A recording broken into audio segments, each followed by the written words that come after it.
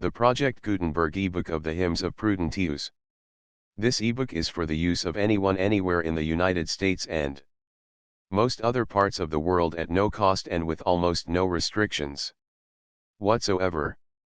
You may copy it, give it away or reuse it under the terms of the Project Gutenberg license included with this ebook or online at www.gutenberg.org.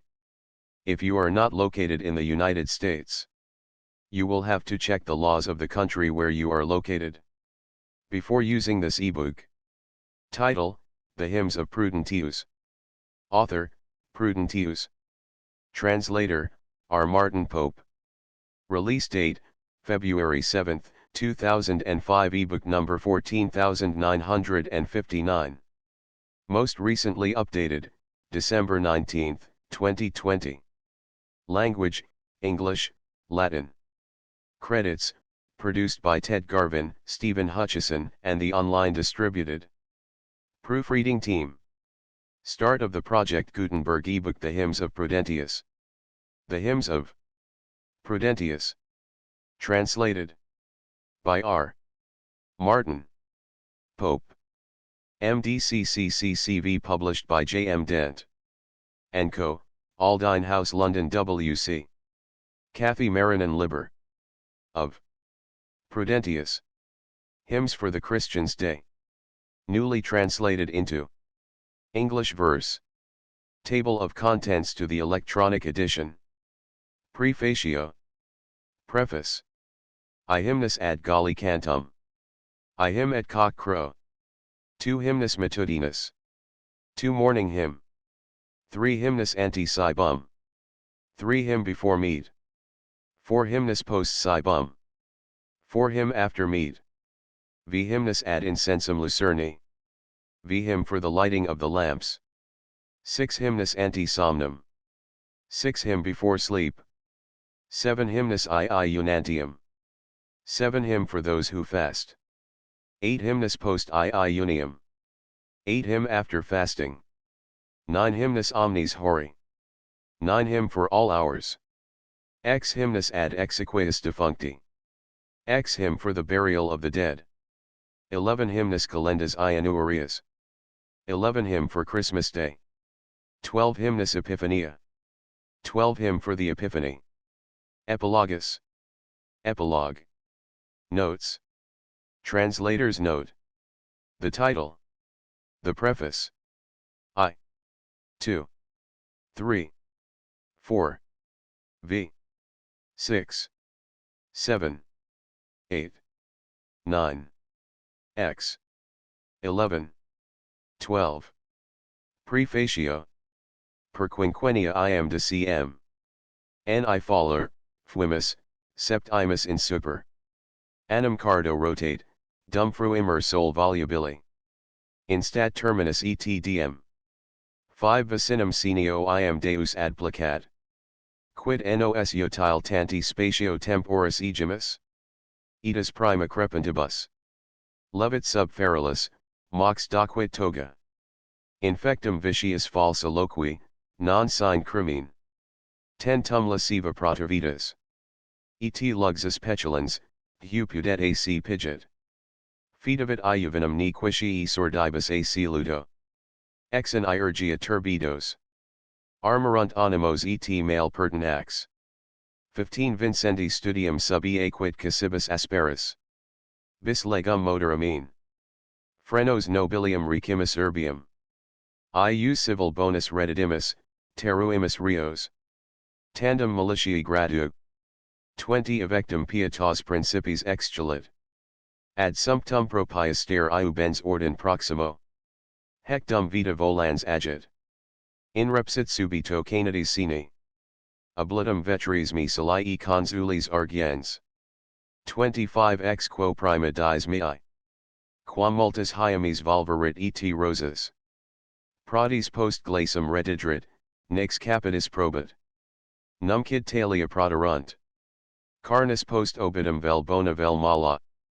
30 Cum iam, quid id est, quod fueram, mors abo leverit. Dicendum mei, quis es. Mundum, quem colud, mens toi perdidit. Non sunt illa dei, qui studit, quis haberis. Et qui fine sub ultimo. 35 Peccatrix animus stultitium exuat. Saltum voci Deum concelebret, si meritus nequit. Hymnus continued dies. Nec nox ulla vacit, quin dominum canit. Pugnit contra haereses, Catholicam discutiat fidem. 40 Conculsit sacra gentium.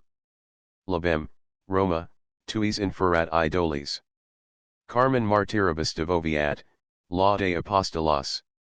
Hec dum scribo vel eliquor. Vinclio utinum corporis emissem. 45 Liber, quo tulerit lingua sono mobilis ultimo. Preface. Full 50 years my span of life hath run. Unless I err, and 7 revolving years have further sped while I the sun enjoy. Yet now the end draws nigh, and by God's will, old age's bound is reached. How have I spent? And with what fruit so wide a tract of days? I wept in boyhood neath the sounding rod. Youth's toga donned, the rhetorician's arts I plied and with deceitful pleadings sinned. Anon a wanton life and dalliance gross. Alas, the recollection stings to shame. Fouled and polluted manhood's opening bloom. And then the forum's strife my restless wits enthralled, and the keen lust of victory drove me to many a bitterness and fall. Twice held I in fair cities of renown the reins of office, and administered to good men justice and to guilty doom. At length the emperors will beneficent exalted me to military power, and to the rank that borders on the throne. The years are speeding onward, and grey hairs of old have mantled o'er my brows, and Salia's consulship from memory dies. What frost-bound winters since that natal year have fled, what vernal suns reclothed the meads with roses dash this white crown declares. Yet what avail the prizes or the blows of fortune, when the body's spark is quenched, and death annuls whatever state I held? This sentence I must hear, whate'er thou art. Thy mind hath lost the world it loved, not God's. The things thou soughtest, whose thou now shalt be. Yet now, ere hence I pass, my sinning soul shall doff its folly and shall praise my Lord. If not by deeds, at least with humble lips. Let each day link itself with grateful hymns, and every night re-echo songs of God. Yea, be it mine to fight all heresies. Unfold the meanings of the Catholic faith. Trample on Gentile rites, thy gods, O Rome. Dethrone, the martyrs laud, th apostles sing. O while such themes my pen and tongue employ, may death strike off these fetters of the flesh, and bear me whither my last breath shall rise. I hymnus ad Galli cantum. Ales die nuntius. Lo cm propinquam presingit. Nos excitator mentium. I am Christus ad vitam vocet. 5 Auferte, clamet, lectulos. Egros, soperos, decides. Castici recti ac sobrii. Vigilate, I am sum proximus. Post solis ordum fulgidi. Ten serum est cubal spernere. Ni part noctis adida. Tempus laboria decerus. Vox ista, qua strepunt aves. Stanti sub ipso culmen. 15 Paulo anti quam lux emisset. Nostri figura est iudicis. Tectos tenebris horides. Stratisque operta sanibus. Suede quietum lincera. 20 iam venturo die. Ut, cum chorusus flatibius. Auroris aelum sparserit. Omnes labor exercitos. Confirmet ad spem luminis. 25 Hic somnus ad tempus datus. Est forma mortis perpetus. Peccata su nox horrida. Cogent iacera ac stertir. Sed vox ab alto culmen. 30 Christi docentus premonit. Ades iam lo cm prop. Ne mens sapori serviat. Ne somnus usque ad terminos. Vitae Socratis aprimat. 35 Pecta sepultum crumine. Et lucis oblitum sui. Ferunt vagants demones. Laetos tenebris noctium. Gallo canant exteritos. 40 Sparsum timera et cetera. Invisa nam vici nitus. Lucis, salutis, numinus. Rupto tenebrarum situ. Noctis fugit satellites. 45 Hoc esse signum presci. Norant repromissi spii. Qua nos sapores liberi. Speramus adventum dei. Qui visit huius alitus. 50 Solvitor ostended Petro. Ter antiquam Gallus canid. Cici negendum predicans. Fit namc peccatum prius. Quam preco lucis proximi. 55 Inlustrid humanum genus. Finamc peccandi ferat. Flavit negator denici. Ex or prolapsum nefas. Cum mens mainrit innocens. 60 Animusc serveret fidem. Nec tale quid quam postia. Lingui locutus lubrico est. Cantuc Galli cognito. Pecare iustus destitute. 65 Int est quod omnes credimus. Illo quietus tempor. Quo Gallus ex sultans canit. Christum redis ex inferis. Tunc mortis oppressus vigor. 70 Tunc lex sub acta est Tartari. Tunc vis dii fortier. Noctem cogit cetera. I am quiscant in proba. I am culpa ferva obdermiat. 75 I am noxa letalis suum. Perp esse somnum marsa. Vigil vicissim spiritus. Quodcum Christat temporis. Dum metin noctis clauditur. 80 Stans ac laborans excubet.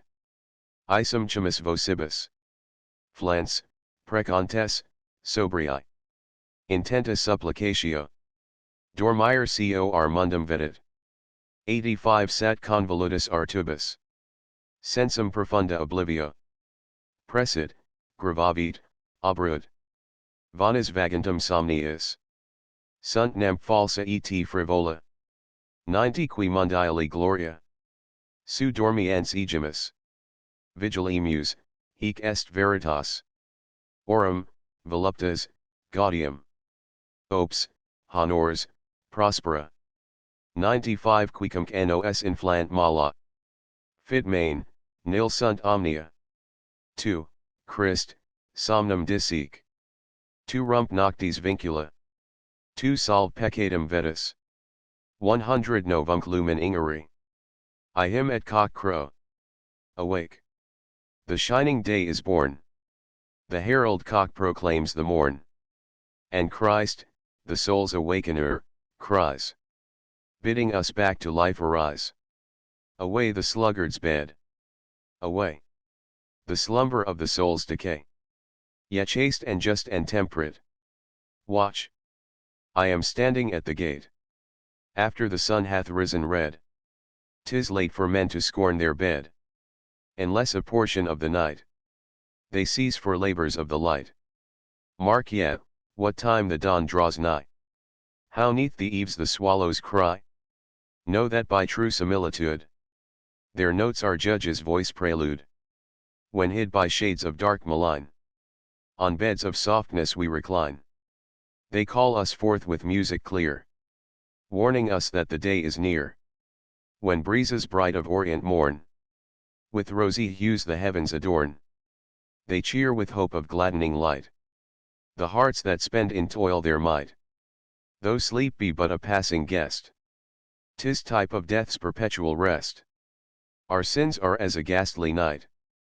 And seal with slumber's deep our sight. But from the wide roof of the sky. Christ's voice peals forth with urgent cry. Calling our sleep-bound hearts to rise. And greet the dawn with wakeful eyes. He bids us fear lest sensual ease. Unto life's end the spirit sees. And in the tomb of shame us bind. Till we are to the true light blind. 'Tis said that baleful spirits roam. Abroad beneath the dark's vast dome. But, when the cock crows, take their flight. Sudden dispersed in sore affright. For the foul votaries of the night. abhor the coming of the light, and shamed before salvation's grace. The hosts of darkness hide their face. They know the cock doth prophesy of hope's long-promised morning sky, when comes the majesty divine upon awakened worlds to shine. The Lord to Peter once foretold what meaning that shrill strain should hold, how he before cock-crow would lie, and thrice his master dear deny. For 'tis a law that sin is done before the herald of the sun. To humankind the dawn proclaims, and with his cry the sinner shames. Then wept he bitter tears aghast, that from his lips the words had passed. Though guileless he his soul possessed, and faith still reigned within his breast. Nor ever reckless word he said, thereafter, by his tongue betrayed. But at the cock's familiar cry, humbled he turned from vanity. Therefore it is we hold today, that, as the world in stillness lay, what hour the cock doth greet the skies, Christ from deep Hades did arise. Lo! Then the bands of death were burst, shattered the sway of hell accursed. Then did the day's superior might swiftly dispel the hosts of night. Now let base deeds to silence fall, black thoughts be stilled beyond recall. Now let sin's opiate spell retire, to that deep sleep it doth inspire. For all the hours that still remain, until the dark his goal attain, alert for duty's stern command, let every soul a sentry stand, with sober prayer on Jesus' call. Let tears with our strong crying fall. Sleep cannot on the pure soul steal, that supplicates with fervent zeal. Too long did dull oblivion cloud our motions and our senses shroud. Lulled by her numbing touch, we stray in dreamland's ineffectual way, bound by the dazzling world's soft chain. 'Tis false and fleeting gauds we gain, like those who in deep slumbers lie dash. Let us awake. The truth is nigh. Gold, honors, pleasure, wealth, and ease, and all the joys that mortals please, joys with a fatal glamour fraught. When morning comes, lo! all are not. But thou, O Christ, put sleep to flight, and break the iron bands of night. Free us from burden of past sin, and shed thy morning rays within. Tu hymnus matutinis, nox et tenebrae et nubila, confusa mundi et turbida, lux intrad, albescit polus, Christus venit, desedite. 5 Caligo terri cinditur, percussus solis spiculo, rebusc iam color redit, vultu nitem desiderus, sic nostra mox obscuritas, ten fraudisc pectus conchum, ruptus retectum nubibus, reg anti palescit deo, tunc non lispit claudere, quod quisque fuscum cogitat. 15 Sed main clare sent novo, secreta mentis prodita, fer anti lociem squalido, in pun peccat tempor, sed lux dolis contract aria. 20 Latera ferdum non sinit, versita fraus et collida, amat tenebris obtagi, aptum noctem turpibus, adulter occultus fovet. 25 Sol ecce surgit ignuus, pigit, pudici, penitet, nec test quis quam lumen, pecare constanter potest, quis main sumptus nequitur. 30 Non arabescit peculies, cum fit libido temporans, castum nugitur sapit, nunc severum vivitur, nunc nemo tentat ludicrum. 35 Inepta nunc omnes sua, vultu colorant serio, hec ora cunctus udilis, qua quisque, quod stude, gerat, miles, togatus, navida. 40 Epiphex, orator, inst iter, illum forensis gloria, hunc triste raptat classicum, mercator hin ac rusticus, avara susperant lucra. 45 Et nos loceli ac fainaris, fandic persis nescii, nec arte fortes bellica, te, Christ, Solemn novimus. Te ment pura et simplici. 50 te voci, te cantu pio. Rogere curvato genu. Flendo et canon dudisc imus. His nos lucramur questibus. Hac arte tantum vivimus. 55 Hecin coimus munera. Cum sol resurgens emicat. Intend nostris sensibus. Vitam totem despice. Sunt multa fusus in lita. 60 Qui lus purgentur toi. Durari nos tales iube. Qualis, remota sordibus.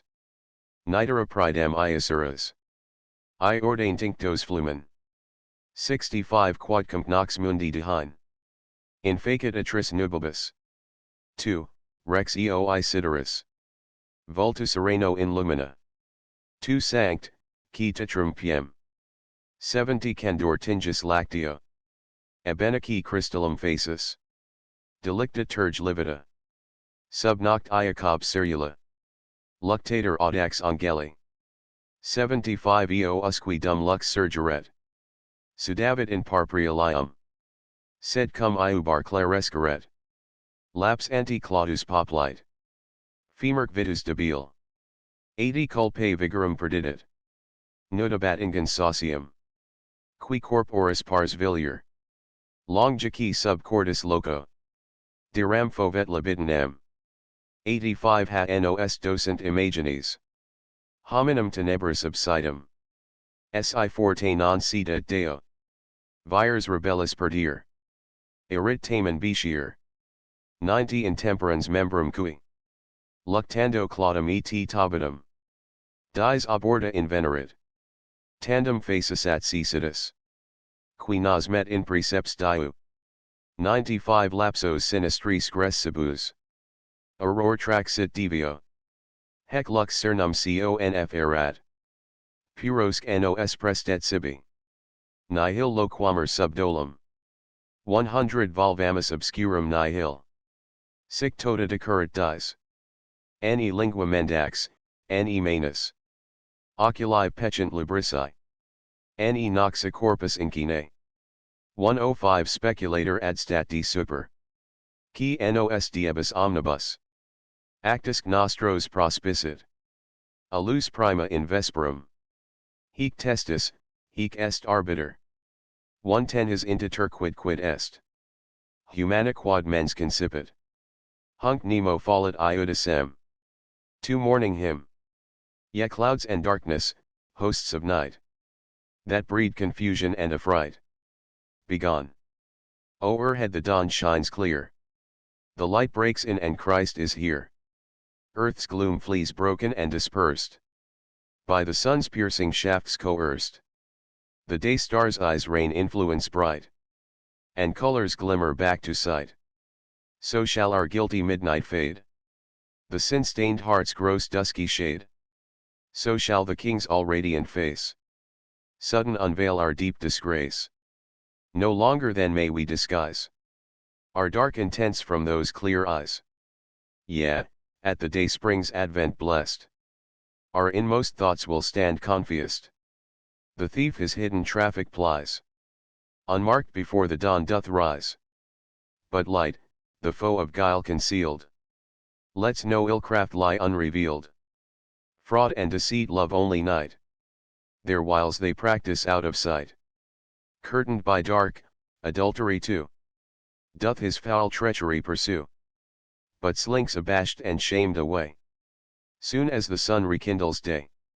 For none can damning light resist, and 'neath its rays in sin persist. Who doth not blush o'ertook by morn, and his long night's carousal scorn? For day subdues the lustful soul, and doth all foul desires control. Now each to earnest life awakes. Now each his wanton sport forsakes. Now foolish things are put away, and gravity resumes her sway. It is the hour for duty's deeds, the path to which our labor leads. Be it the forum, army, sea, the mart or field or factory. One seeks the plaudits of the bar. One the stern trumpet calls to war. Those bent on trade and husbandry. at greed's behest for lucre sigh. Mine is no rhetorician's fame. No petty usury I claim. Nor am I skilled to face the foe. 'Tis thou, O Christ, alone I know. Yea, I have learned to wait on thee. With heart and lips of purity. Humbly my knees in prayer to bend. And tears with songs of praise to blend. These are the gains I hold in view. And these the arts that I pursue. These are the offices I ply. When the bright sun mounts up the sky. Prove thou my heart, my every thought. Search into all that I have wrought. Though I be stained with blots within. Thy quickening rays shall purge my sin. O may I ever spotless be. As when my stains were cleansed by thee. Who badst me neath the Jordan's wave. Of your my soiled spirit lave. If e'er since then the world's gross night hath cast its curtain o'er my sight. Dispel the cloud, O King of grace. Star of the East. With thy pure face.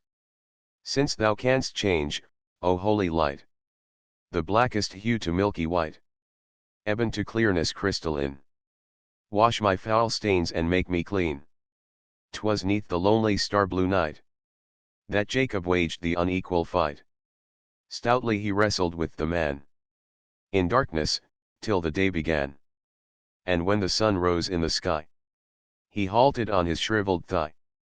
His natural might had ebbed away. Vanquished in that tremendous fray. Not wounded he in nobler part. Nor smitten in life's fount, the heart. But lust was shaken from his throne. And his foul empire overthrown. Whereby we clearly learn aright. That man is whelmed by deadly night. Unless he own God conqueror. And strive against his will no more. Yet happier he whom rising morn shall find of nature's strength forlorn. Whose warring flesh hath shrunk away. Palsied by virtue's puissant sway. And then at length let darkness flee. Which all too long held us in fee. Mid wildering shadows made us stray. And led in devious tracks our way. We pray thee, rising light serene. E'en as thyself our hearts make clean. Let no deceit our lips defile. Nor let our souls be vexed by guile. O keep us, as the hours proceed. From lying word and evil deed. Our roving eyes from sin set free. Our body from impurity. For thou dost from above survey the converse of each fleeting day. Thou dost foresee from morning light our every deed, until the night. Justice and judgment dwell with thee. Whatever is, thine eye doth see. Thou knowest what human hearts conceive. And none thy wisdom may deceive. 3 Hymnus anti Cybum. O crucifer bone, Lucy Satyr. Omni parens, pi, verbigina. Edit corpor virginia. Sed prius ingenitor potens. 5 Astra, solemn, mare quam fierent. Huc nitido precer intuitu. Flex salutiferam facium. Frunt serenos et in radia. Nomines ut sub honor tui. 10 Hesipulas lyceat capera. Te sine dulce nihil, domini. Neci iovat orquided Peter. Pocola ni prius et xibos. Christ, tuus favor inburit. 15 Omnia sanctificante fide. Furcula nostra Deum sapiant. Christus et influate in pateras. Syria, ludicra, verba, iocos. Denici quod sumus aut agimus. 20 Trina supern regat pietas. Hic mihi nulla rossi spolia. Nullus aromate fragrat odor. Sed liquor influt ambrosius. Nectarim fidem redilit. 25 Fusus abusqui patris gremio. Spern camina leaves heteras. Singeri tempora qui solita es. Certa qui mystica dactylico. Texera docta ligas strophia. 30 La dei redi mitacomas. Quod gene rosa potest anima. Lucis et etheris indigena. Salvera dignus obsequium. Quam data munera si resinit. 35 Artificem modulata suum. Ipsi hominicia cuncta dedit. Qui capimus domin ante manu. Qui polus aut humus aut pelagus. Eri, Gergite, ruicreant. 40 hec mi subdidit et sibi me. Collegus in laquit volucers. Aut pedicis dolus aut macules. In lita gluten cordicia. Vimina plumigerum cerium. 45 in pediunt et abirvetent. Ecce per equora fluctivigos. Texta greg sinuosa trahunt. Piscis item sequitur calamum. Raptus acumen vulnifico. 50 credula saucius ora sebo. Fundit opes ager ingenuus. Dives aristiferi segidus. His ubivide pampinea. Brachia pomite luxuriant. 55 paces alumna ubibaca virit. Hec opulentia Christi colis. Servit et omnia supeditat. Absit enem procul ilia fames. Cedibus ut pecudum libet. 60 sanguinis lace rare daps. Sint farigentibus indemitus. Prandia denis quadrupedum. Annos oleris coma, annos siliqua. Feta legumen multimodo. 65 paverit innocuis apulus. Spumia mulc tragirant niveos. Uber de gemino latices. Perc coagula densa liquor. In solidum coit et fragili. 70 lactinarum premiter calatho. Melaricens miic cropia. Nectar sudet olent favis. Hec epifex apis aereo. Ror liquat tenuaci thymo. 75 Nexilus insia canubii. Hinquo qui pomiferi nemeris. Munera mitia proveniunt. Arbor onus tremefactus suum. Desigio gravis imbre plud. 80 punicis qui iacit cumulos. Qui veterum tuba, qui lyra. Flatibius inclitavel fidibus. Dividus omnipotentus opus. Quic fruenda patent homini. 85 Laudibus equiparere quid. Te pater optimi main novo. Solis et orbiticum media est. Te quoque lus sub oxygua. Sumir cum mone oris cibum. 90 Nostra Deus canes harmonia. Quod calid halidus interior. Cord quad abdita vena tremit. Pulsat et incita quad resonum. Lingua sub or latens cavim. 95 Laus superi patris estomii. Anno esigiter tua sanct manus. Ca espit conpisuit matido. Effigiam meditatus suum. Ut qui forit rata materies. 100 Flavit et indidit or animam. Tunc per amo e navirita iubet. Frondicamus habiter locis. Veruba perpetuum redilit. Pratici multicoloro latex. 105 Quadrifluo sealer am regat. Hec tibi nunc famulantur, 8. Usibus omnia dido tuis. Sed tamen aspira mortifero. Stipit carpir poma vito. 110 Qui medio virit in nemeri. Hic Draco perfidus indocile. Virginus inlicit ingenium. Ut socium malsuita virum. Mondera cogeret ex vetidus. 115 Ipsa pari dura modo. Corpora mutua nasi nefas. Post apilas inno perdivident. Lubricus error et erubit. Tegminus suda parant foliis. 120 Dedicus ut pudericuleret. Conchia culpa deum pavitans. Sed pia procul exigitur. Inuba fernina qui fuerat. Coniagus excipit imperium. 125 Federa tristia ius opati. Octor et ipsi doli coluber. Plectiter in probus, ut mulier. Calla trilingua cals terrat. Sic coluber mulieber solum. 130 Suspicit et virum mulier.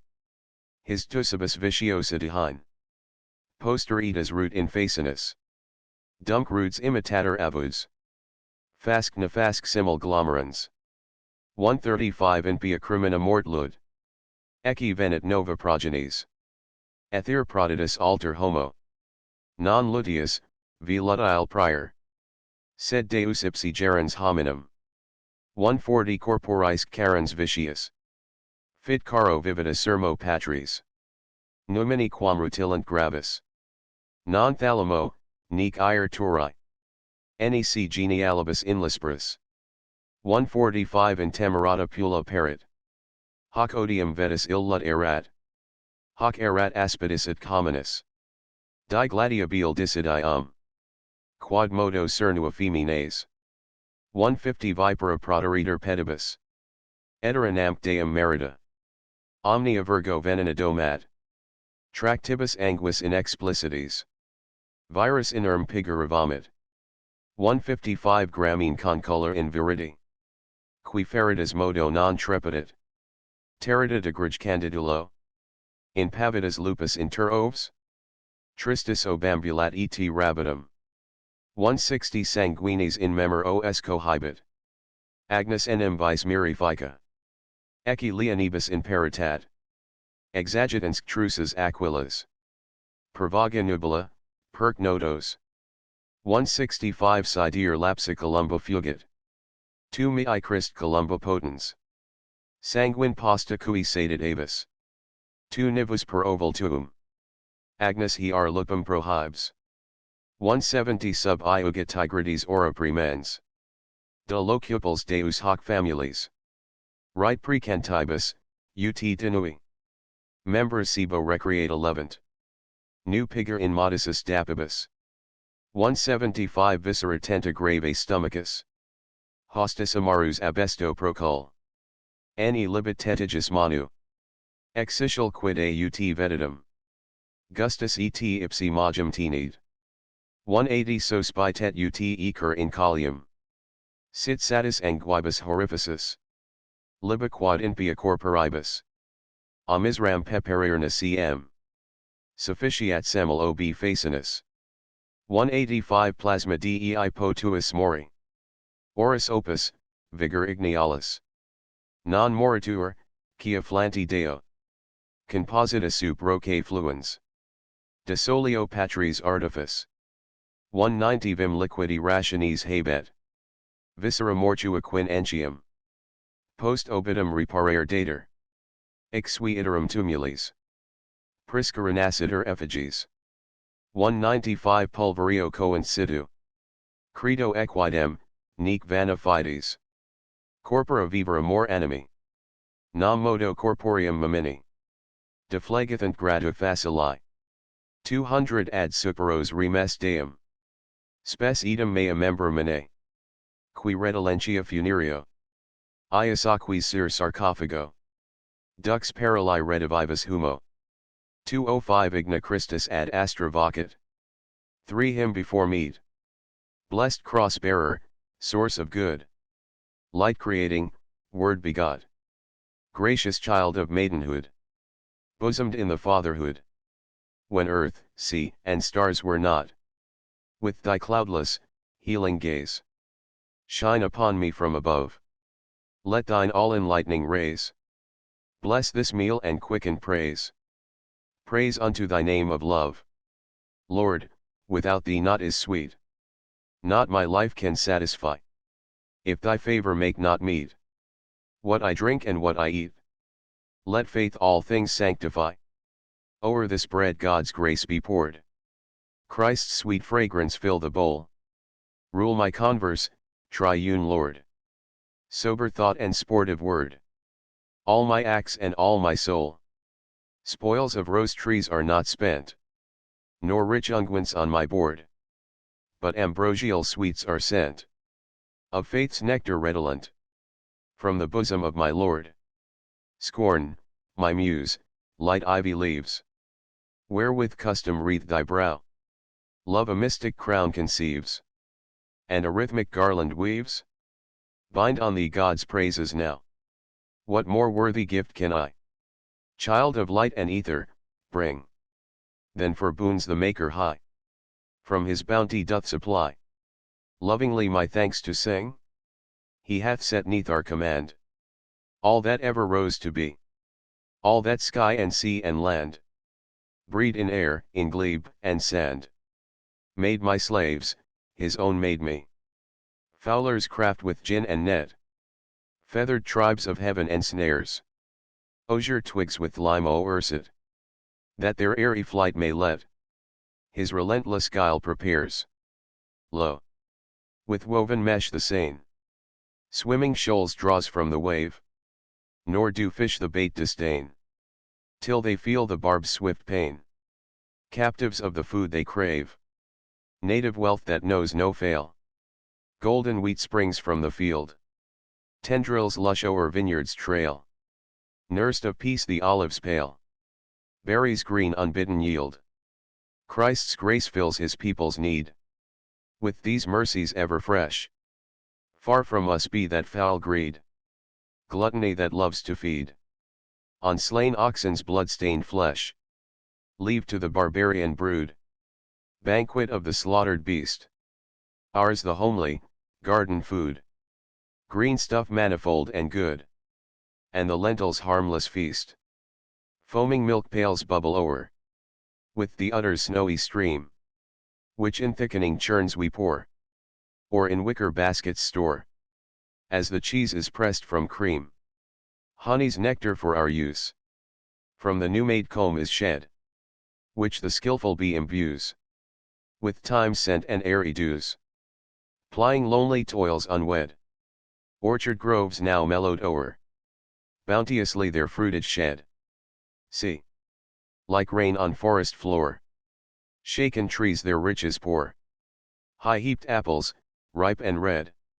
What great trumpet voice or lyre, famed of your could fitly praise? Gifts of the Almighty Sire, blessings that his own require, richly lavished through their days?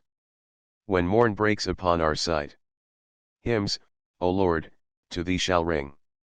Thee, when streams the midday light. Thee, when shadows of the night bid us sup, our voices sing. For my body's vital heat, for my heart blood's pulsing vein, for my tongue and speech complete. Unto thee, Most High, 'tis meet that I raise my grateful strain. 'Twas, O Holy One, thy care wrought us from the plastic clay, made us thine own image bear, and for our perfection fair, did thy breath to man convey. On the twain thou didst bestow leafy bowers in pleasaunce fair, where spring's scents for I did blow, and four stately streams did flow o'er meads pied with blossoms rare. All this realm ye now shall sway. Saidst thou, use it at your will. Yet 'tis death your hands to lay on the tree, whose verdant sway doth the midmost garden fill. Then the serpent's guileful hate would not innocency spare, bade the maiden urge her mate with the fruit his lips to sate.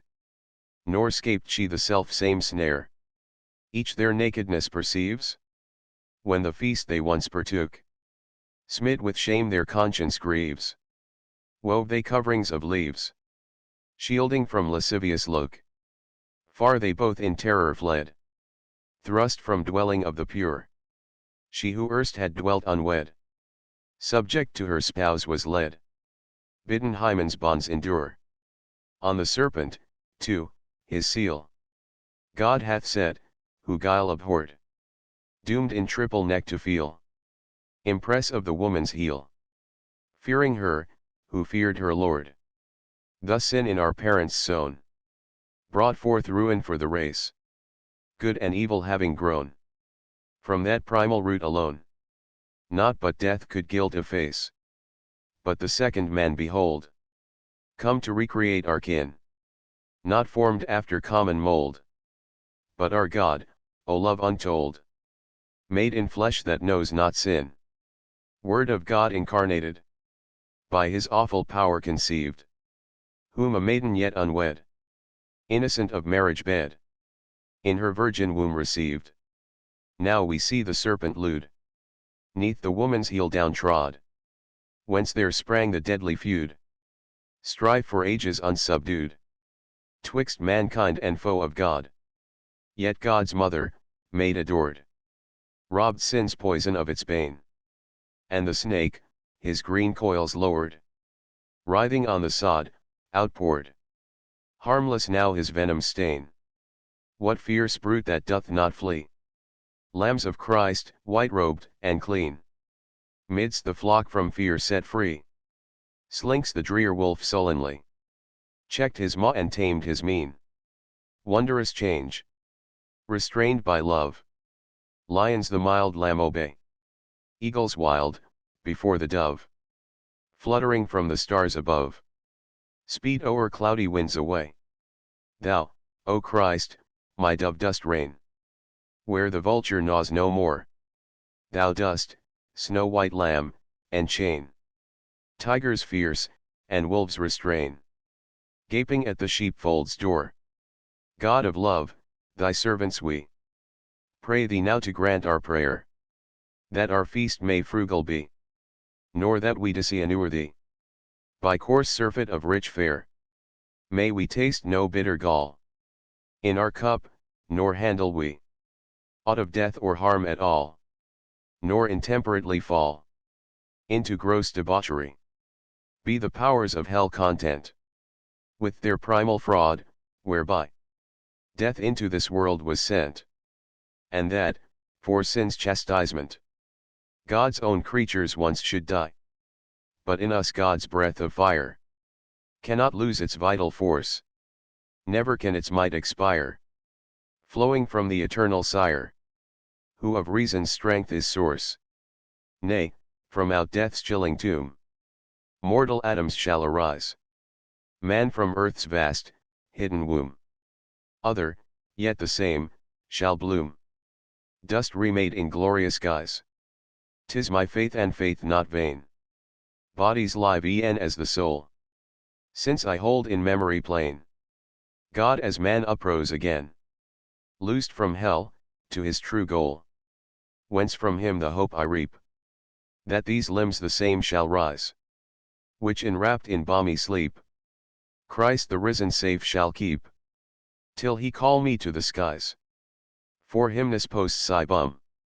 Pastis visceribus aboci sumpto. Quem lex corporis imbecilla possit. Laudum lingua Deo Patri rependat. Patri, qui cherubin sedile sacrum. 5 Nec non et seraphine suum supremo. Subnixus solio tenet regic. Hic est, quem sabaoth Deum vocamus. Expers principii carensque fine. Rerum conditer et repertor orbis. 10 Fons vitae liquida fluens ab arse. Infuser fide, sater puteris. Mortis perdomitter, salutis octor. Omnes quod sumus aut vigemus, ind est. Regnat spiritus il sempiternus. 15 A Christo simul et parente missus. Intrat pectora candidus pudica. Qui templi vice consecrata rident. Post quam conbiberent Deum medalis. Sed si quid vici ido live nasi. 20 Inter viscera iam decada sensit. Sus percum refugit celor secellum. Titrum flagrat enim vapori crasso. Horror consius estuant culpa. Offensum bonum niger repellit. 25 Nec solus puter innocens votum. Templum constituant perenne Christo. In cordis medii sum ac recessu. Sed ne crapula ferviat cavendum est. Qui sedum fide cibis refertum. 30 Usque ad congerium quartet intus. Parsis victibus expedita corda. Infusum melius Deum receptant. Hic pastus animi est, saperc verus. Sed nos tu gemino fovens paretu. 35 Artis et conimus utroque pastu. Conf firmus pater ac vigori conpuls. Sic olim tua precluens potstas. Inter rossi sanos sidem leones. In lacis dapibus virum refovit. 40 Illum fusel numen execrentum. Et curver caput sub expolita. Eris materianifus putantum. Plebs diri Babylones ac tyrannus. Mordi subdiderant, feris decarent. 45 Sivus prot enus hostibus vorendum. O semper pietas fides tuta. Lambunt indo miti virum leones. Intactum dei tremunt alumnum. Ad stant communis et iubas reponunt. 50 Mansusit rabies famaci blanda. Predum rictibus ambit incruentus. Sed cum tenderet ad superna palmas. Expertum sibi deum rogaret. Clausus iogiter indigens vito. 55 Iasus nuntius ad voler terris. Qui pastum familo daret probato. Raptum desilit obsequent mundo. Cernit forte proculdaps inemptus. Quas mesoribus abacuc profita. 60 Agresti bonus exhibat arte. Huius Caesari manu prehensa. Plenus, sicut erat, gravem canistris. Suspensum rapit et viat per horas. Tum rapta simul ipsi prandium qui. 65 Sensum labiter in lacum leonum. Et, quas tuncipulas gerabat, offered. Summus laetus, 8, Libens carpus. Qui summus pater, Angelus Christi. Mittent libatibi sub hoc periclo. 70 His sumptus Danielus excitavit. In caelum facium saboci fortis. Amen redidite, Hallelujah dixit. Sic nos muniribus tuis refecti. Largiter Deus omnium bonorum. 75 Greats redimus et sacramus hymnos. 2 Nos tristifico velut tyranno. Mundi silicet in potentis actu. Conc lusus regis et feram repellis. Qui circumfermit ac vorare temptat. 80 Insanos acens furo redentes. Curtii, summa Deus, presamur unum. Vexamur, premimur, mollis rotamur. Aderant, lacerant, trahunt, laces sunt. Iuncta est supplicius fides iniquus. 85 Nec defit tamen anxius medula. Nam longant trusus leonis ira. In lapsi superingeruntur esci. Quas icis scientur horiendo. Non gustutinui, sed or pleno. 90 Internus velit implicare venis. Hic sancto satiatus ex profita. Iastorum capi et cibos virorum. Qui fructum domino metent perenni. Nil est dulcius ac magi saperum. 95 Nil quad plus hominum iovere possit. Quam vadis pia praesenentis orsa. His sumptus licet in solens potstas. Provum iudiset, in regit mortem. In pasti licet in ruint leones. 100 Nos semper dominum patram fatens. In te, Christ Deus, loquamur unum. Constantur tuum cruciem firmus. For him after meat. Refreshed we rise, and for this bread that feeds. By law of man's weak flesh, our daily needs. Let every tongue, the Father's praises sing. The Father who on his exalted throne, o'er cherubim and seraphim, alone, reigns in his majesty, eternal King. God of Sabaoth is his name, 'tis he, who ne'er began and ne'er shall cease to be.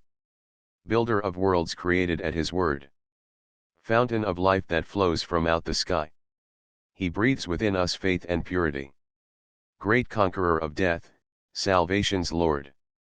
From him each creature life and vigor gains. And over all the eternal Spirit reigns. Who cometh from the Father and the Son. When, dove-like, on pure hearts the heavenly guest descends, they are by God's own presence blessed. As temples where his holy work is done. But if the taint of vice or guile arise, within the consecrated shrine, he flies. With speed from out the sin-defiled cell. For, driven forth by guilt's black, surging tide. The offended Godhead may not there abide. Where conscious sin and noisome foulness dwell. Not chastity nor childlike faith alone. Build up for Christ an everlasting throne. Deep in the inmost heart, devoid of shame. But watchful ever must his servants be. Lest the dark power of sated gluttony should bind about the abode of faith its chain. Yet simple saints, content with frugal fare, more surely find the Spirit present there, who is our soul's true strength and heavenly food. Thy love for us a twofold feast supplies.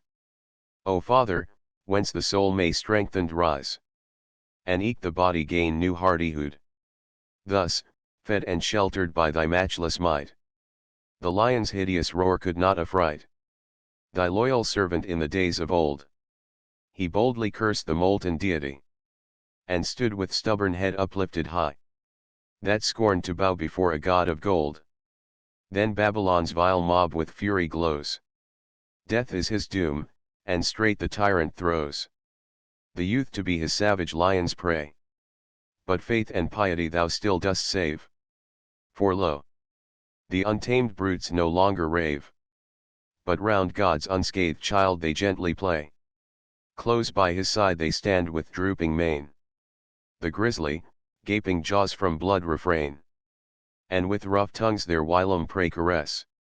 But when in prayer he raised his hands to heaven, and called the God, from whom such help was given, close prisoned, hungry, and in sore distress, a winged messenger to earth he sends, who swiftly through the parting clouds descends, to feed his servant, proven by the test. By chance he sees from far the unbought fare, which the good seer Habakkuk's kindly care, with rustic art had for the reapers dressed.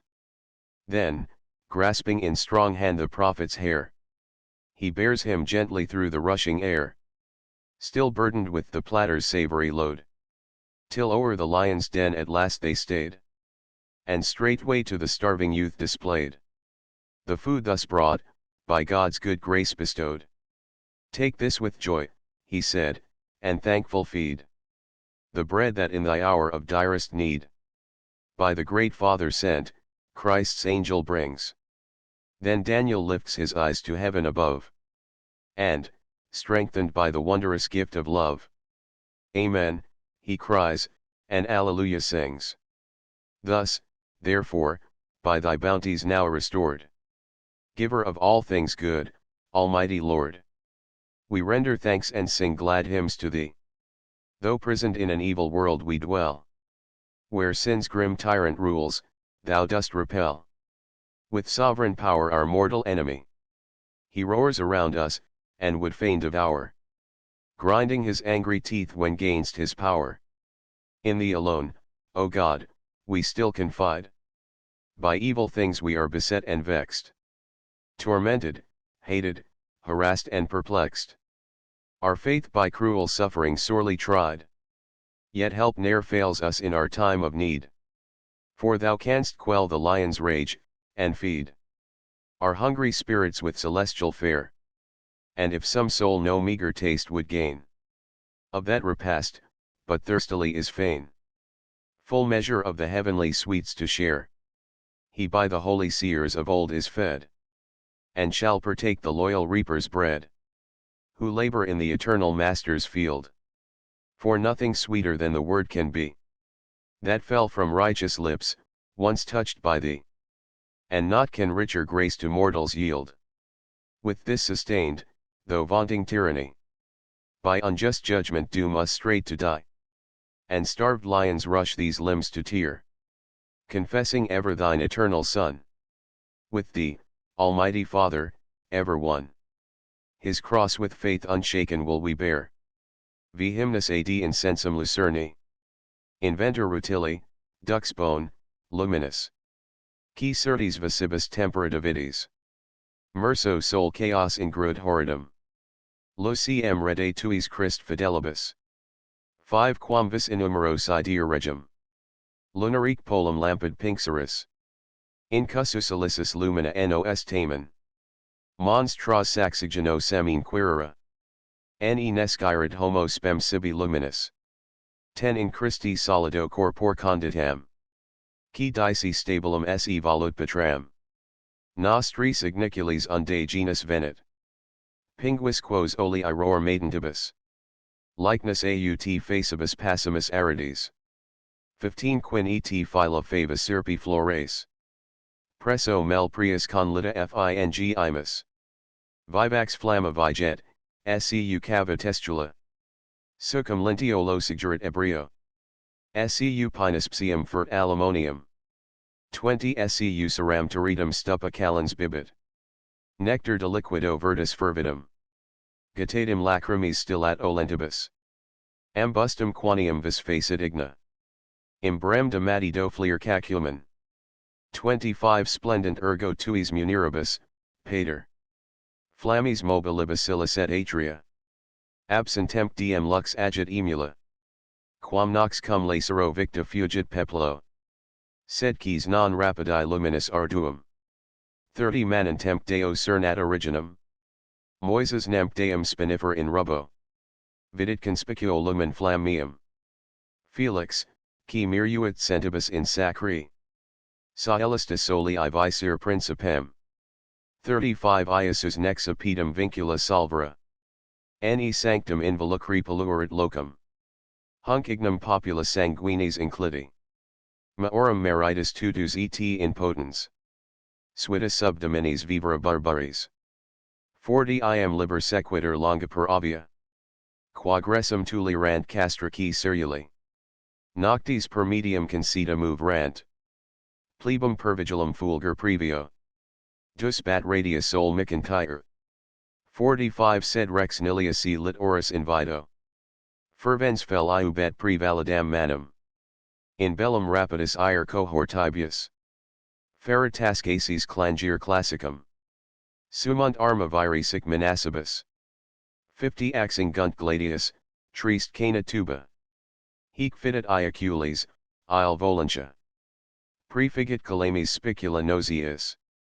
Densa turcunis turbopedestribus. Curus pars et equas et volucers rotas. 55 Concendunt celeris signocbilica. Pretendunt tumitis clara draconibus. Hic iam servitii nescia pretini. Gens pelugacis usta vaporibus. Tandem purpurager gitis hospita. 60 Rubris literibus fessera sed erat. Hostis dirus adist cum duce perfido. Infert et valides prealia viribus.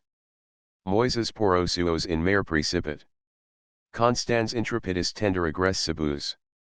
65 Prebent rupta locum stagna viantibus. Reperum in facium pervia, cistiter. Circumstans vitrace undolicaribus. Dum pleb sub bifido permit equor. Pubis quinentium decolor asperis. 70 Inrotata odius rege sub impio. Hebraeum sciens funderus sanguinum. Audet se pelago credere concavo. Ibant precipitae turbine persida. Fluctus per medios agmina regia. 75 Sed confusa dehine unda revolviter. Insemet revo lansgergite confluo. Curus tunc et equas telac naufraga. Ipsos et proc iris et vaga corpora. Nigrorum vides ner satellitum. 80 Arcis iastidium triste tyrannicae. Qui tandem poterit lingua retexera. Lauds Christ tuas. Qui domitam ferin. Plagis multimodis cetera presuli. Cogis iastitii vindus dextera. 85 Qui pontum rapidus estibus invium. Persulter vedas, ut refluo insolo. Securus pata te duce transitus. Et mox undara pax devorit in pios. Cui una erami saxoloquacibus.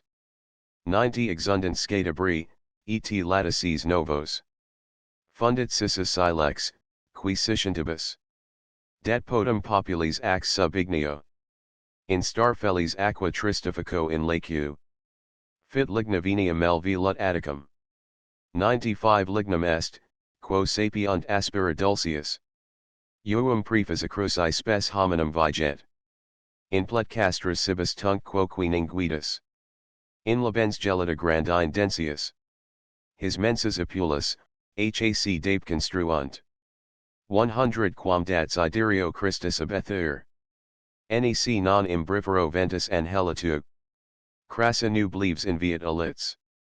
Qui conf lata in humum, cum semel agmina. Fluxerunt, reduci non revo land fuga. 105 Hec olim patribus premia contulit. Insignis pietas numinis unici. Quis subsidio nos quoque vesamur. Passantes dapibus pectora mysticis. Fessos il vocet per freda seculi. 110 Decisus populum turbinibus regans. Iactatus animus mil laboribus. Iastorum in patrium scandire precipit. Illic purpurace tecta rosaris. Omnes fragrat humus calthac pinguia. 115 et mals violas et tenus crocos. Fundit fonticules uda fugacibus. Illic et gracili balsamus circulo. De sudata fluunt, rarici cinema. Spirant et folium, font quad abdito. 120 prelambens fluvius portat in exitum. Felices animi prata per urbita. Consentu parali suave sonantibus. Him aurum modulus dulce canant melos. Calcant et pedibus lilia candides. 125 sunt et spiritibus epinocentibus. Penarum celebris sub stige firii. Illa noct, sacur quaridiat deus. Stagnus ad superos ex acirantisus. Non sicut tenebris de face fulgida. 130 surgens oceano lucifer invit. Sed terras domini de cruz tristibus. Mire sol novum restitu ens diem. Marcent supplicius tartara mitibus. Exultat sui carcerus ocio.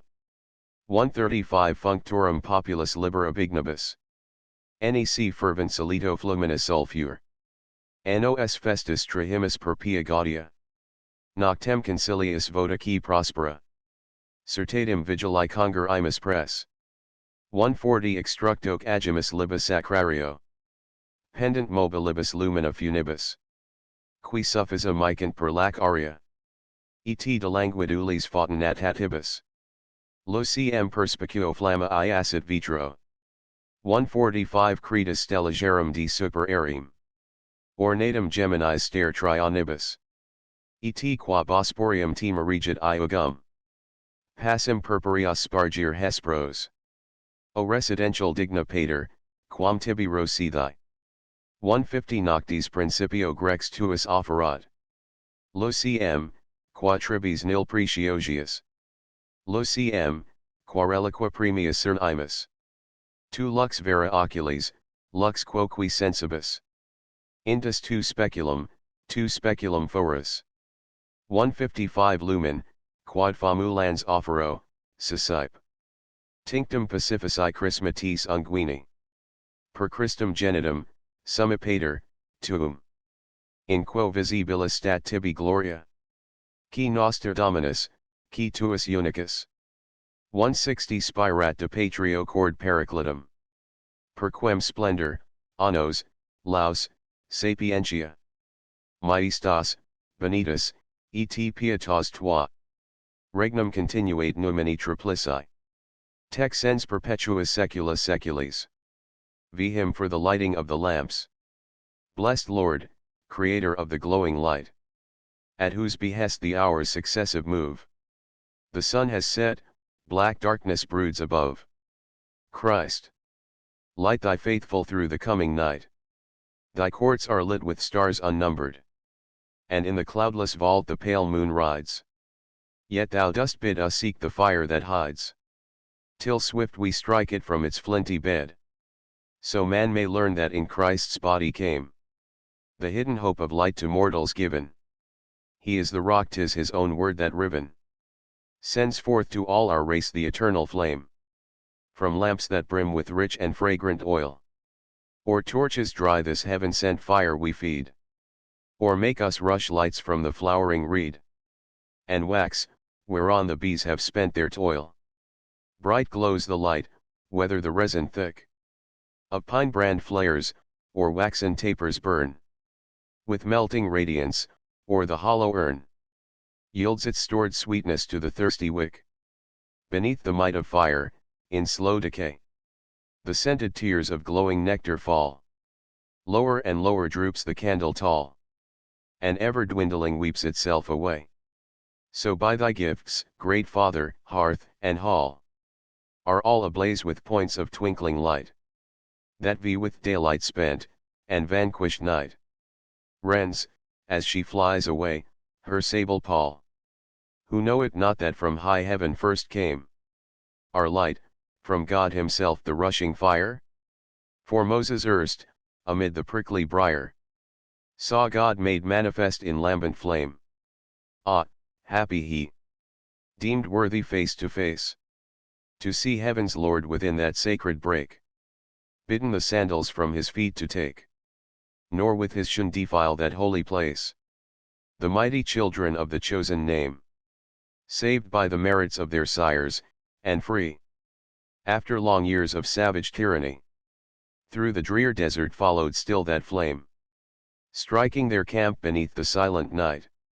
Where'er they went, to lead their darkling way, the cloud of glory lent its guiding ray, and shone more splendid than the noonday light. But, mad with jealous fury, Egypt's king calls his great host to battle for their lord. Swiftly the cohorts gather at his word, and down the mail-clad lines the clarions ring. Girding their trusty swords the warriors go, to fill the ranks, hoarse bugles rend the air. These seize their massy javelins, these prepare the death-winged arrow and the Cretan bow. The footmen throng in close battalions pressed. The chariots thunder, to the saddle spring. The riders of the Nile, as forth they fling Egypt's proud banner with the serpent crest. And now, forgetful of the bondage past, thy children, tortured by the desert heat, drag to the Red Sea's brink their weary feet, and on its sandy margin rest at last. See, with their forsworn king the savage foe draws nigh, the threatening squadrons nearer ride. But ever onward urged the intrepid guide, and through the waves bade Israel fearless go. Before that steadfast march the billows fall, then raise on either hand their crystal mass, while through the sundered deep thy people pass, and ocean guards them with a liquid wall. But, mad with baffled rage, the dusky horde of Egypt, by their impious despot led, athirst the hated Hebrews' blood to shed, pursued, all reckless of the o'er-arching flood. Swift as the wind the royal squadrons ride, but swifter yet the crystal barriers break. The waves exultantly their bounds forsake, and roll together in a roaring tide. Mid steeds and chariots and drifting mail, the drowned lords of Egypt found a grave, with all their swart retainers neath the wave, and in their haughty courts the mourners wail. What tongue, O Christ, thy glories can unfold? Thine was the arm, outstretched in wrath, that made the stricken land of Pharaoh, sore afraid, bow down before thy minister of old. Thy pathless deep did at the voice restrain its surging billows, till with thee for guide, thy host passed scatheless, and the refluent tide swept down the wicked to the engulfing main. At thy command the desert, parched and dry, breaks into laughing rills, and water clear wells from the smitten rock thy flock to cheer, and quench their thirst beneath that brazen sky. Then Mara's bitterness grew passing sweet, touched by the mystic tree, so by the grace of thine own tree, O Christ, our sinful race regains its lost hopes at thy pierced feet. Faster than icy hail the manna falls, like snow down drifting from a wintry sky. The feast is set, they heap the tables high, with that rich food from thy celestial halls. Fresh blow the breezes from the distant shore, and bear a fluttering cloud that hides the light, till the frail pinions, faltering in their flight, sink in the wilderness to rise no more. How great the love of God's own Son, that shed such wondrous bounty on his chosen race, and still to us he proffers in his grace the mystic feast, wherewith our souls are fed. Through the world's raging sea he bids us come, and twixt the sundered billows guides our path, till, spent and wearied with the ocean's wrath, he calls his storm-tossed saints to heaven and home. There in his paradise red roses blow, with golden daffodils and lilies pale, and gentle violets, and down the vale the murmuring rivulets forever flow. Sweet balsams, welling from the slender tree, and precious spices fill the fragrant air, and, hiding by the stream, that blossom rare, whose leaves the river hurries to the sea, there the blessed souls with one accord unite, to him in dulcet song their Saviour's praise. And as the chanting choir their voices raise, they tread with shining feet the lilies bright. Yea, and the spirits of the lost, that dwell where the black stream of sullen Acheron flows. Rest on that holy night when Christ arose. And for a while 'tis holiday in hell. No sun from ocean rising drives away their darkness, with his flaming shafts far hurled. But from the cross of Christ o'er that wan world, there streams the radiance of a newborn day. The sulphurous floods with lessened fury glow. The aching limbs find respite from their pain. While, in glad freedom from the galling chain, the tortured ghosts a short-lived solace know. In holy gladness let this night be sped. As here we gather, Lord, to watch and pray. To thee with one consent our vows we pay. And on thy altar set the sacred bread. From pendant chains the lamps of crystal blaze. By fragrant oil sustained the clear flame glows. With strength undimmed, and through the darkness throws. High o'er the fretted roof a golden haze. As 'twere heaven's starry floor our wondering eye beheld, wherein the bears their light display. Where phosphor heralds the approach of day. And Hesper's radiance floods the evening sky. Meet is the gift we offer here to thee, Father of all, as falls the dewy night. Thine own most precious gift we bring the light, whereby mankind thy other bounties see. Thou art the light indeed, on our dull eyes. And on our inmost souls thy rays are poured. To thee we light our lamps, receive them, Lord. Filled with the oil of peace and sacrifice. O hear us, Father, through thine only Son. Our Lord and Saviour, by whose love bequeathed, the Paraclete upon our hearts has breathed. With him and thee through endless ages one. Through Christ thy kingdom shall forever be. Thy grace, might, wisdom, glory ever shine. As in the triune majesty benign.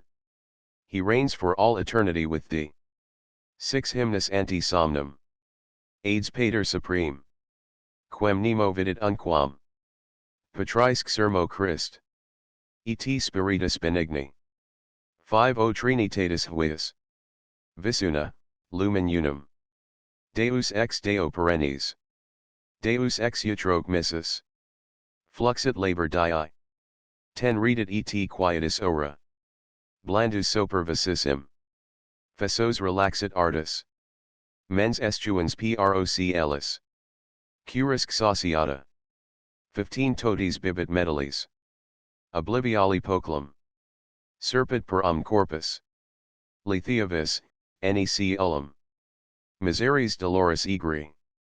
20 Patiter maneris sensum. Lex hec data est caducis. Deo iubent membris. Ut temperet laborum. Medicabilis voluptas.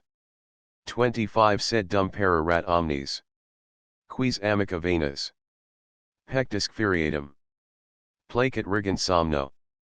Liber vagit per horas. 30 Rapido vigori sensus. Variasque per figuras. Qui sunt operta, cernit. Quia mens saluta curis.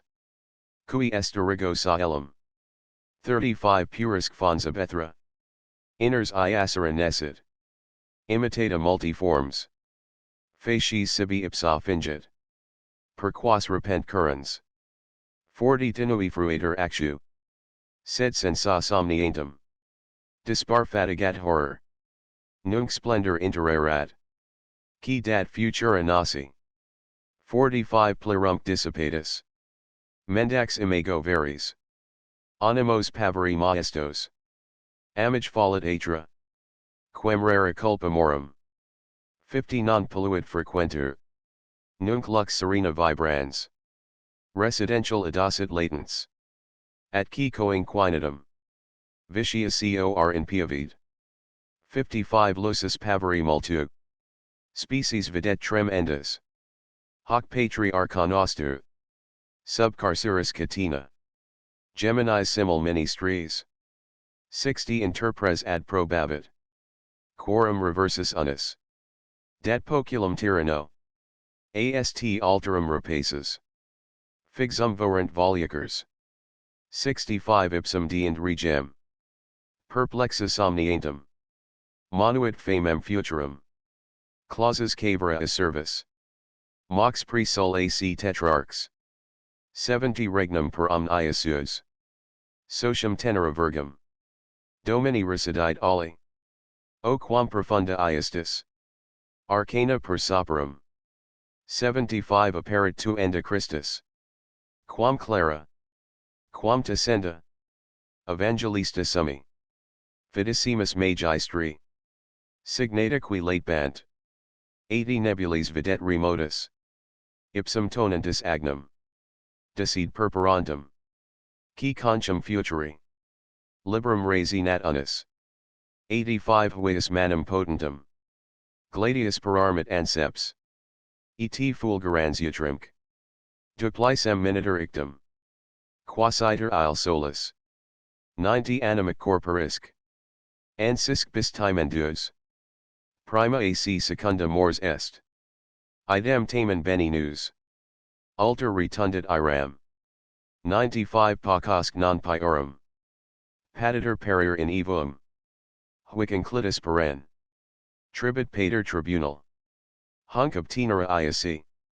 100 nomen supra nomen. Hic prepotens cruenti. Extinctor antichristi. Qui defurent monstro. Pulchrum refert tropium. 105 quam bestium capaciem. Populosque devorentum. Quam sanguinis charybdum. Janus execrator. Hec nemp, qui sacratum. 110 prefer nomen os est. Imam peti gehen nam. Christo perempta vero. Taeli sapere iestis. Mentum relaxit heros. 115 ut spiritus agaci. Saelum perigret omn. Nos nil mir mur horum. Quos creber in plet error. Con sireta quos malorum. 120 vitiat cupido rerum. Sat est quiet dulci. Fessum fovera corpus. Sat, si nihil sinistrum. Veni mininter umbri. 125 culter dei memento. Te fontes et lavacri. Rorum subis sanctum. Te chrismate innotatum. Fac, cum vocanti somno. 130 castum pedis cubal. Frontum locum cordis. Crucis figuras signet. Crux pellet omn crimen. Fugiunt cruciem tenebrae. 135 Taeli decada signo. Mens fluctuare nescit. Procul, o procul vagantum. Port entis omniorum. Procul esto pervicacy. 140 Prestigiator estu. O tortuos serpens. Qui mil per mien dros. Fraudsque flexuosus. Agitus quieta corda. 145 Dizide, Christus hic est. Hic Christus est, liques. Signum quod ipsi nosti. Damnat tuum catervam. Corpus licet fatas ens. 150 Iac at recline paulum. Christum tamen sub ipso. Meditabimer sapere. 6 Him before sleep. Draw near, Almighty Father. Ne'er seen by mortal eye. Come, O thou Word eternal. O Spirit blessed, be nigh. One light of threefold Godhead. One power that all transcends. God is of God begotten. And God from both descends. The hour of rest approaches. The toils of day are past. And o'er our tired bodies. Sleep's gentle charm is cast. The mind, by cares tormented. Amid life's storm and stress. Drinks deep the wondrous potion. That brings forgetfulness. O'er weary, toil-worn mortals. The spells of Lethe steal. Sad hearts lose all their sorrow. Nor pain nor anguish feel. For to his frail creation. God gave this law to keep. That labor should be lightened. By soft and healing sleep. But while sweet languor wanders. Through all the pulsing veins. And, wrapped in dewy slumber. The heart at rest remains. The soul, in wakeful vigor. Aloft in freedom flies. And sees in many a semblance. The hidden mysteries. For, freed from care, the spirit. That came from out the sky. born of the stainless ether, can never idle lie. 1,000 changing phantoms she fashions through the night, and midst a world of fancy, pursues her rapid flight.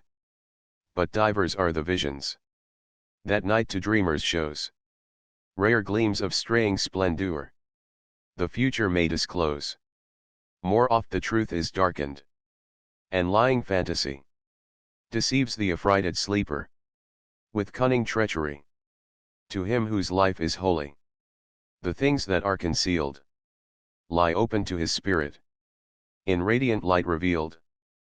But he whose heart is blackened with many a sin imbued, sees phantoms grim and ghastly that beckon and delude.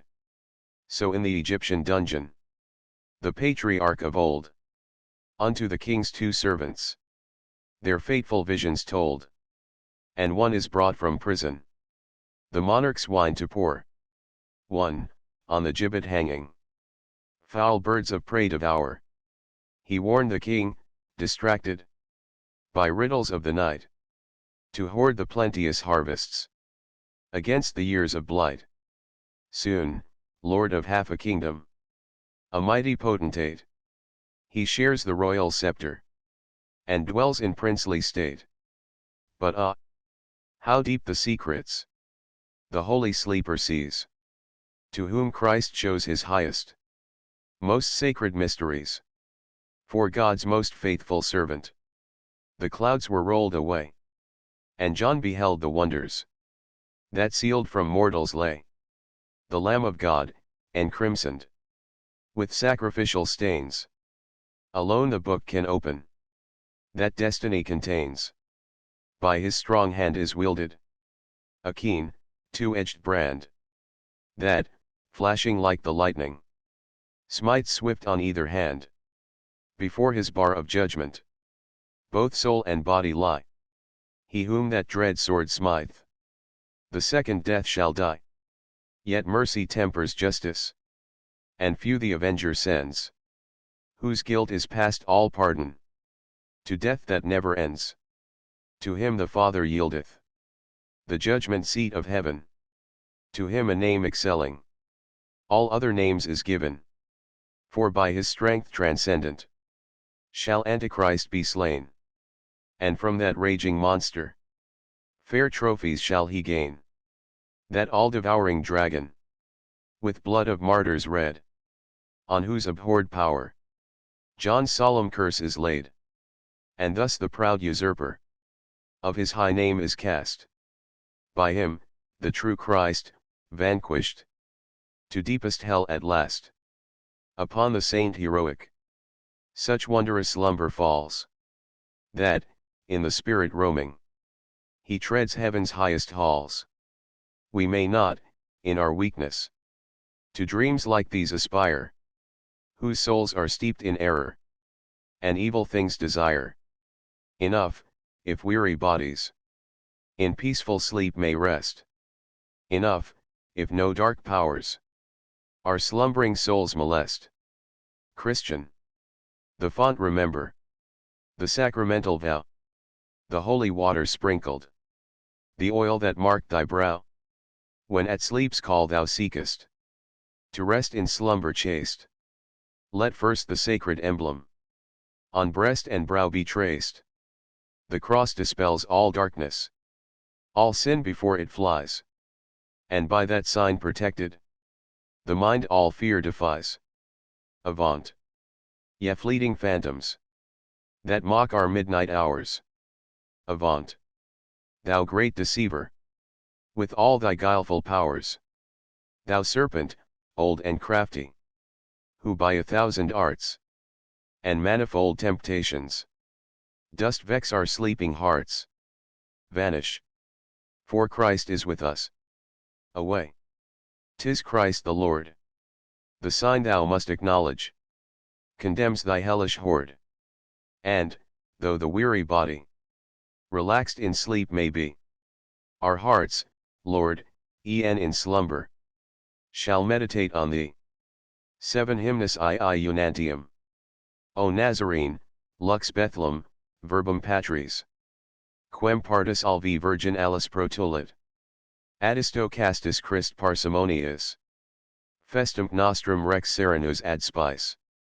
5 II uniorum dum litamus victimam. Nil hoc perfecto purius mysterio. Quo fibra cordis expiator juvidi. Intemperata quo demanter viscera. Arvina putrem ne resultans crapulam. Tenebs strangulati mentis ingenium primat. Hin subi jugator luxus et terpuscula. Veniat xomni degener socerdia. Libido sortens, in vericundis lepos. Variec pests languid orum sensuum. 15 Parcam sub acti disciplinum sentiunt. Nam si licenter diffluens potu et sibo. II unirite membra non coercias. Sequitur frequenti marsida oblectamine. Scintillum mentis ut tep scat nobilis. 20 Animusc pagris stertat in precordias. Frenenter ergo corporum cupidines. Detersa et intus emisset prudentia. Sic excitito perspicax acumen. Liberc flatulaxure respiritus. 25 Rerum parentum rectius precabitur. Eliate licrevit observantia. Veta sacerdos, ruris hospsaridi. Fragari ab omni quem remotum et segregum. Spravissa tradunt criminum frequentium. 30 Casto fruentum certium silentio. Sed mox in horas ignis ioglobus. Curruc raptus evolavit prepit. Ne de propinquo sortium contagio. Dirus quietum mundus ad flaret virum. 35 Olim probatis includum ii unius. Non ante saeli principem septemplicis. Moises trem endi fidus interpres throni. Potuit vitir, quam de cm recursibus. Quater voluta sol perigran sidera. 40 Omni carentum cerneret substantia. Vitus prec anti solus in lacrimis fud. Nam flendo per nox in regatum pulverum. Humi madentis or pressit cernio. Dunac loquentis voci prestrictus dei. 45 Expavit ignum non ferendum visibus. Janus huius artis hand minus potens. Dei perennis precucurit filium. Curvos virum qui retorsit tramites. Et flexuosicin rigens dispendia. 50 Dedit sequendum calle recto lineum. Hanc obsequialam preparabat nuntius. Mox ad futuro construens adhere deo. Clivus a planis, confragus a ut lenibus. Converterenter, nave quidquam davium. 55 In lapsa terris invenirat veritas. Non usitatis ortus his natalibus. Oblita lactus iam vieto in pectori. Matris t tendit serus infans ubera. Nec anti partuda senilia fusus est. 60 Quam predicaret virginum plenam deo. Post in patens il solitudins. Amictus herdus bestiarum polibus. Sedis tectus hispida et lanugen. Si cessit, horens incineri et polui. 65 Contaminatis opidorum moribus. Illic decada parcus abstinentia. Potum cibumc vir severi industrii. In usque serum respuibat vesperum. Parvum locustus et favorum aggressium. 70 Licora pastum corpori suitus dare. Hortator il primus et doctor novi. Fut salutis, nam secreto influmen. Veterum piatas lavit aurorum notas. Sed tincta post quam membra de fecave re. 75 Cielo refulgens influibat spiritus. Hoc ex lavacro lab dempta criminum. Ibant renati nonsicus, quam si rudis. Ori recocta vina pulchrum splendiat. Misit metallisiv lux argente. 80 Sudum polito prenitens pergamene. Refer prisca stemma mine ii unii. Libet fideli proditum volumen. Ut diruendi civitatis incolis. Fulmen benini manswifactum patris. 85 Pyra pressus ignibus pepercirid. Gens insolenti prepotens iactantia. Polybat olim, quam fluentum nequitur. Conrupta vulgo solverat lascivia. Et ind bruto contumax fastidio. 90 Cultum superni negligebat numinus. Offensa tandem iogis indulgentii. Centura iustus excitator motibus. Dextrum pararmit romfioli incendio. Nimbos crepantes et fregosos turbines. 95 vibrans tonantum nub flammarum quadi. Sed penitendi dum dater diacula. Si forte velant in probam libidinem. Veteresque nugus condo mare ac frangier. Suspended ictum terror exorabilis. 100 polum dicta substiti sententia. Ionum prophetam mitis ulter excitat. Peni inminentus iret ut prenuntius. Sed nascit il qui menaciem iudicem. Server mal, quam ferire ac plectora. 105 tectam latent diverti in the arsos fugam. Celsum paratis pontibus scandit ratum. Udo revincta fun pupae solvitur. Iter per altum, fit proculosum mare. Tum causatanti queritur periculi. 110 sors infugacem missivatum decidit. Iasus perir solus e cunctus reus. Quaes valida crimen urna express erat. Precepts rotator et profundo inmergitur. Exceptus ind biluinis fossibus. 115 alvi capacis vivis horitur specu. Asterisk asterisk. Asterisk asterisk asterisk. Intactus ex intertia noctis vice. Monstri vomen dispellitur sanguitibus. Quamurmur anti-fine fluctus frangitur. Sal sosque candens spuma tundit pumices. 130 ructatus exit sic servitum stupet. In nini vitas se coactus persito. Gressur reflected, quos ut increpe verat. Pudenda censor impudens opprobria. Inpendet, inquit, ira summi vindicis. 135 urbam flamma mox cremabit, credite. Apicem dinceps ardui montes peti. Visurus ind conglobatum turbidi. Fumum ruiniclides et diri struem. Tectus flagellis multinodes germinus. 140 nato et repent perfruens umbraculo. Sed maesta post quam civitas vulnus novi. Hausit dolores, heu supremum palpitat. Cursant per ampla congregatum moenia. Plebs et senatus, omnes et civium. 145 palens I juventus, e ullans femini. Placet fermentum publicis I unius. Placere Christum, mos edendi sperniter. Glaucos amictus indit manilibus. Matrona emptus, proc gemma et serico. 150 crinum fluentum sordidus spargit cinis. Squalant recincta vestibulati patra. Cetusc plangens turba sumi textiles. In pec civilis virgo bestialibus. Nigrant vultum contagit velamine. 155 Iasens aranus et pure provolvitur. Rex ipsicus estuentum murices. Lanam revulsa dissipabat fibula. Gemmas virant et lapillos utils. Insine frontis exuabat vinculum. 160 Turpi capillos impeditus pulvera. Nullus bibendi, nemo vescendi memur. I una mensis pubis omnes liquerat. Quin et negato lact vagientium. Flatumades cunt parvulorum cunuli. 165 Succum papilli parca nutrix derogat.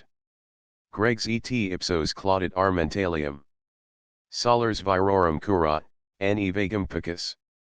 Contingat or rerulant gramina. Podum strepentus nave fontes horient. 170 Vacuus corali personant praecipibus. Mollitus his et talibus brevem deus. Iram refrenit temporans oraculum. Prosper sinistrum, prona nam clementia. Haudit difficulter supplicem mortalium. 175 Solvit reatum fit fotrix flentium. Sed curvetus gentis exemplum ocor? Pridem caducis cum gravatus artubus. Isis staccato cord ii unaverit.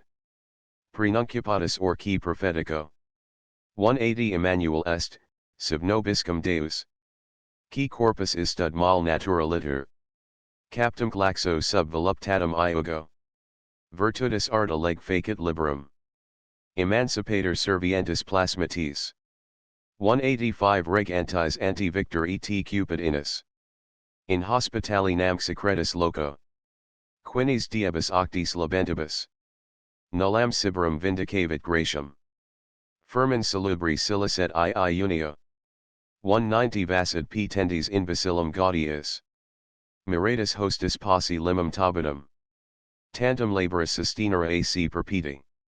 Explorat arte cicitator collida. Dies in membris sit receptus terrae. 195 Sed increpita fraude post tergum rude.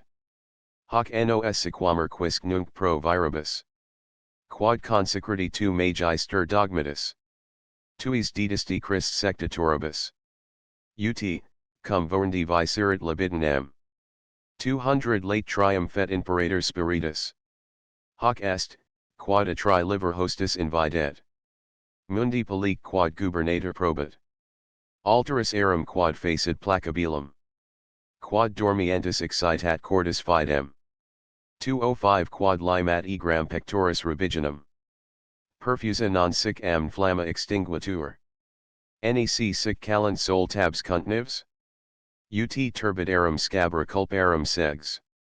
Vainsit almo trita sub ii unia. 210 Si blanda semper misiter largitas. Est quip et illud grande virtutis genus. Operire nudos, indigents passera. Opem benignam fair supplicantibus. Anam parum sortis humani vicem. 215 Interpotens et caginos tussera. Satis beatus quisque dextrum porrigit. Laudes rapacem, prodigam pecunii. Quia sinistra dulce factum nesciat. Illum parens protinus complent opes. 220 Didit fructus fainrentum centuplex. 7 Hymn for those who fast. O Jesus, Light of Bethlehem. True Son of God, incarnate Word. Thou offspring of a virgin's womb. Be present at our frugal board. Accept our fast, our sacrifice. And smile upon us, gracious Lord. For by this holiest mystery, the inward parts are cleansed from stain. And, taming all the unbridled lusts, our sinful flesh we thus restrain. Lest gluttony and drunkenness should choke the soul and cloud the brain. Hence appetite and luxury are forced their empire to resign. The wanton sport, the jest obscene, the ignoble sway of sleep and wine, and all the plagues of languid sense, feel the strict bonds of discipline. For if, full fed with meat and drink, the flesh thou ne'er dost mortify, the mind, that spark of sacred flame, by pleasure dulled, must fail, and die. And pent in its gross prison house, the soul in shameful torpor lie.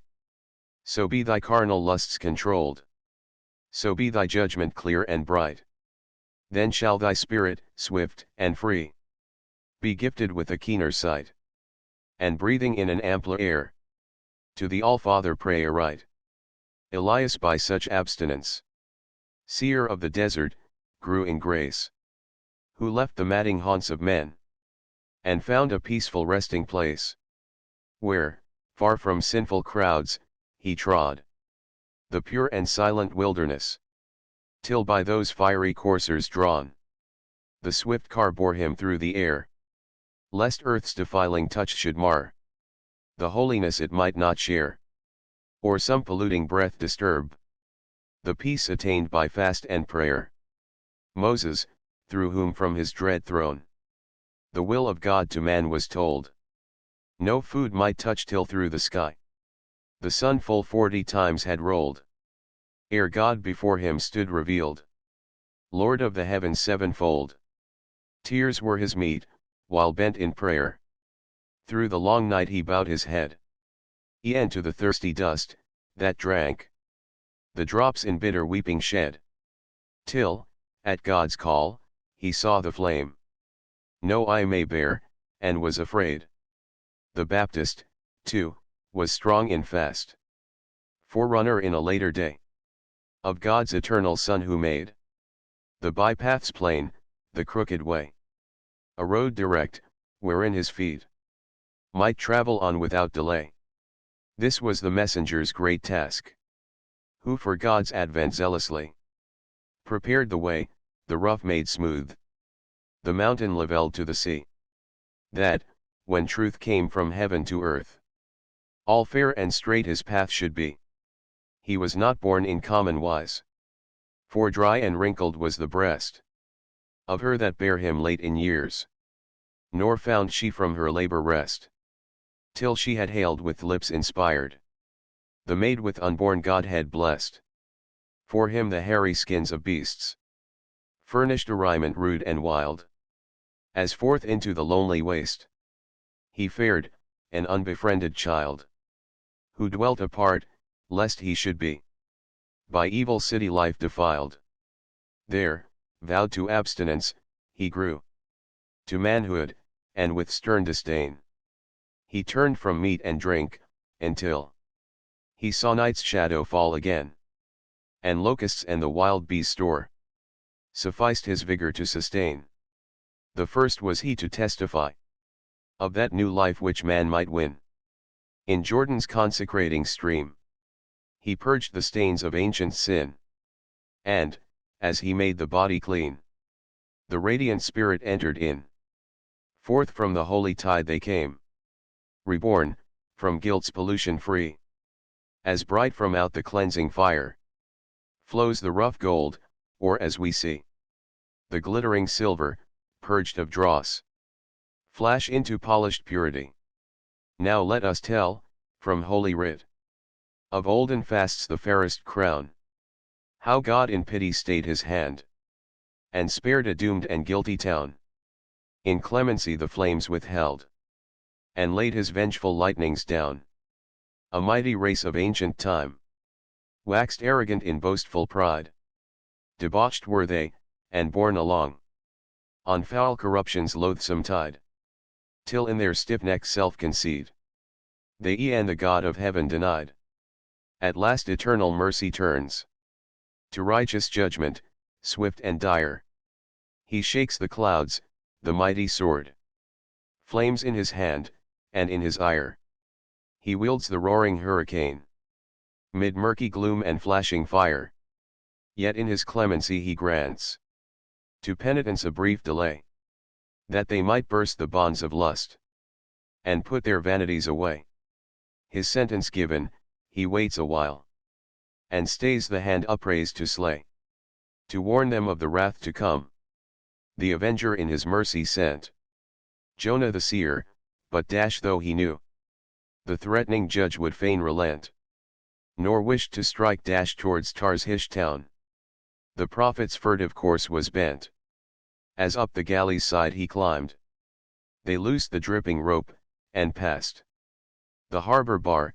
Then on them burst the sudden fury of the blast, and when their peril's cause they sought, the lot was on the recreant cast. The man whose guilt the urn declares alone must die, the rest to save. Hurled headlong from the deck, he falls, and sinks beneath the engulfing wave. Then, seized by monstrous jaws, is plunged into a vast and living grave. Asterisk asterisk. Asterisk asterisk asterisk. At last the monster hurls him forth, as the third night had rolled away. Before its roar the billows break, and lash the cliffs with briny spray. Unhurt the wondering prophet stands, and hails the unexpected day. Thus turned again to duty's path, to Nineveh he swiftly came, their lusts rebuked and boldly preached God's judgment on their sin and shame.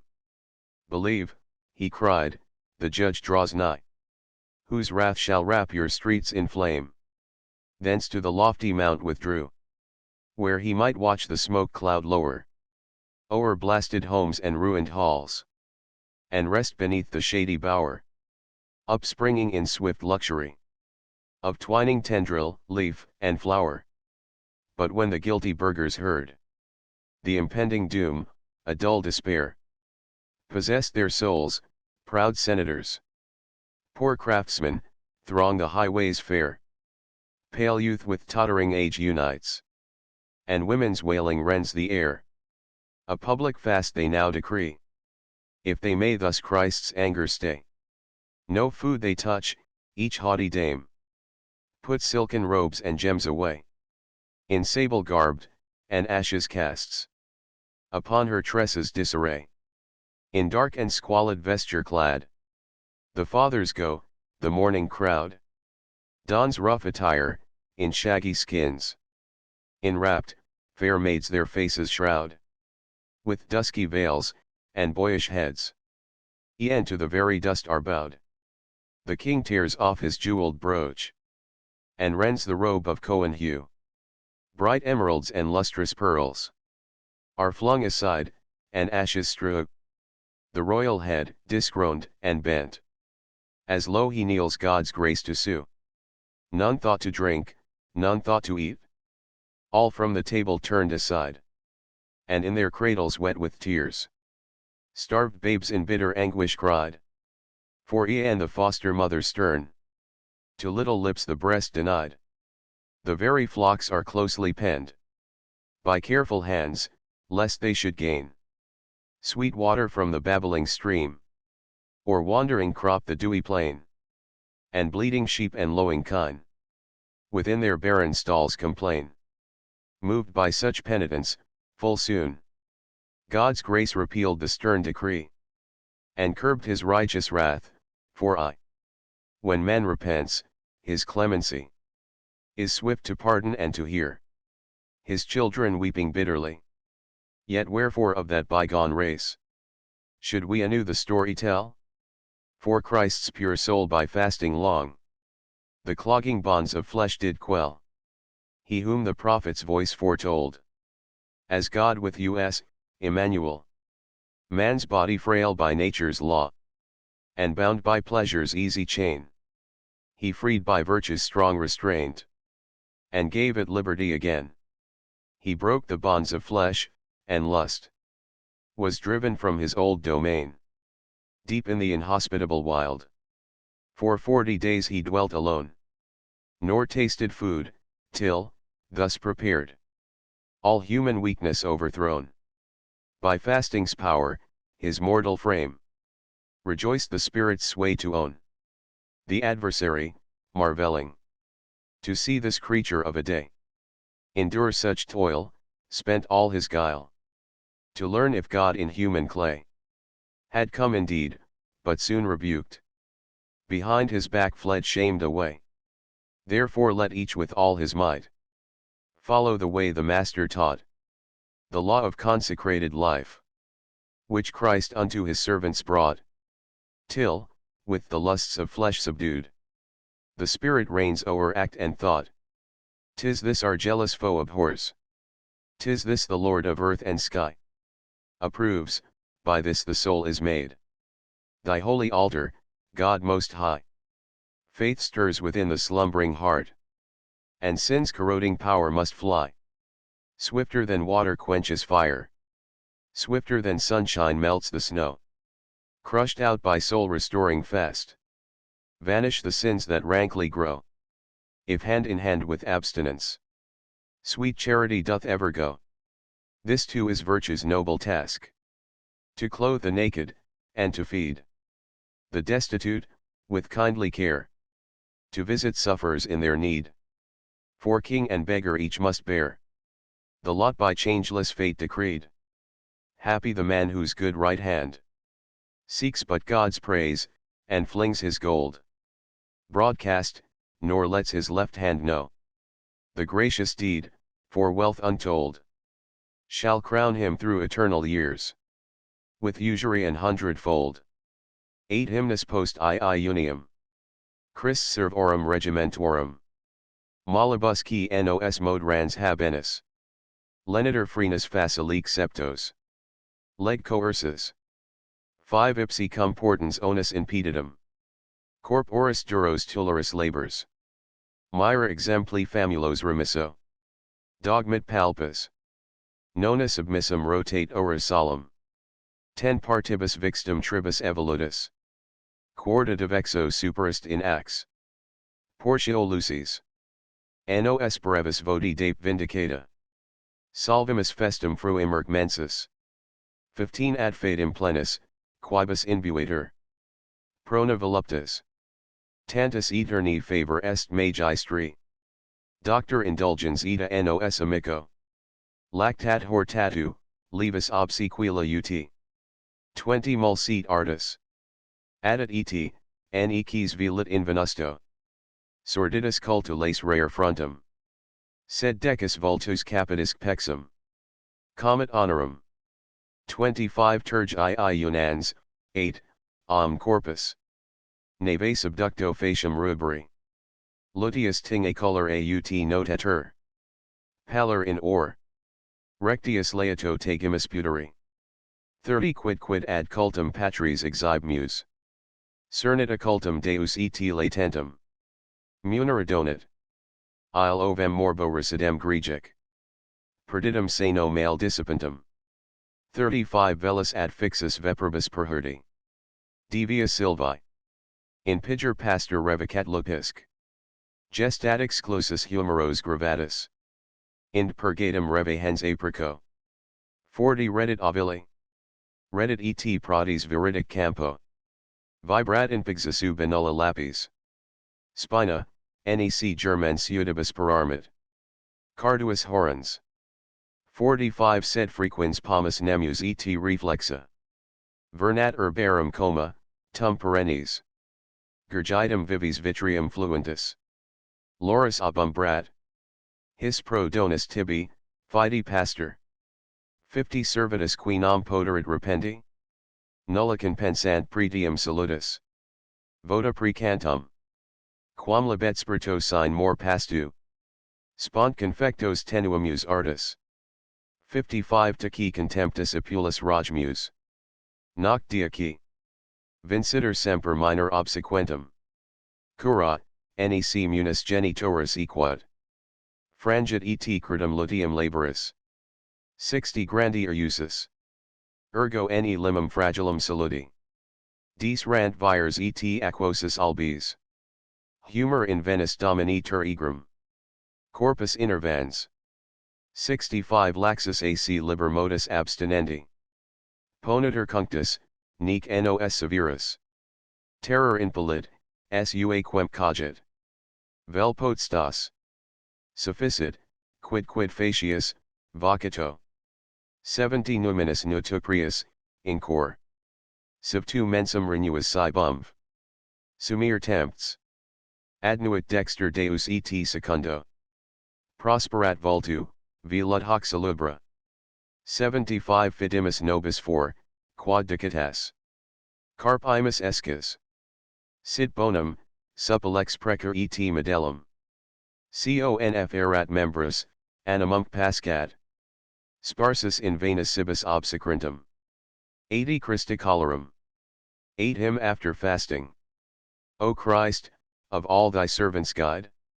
Mild is the yoke thou macest us bear. Leading us gently by thy side. With gracious care. Thy love took up our life's hard load. And spent in grievous toils its might. Thy bond slaves tread the easier road. Led by thy light. 9 hours have run their course away. The sun sped 3 parts of its race. And what remains of the short day? Fadeth apace. The holy fast hath reached its end. Our table now thou loadest, Lord. With all thy gifts true gladness send. To grace our board. Such is our Master's gentle sway. So kind the teaching in his school. That all find rest who will obey. His easy rule. Thou wouldst not have us scorn the grace. Of cleanliness and vesture fair. Thou lovest not a soiled face. And unkempt hair. Let him that fasts, thou saidst, be clean. Nor lose health's fair and ruddy glow. Let no wan sallowness be seen. Upon his brow. 'Tis better in glad modesty. Of our good works to shun display. God sees what scapes our neighbor's eye. And will repay. That shepherd keen seeks one lost sheep. Sickly and weak, strayed from the fold. Fleece torn with briars of thickets deep. Foolishly bold. He drives the wolves far from the track. And found he brings on shoulders borne. To sunlit pen the wanderer back. No more forlorn. Yea, to the meads and grassy fields. The lamb restores, where no thorn balks. No rough burst here, no thistle yields its bristling stalks, but leaves of green herbs brightly glance, and in the grove the palm trees dream, and laurels shade the eddying dance of crystal stream. For all these gifts, O shepherd dear, what service can I render thee?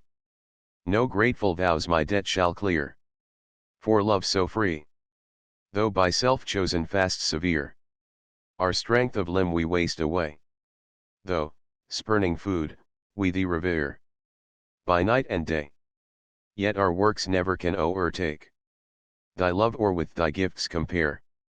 Our toils this earthen vessel break, the more we dare, therefore lest failing powers consume our fragile life and shriveled veins, pale neath the tyranny of rheum and weakening pains. Thou dost not rule perpetual Lent, for man, nor modest fare deny. Fearless may each unto his bent his wants supply, enough that all our acts by prayer be sanctified unto thy will. Whether we fast, or with due care our needs fulfill, then shall God bless us for our good, and lead us to our soul's true wealth. For, if but consecrated, food shall bring us health, O Lord, grant that our feast may spread marrow and strength throughout our flesh, and may all Christly souls be fed with vigor fresh. 9 Hymnus omnis hori. De pure plectrum, curius ut canum fidelibus. Dulce carmen et melodum, gesta Christi insignia. Hunc camina nostra solum pongit, hunc laude lyra. Christus est, quem rex sacerdos ad futurum protinus. 5 Infolitus consinbat voci, corda et tympano. Spiritum saello influentum per medullas horiens. Facta nosetim probita pangimus miracula. Testis orbis est, nec ipsa terra, quod vidit, negit. Communis deum doce ndis proditum mortalibus. 10 Coordinatus ex parentis, ante mundi exordium. Alpha et omega cognominatus, ipsi fons et clausula. Omnium, qui sunt, fuerunt quic post futura sunt. Ipsi iasi et creata, dixit ipsi, et facta sunt. Terra, caelum, fossa ponti, trina rerum machina. 15 Quic in his vigent sub alto solis et luni globo. Corporis formam caduci, membra morti obnoxia. Indit, ne gens perieret primoplasti ex germen. Mers erat quam lex profundo noxialis tardaro. Obiatus ortus isle, Virgo cum puerpera. 20 Editit nostrum salutum feta sancto spiritu. Et pure redemptor orbis os sacratum protulit.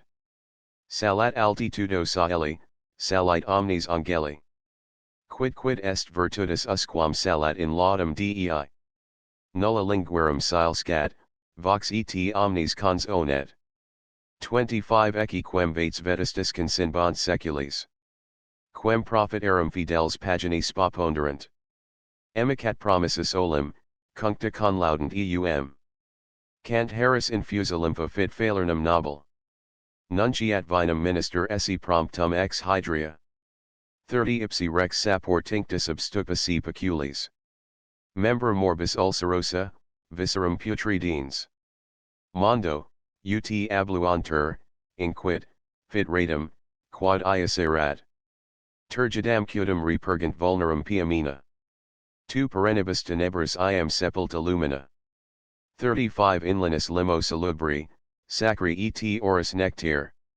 Mox apertus hac medula lux reducta est orbibus. Increpus ventum furentum, quod proclis tristibus.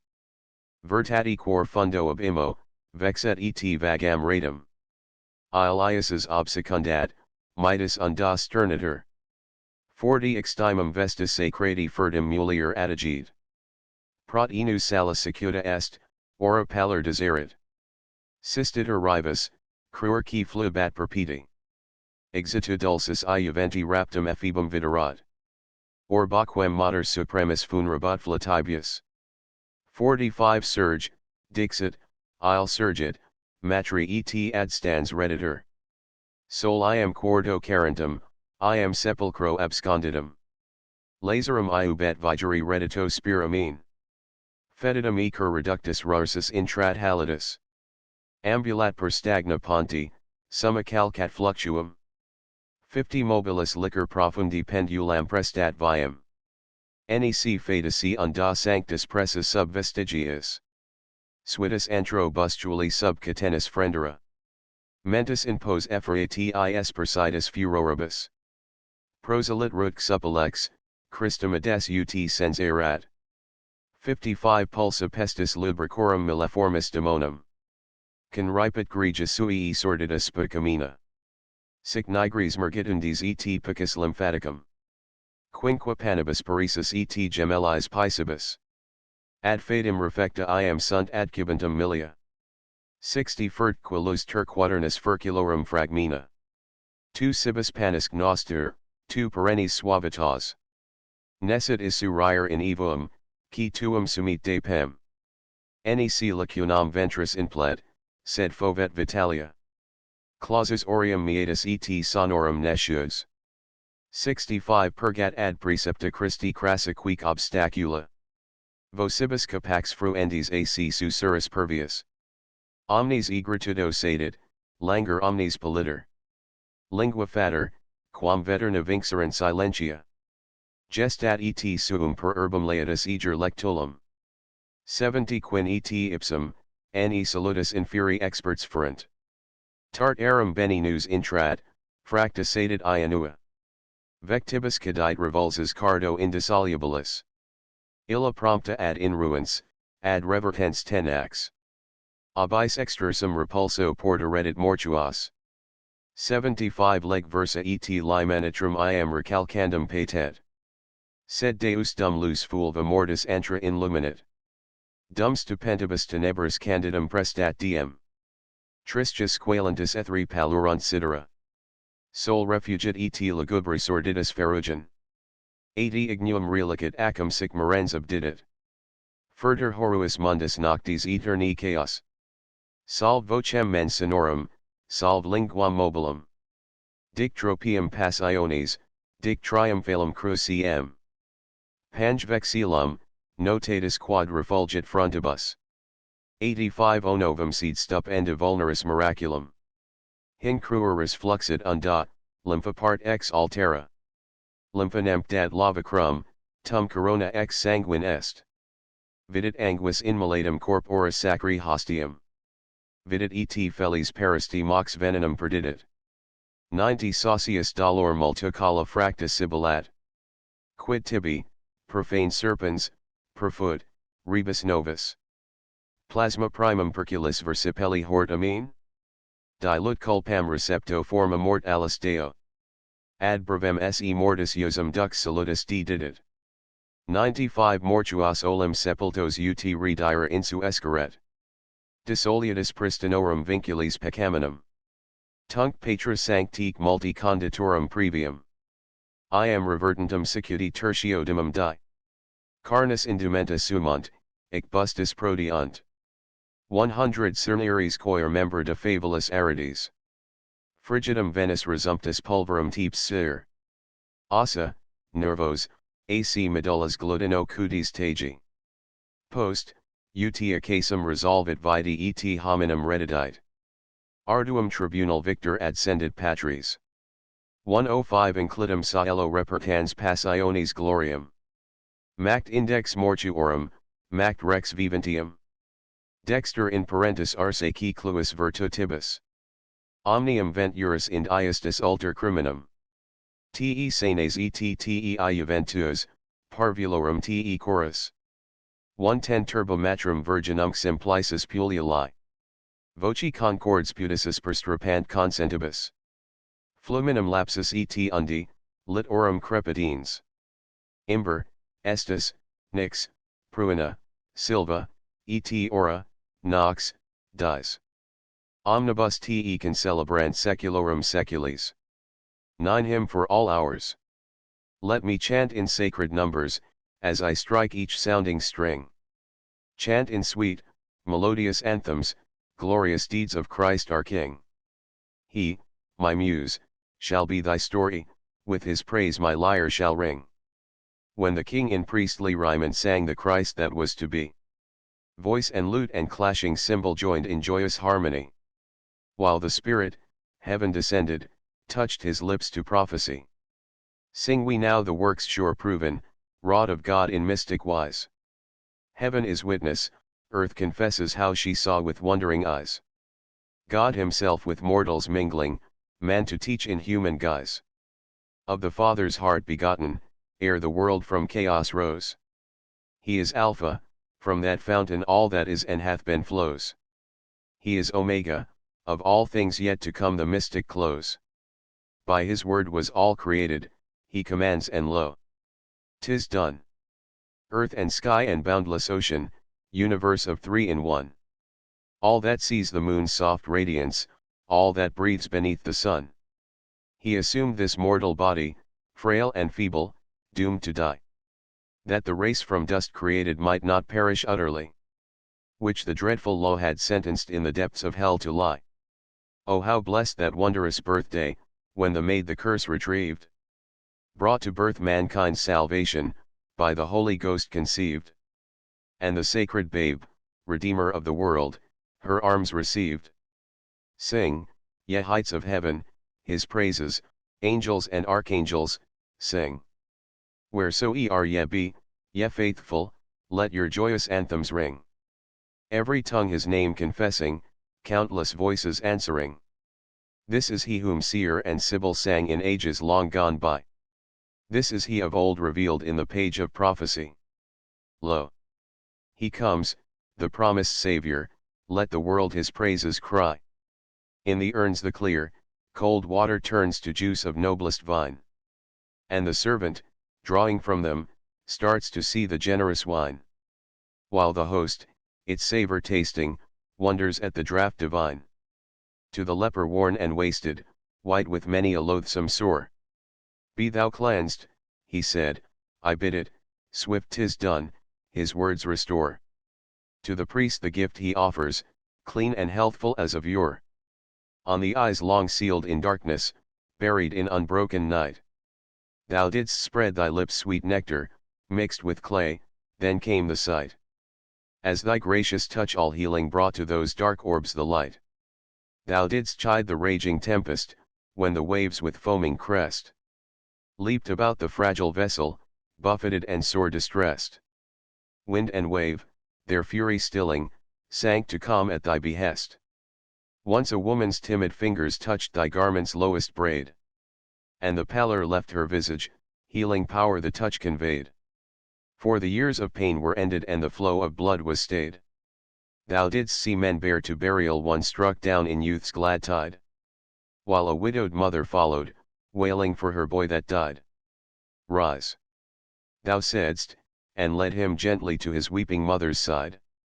Lazarus, who lay in darkness till 3 nights had passed away, at thy voice awoke to soundness, rising to the light of day. As the breath his frame re-entered touched already with decay. See, he walks upon the waters, treads the billows' rolling crest. O'er the shifting depths of ocean firm and sure his footsteps rest. And the wave parts not asunder where those holy feet are pressed. And the madman, chained and tortured by dark powers, from whom all fly, as the tombs, that were his dwelling, echo to his savage cry, rushes forth and falls adoring, when he sees that Christ is nigh. Then the legion of foul spirits, driven from their human prey, sees the noisome swine, that feeding high upon the hillside stray. And the herd, in sudden frenzy, plunges in the waters grey. Gather in 12 woven baskets all the fragments that remain. He hath fed the weary thousands, resting o'er the grassy plain. And his power hath stayed their hunger with 5 loaves and fishes twain. Thine, O Christ, is endless sweetness, thou art our celestial bread. Nevermore he knowed hunger, who upon thy grace hath fed. Grace whereby no mortal body but the soul is nourished. They that knew not speech nor language, closed to every sound their ears. To the Master's call responding break the barriers of years. Now the deaf holds joyous converse and the lightest whisper hears. Sickness at his word departed, pain and pallid languor fled. Many a tongue, long chained in silence, words of praise and blessing said. And the palsied man rejoicing through the city bore his bed. Yea, that they might know salvation who in Hades' prison were pent. In his mercy condescending through hell's gloomy gates he went. Bolt and massy hinge were shattered, adamantine portals rent. For the door that all receiveth, but releaseth nevermore, opens now and, slowly turning, doth the ghosts to light restore. Who, the eternal laws suspended, tread again its dusky floor. But, while God with golden glory floods the murky realms of night, and upon the startled shadows dawns a day serene and bright, in the darkened vault of heaven stars forlorn refuse their light. For the sun in garb of morning veiled his radiant orb and passed from his flaming path in sorrow, hiding till mankind aghast deemed that o'er a world of chaos night's eternal pall was cast. Now, my soul, in liquid measures let the sounding numbers flow. Sing the trophy of his passion, sing the cross triumphant now. Sing the ensign of Christ's glory, marked on every faithful brow. Ah! How wondrous was the fountain flowing from his pierced side, whence the blood and water mingled in a strange and sacred tide dash. Water, sign of mystic cleansing, blood, the martyr's crown of pride. In that hour the ancient serpent saw the holy victim slain. Saw, and shed his hate envenomed, all his malice spent in vain. See! The hissing neck is broken as he writhes in sullen pain. Ay, what boots it, cursed serpent, that the man God made from clay, victim of thy baleful cunning, by thy lies was led astray. God hath taught an immortal body and hath washed the guilt away. Christ, our captain, for a season deigned to dwell in death's domain, that the dead, long time imprisoned, might return to life again, breaking by his great example ancient sin's enthralling chain. Thus, upon the third glad morning, patriarchs and saints of yore, as the risen Lord ascended, followed him who went before, from forgotten graves proceeding, habit in flesh once more, limb to limb unites and rises from the ashes dry and cold, and the life-blood courses warmly through the frames long turned to mold. Skin and flesh, anew created, muscle, bone and nerve enfold. Then, mankind to life restoring, death downtrodden neath his feet. Lo! The victor mounts triumphant to the Father's judgment seat, bringing back to heaven the glory by his passion made complete. Hail! Thou judge of souls departed, hail!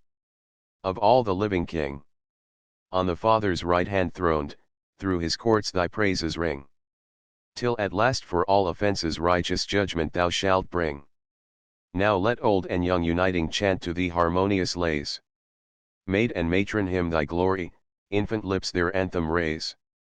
Boys and girls together singing with pure heart their song of praise.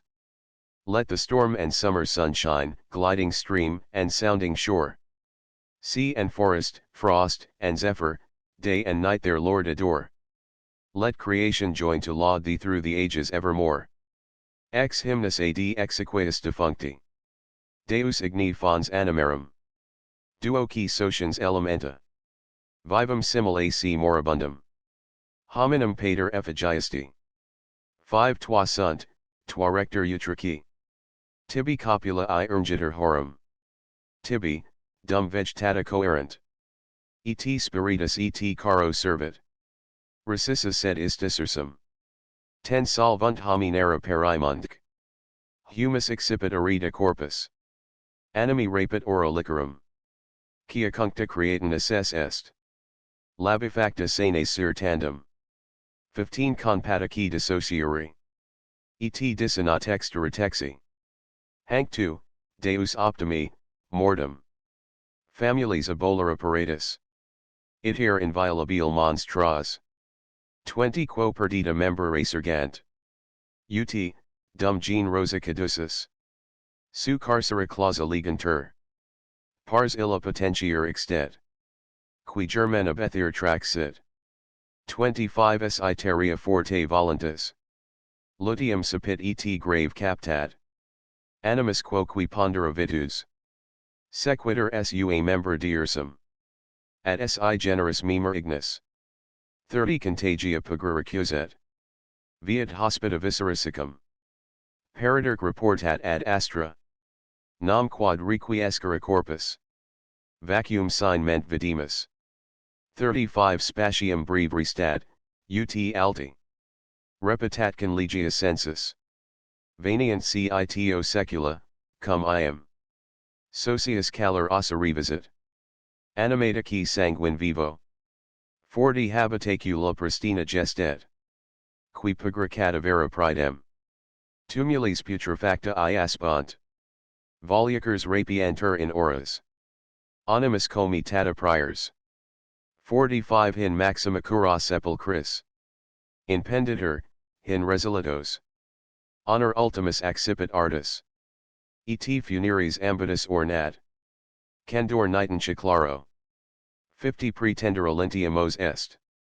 Ads persici mura sabio. Corpus medicum in servat. Quid nam sibi saxa cavata. Quid pulchra volunt monumenta. 55 Nisi quod residential creditor illis. Non mortua, sed data somno? Hoc provida Christi colorum. Pietas stude, ut pot credens. 4 Prot enus omnia viva. 60 Qui nunc gelida soper urgit. Qui iacta cadavera passim. Mis rans tagit adjuritari. Opus exhibit il benignum. Christo pius omnipotenti.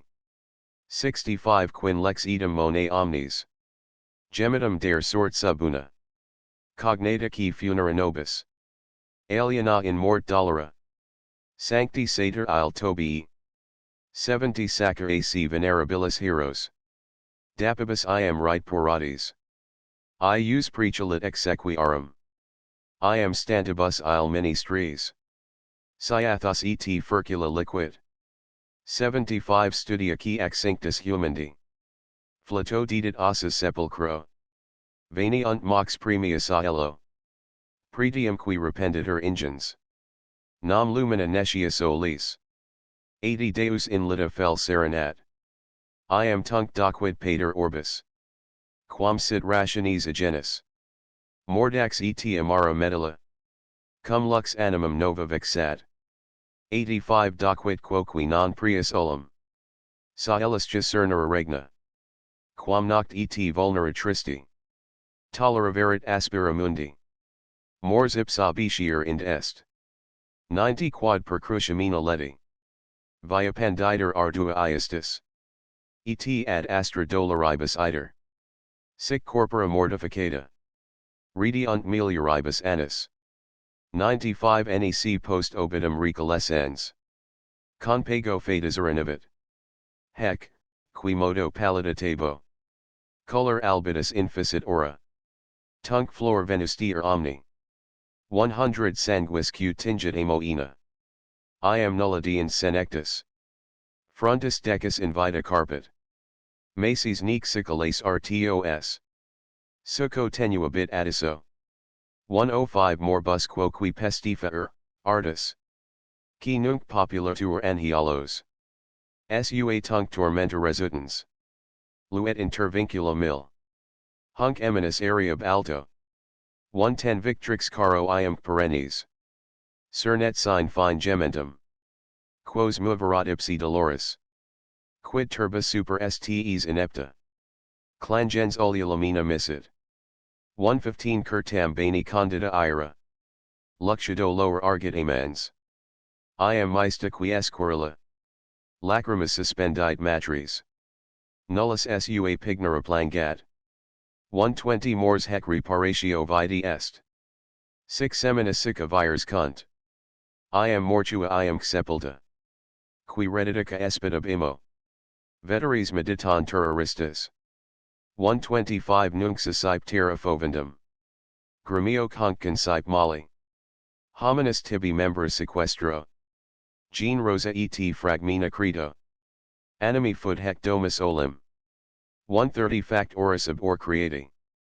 Fervens habitavit in istis. Sapientia principi Christo. Tu depositum tage corpus. Non in memor illa requiret. 135 sua munera fictor et octor. Propriae enigmata vultus. Venient modo tempora iesta. Cum spem Deus in plete amum. Redus pate factum necess est. 140 quilem tibi tradu figurum. Non, s icariosa vetustas. Dissolverit ossa fabulis. Fuerit xenisculus urens. Minimi mentura pugili. 145 nec, si vaga flamina et ori. Vacuum per inane volantes. Tolerant cum pulvera nervos. Hominum periis lispid. Sed dum resoluble corpus. 150 revocas, Deus, et reformas. Quinum regioni iu bebis. Animam requiescere param. Gremio sinis edita sancti. Recubabit, ut est Eleazar. 155 quem floribus undic septem. Dives procul ad spicit ardens. Si quemur tua dicta redemptor. Quibus atra mort triumphans.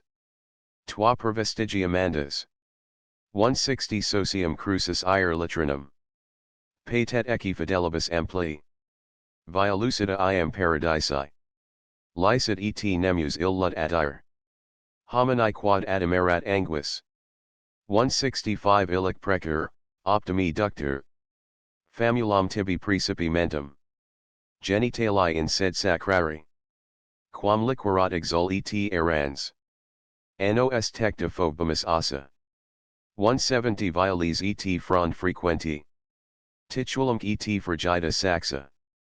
Liquido spargemus odori. Ex him for the burial of the dead. Fountain of life, supernal fire. Who didst unite in wondrous wise. The soul that lives, the clay that dies. And mad est them man, eternal sire. Both elements thy will obey. Thine is the bond that joins the twain. And, while united they remain. Spirit and body own thy sway. Yet they must one day disunite. Sunder in death this mortal frame. Dust to the dust from whence it came. The spirit to its heavenward flight. For all created things must wane. An age must break the bond at last. The diverse web that life held fast. Death's fingers shall unweave again. Yet, gracious God, thou dost devise the death of death for all thine own. The path of safety thou hast shown, whereby the doomed limbs may rise.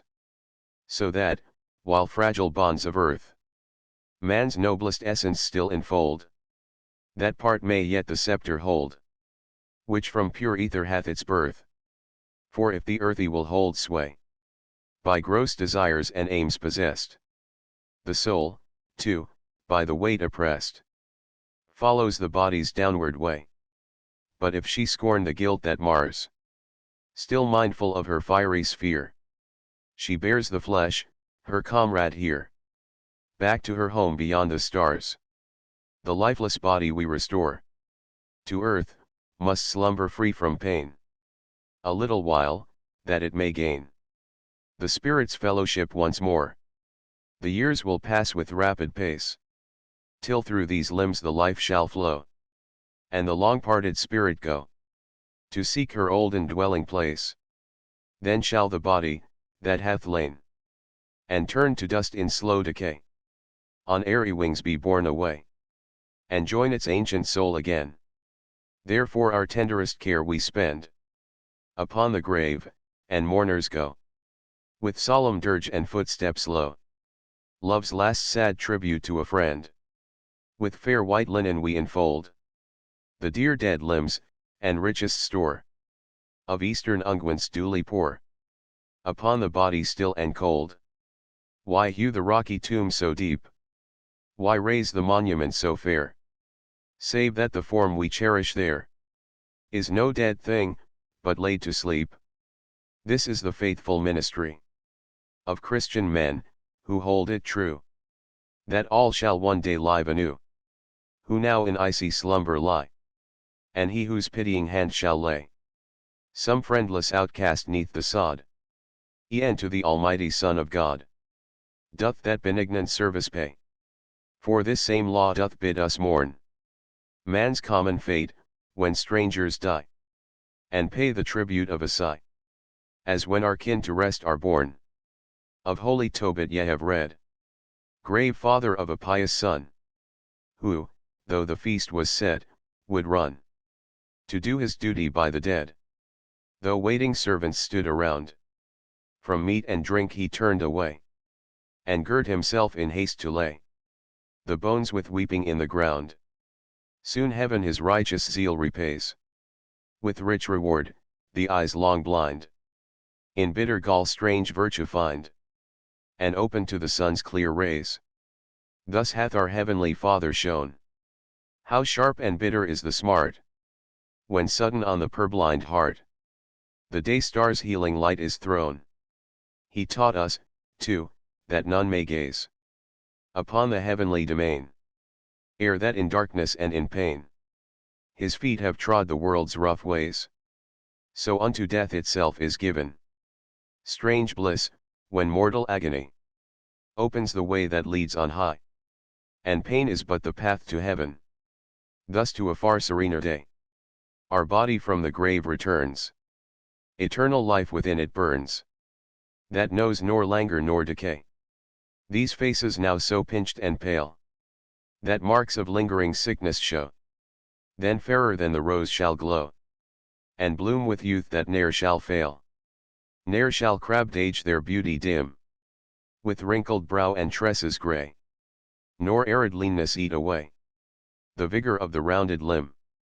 Racked with his own destroying pains, shall fell disease, who now attacks our aching frames, his force relax, fast fettered in 1,000 chains, while from its far celestial throne the immortal body, victor now, shall watch its old tormentor bow, and in eternal tortures groan. Why do the clamorous mourners wail, in bootless sorrow murmuring? And why doth grief unreasoning God's righteous ordinance assail? Hushed be your voices, ye that mourn, ye weeping mothers, dry the tear. Let none lament for children dear, for man through death to life is born.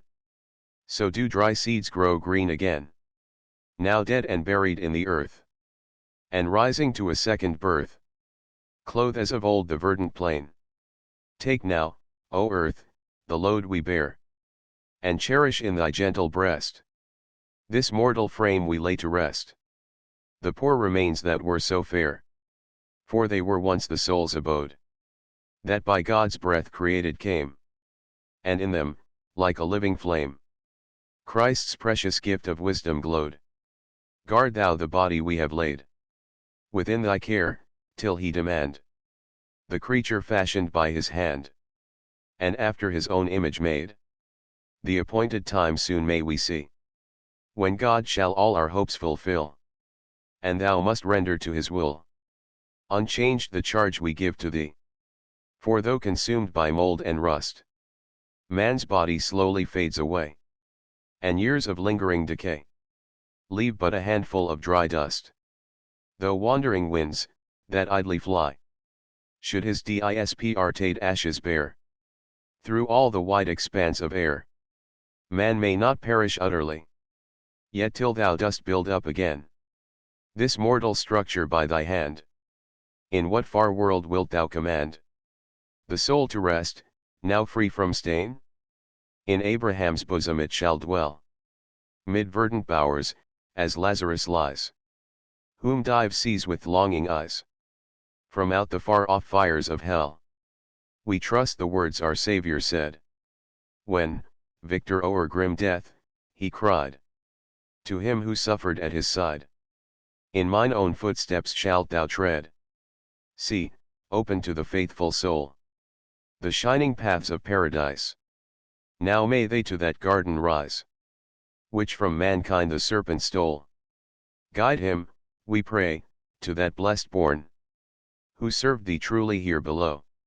May he the bliss of Eden know, who strayed in banishment forlorn. But we will honor our dear dead with violets and garlands strown. and o'er the cold and graven stone shall fragrant odors still be shed. 11 Hymnus 8. Calendas Ianuarias. Quid est, quod artem circulum. Sol iam recurrens deserit. Christus terras nascitur. Qui lucis augit tram item. 5 Hu quam fugaciam gratiam. Festina volvat dies. Quam pene subductam faciem. Sensum recisa extinxerat. Saellum nit scat latius. 10 Gradatur et gaudens humus. Scandit gradatim digno. Iubar priors linees. Emerge dulcis pugio. Quem mater edit cast etas.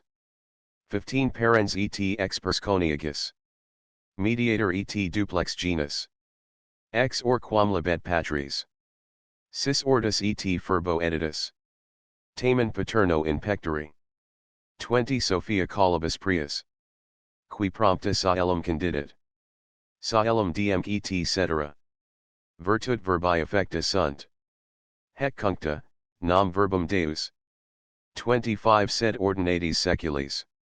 Rerumt digesto statu. Fundator ipsi et artifex. Permansit in patris sinu. Dunac rotata annalium. 30 Transvolverenter milia. Et cipsi peccantum diu. Dignitas orbera vicerit. Nam secavus mortalium. Venerans inanes nenias. 35 Vel era vel saxa algida. Vel ligna creed bat deum. Hec dum sequuntur, perfidi. Pretenes in ius venerant. Et mancipatum fumido. 40 Vitam barathru in mercerant. Strigum sed istum non tulit. Christus cadentum gentium. In pun ne forsan sui. Patries perieret fabrica. 45 Mortali corpus indit. Ut excitito corpore. Mortis cati nam frangaret. Hominem porteret patri. Hic il natalis dies. 50 Quo te creator arduus. Spiravit et limo indidit. Sermon carnum glutinans. Centisn, virgo nobilis. Matura per fastidia. 55 Puterus intactum decus. Honor partus crescere. O quanta rerum gaudia. Alvis pudica cont inet. Ex qua novelum seculum. 60 Proc edit et lux aurea. Vegitus il exordium. Vern antis orbis prodidit. Nam tunc renatus sordidum. Mundus veternum depulit. 65 Sparsus telluram rear. Rus densus floribus. Ipsis carina certium. Fragrassa nardo et nectar. Te cuncta nascentum pure. 70 Censir dura et barbara. Vitusque saxarum rigor. Obduxit herbam cotibius. I am melida scopulis fluunt. I am still at ilex erito. 75 Sudanza momum stipit. I am sunt mirissus balsama. O sancta praecipi tui. Etern rex, cunabula. Populusque persiclum sacra. 80 Mutis et ipsis credita. Adora hec brutum picus. Indocta turba silicet. Adora excurs natio. Visqueus in pastu sita est. 85 Sed cum fideli spiritu. Concurrit ad praecipia. Paganagens et quadrupes. Sapiat quad brutum fud. Negat patrum pros apia. 90 Perosa presentum deum. Credas venenes ebrium. Furias lymphatam rapi. Quid prona persilis ruis? Agnos, si quid quam tibi. 95 Mentis recidite inte gre. Dociem tuorum principum. Hunc, quem latibra et obstetrix. Et virgo feta, et cunuli. Et imbecilla infantia. 100 Regem dedunt gentibus. Peccator intaberis. Celsum chorusus nubibus. De ictus ipsi et inridus. Plangens reatum flatibius. 105 Cum vasta signum bucina. Terras crema ndis miserit. Et sissus axis cardinem. Mundi ruinta solverit. Insignis ipsi et preeminens. 110 Meritus rependet congrua. His lucis iosum perpetus. Illis gehen nam et tart arum. Iadea tunc fulmen crucis. Experta, qui sit, sentis. 115 Quem te fueris presul. Mors houset et mox redidite. 11 Hymn for Christmas Day.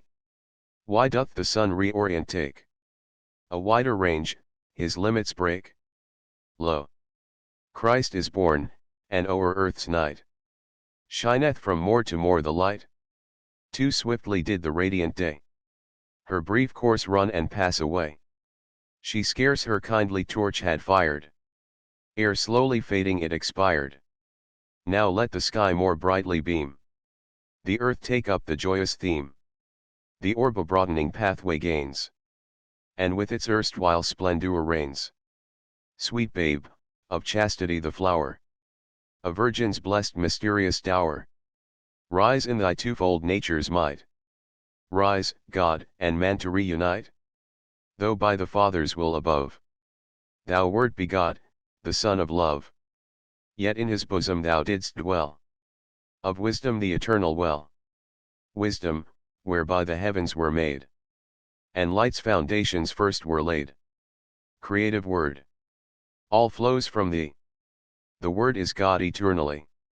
For though with process of the suns, the ordered whole harmonious runs, still the artificer divine leaves not the Father's inmost shrine. The rolling wheels of time had passed o'er their millennial journey vast, before in judgment clad he came unto the world long steeped in shame.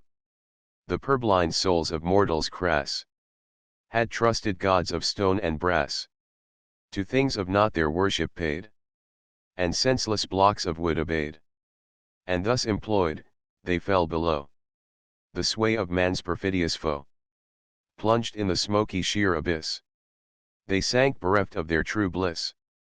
But that sore plight of ruined man, Christ's pity could not lightly scan, nor let God's building nobly wrought ingloriously be brought to naught. He wrapped him in our fleshly guise, that from the tomb he might arise, and man released from death's grim snare, home to his Father's bosom bear. This is the day of thy dear birth, the bridal of the heaven and earth, when the Creator breathed on thee the breath of pure humanity. Ah! Glorious maid, dost thou not guess what guerdon thy chaste soul shall bless? How by thy ripening pangs is bought an honor greater than all thought? Oh, what a load of joy untold thy womb inviolate doth hold!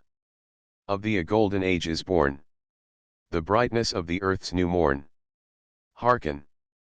Doth not the infant's wail the universal springtide hail? For now the world reborn lays by its gloomy, frost-bound apathy. Methinks in all her rustic bowers, the earth is spread with clustering flowers, odors of nard and nectar sweet, e'en o'er the sands of Sirt's fleet. All places rough and deserts wild have felt from far thy coming, child.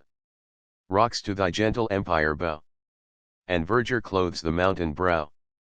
Sweet honey from the boulder leaps, the sere and leafless oak bough weeps.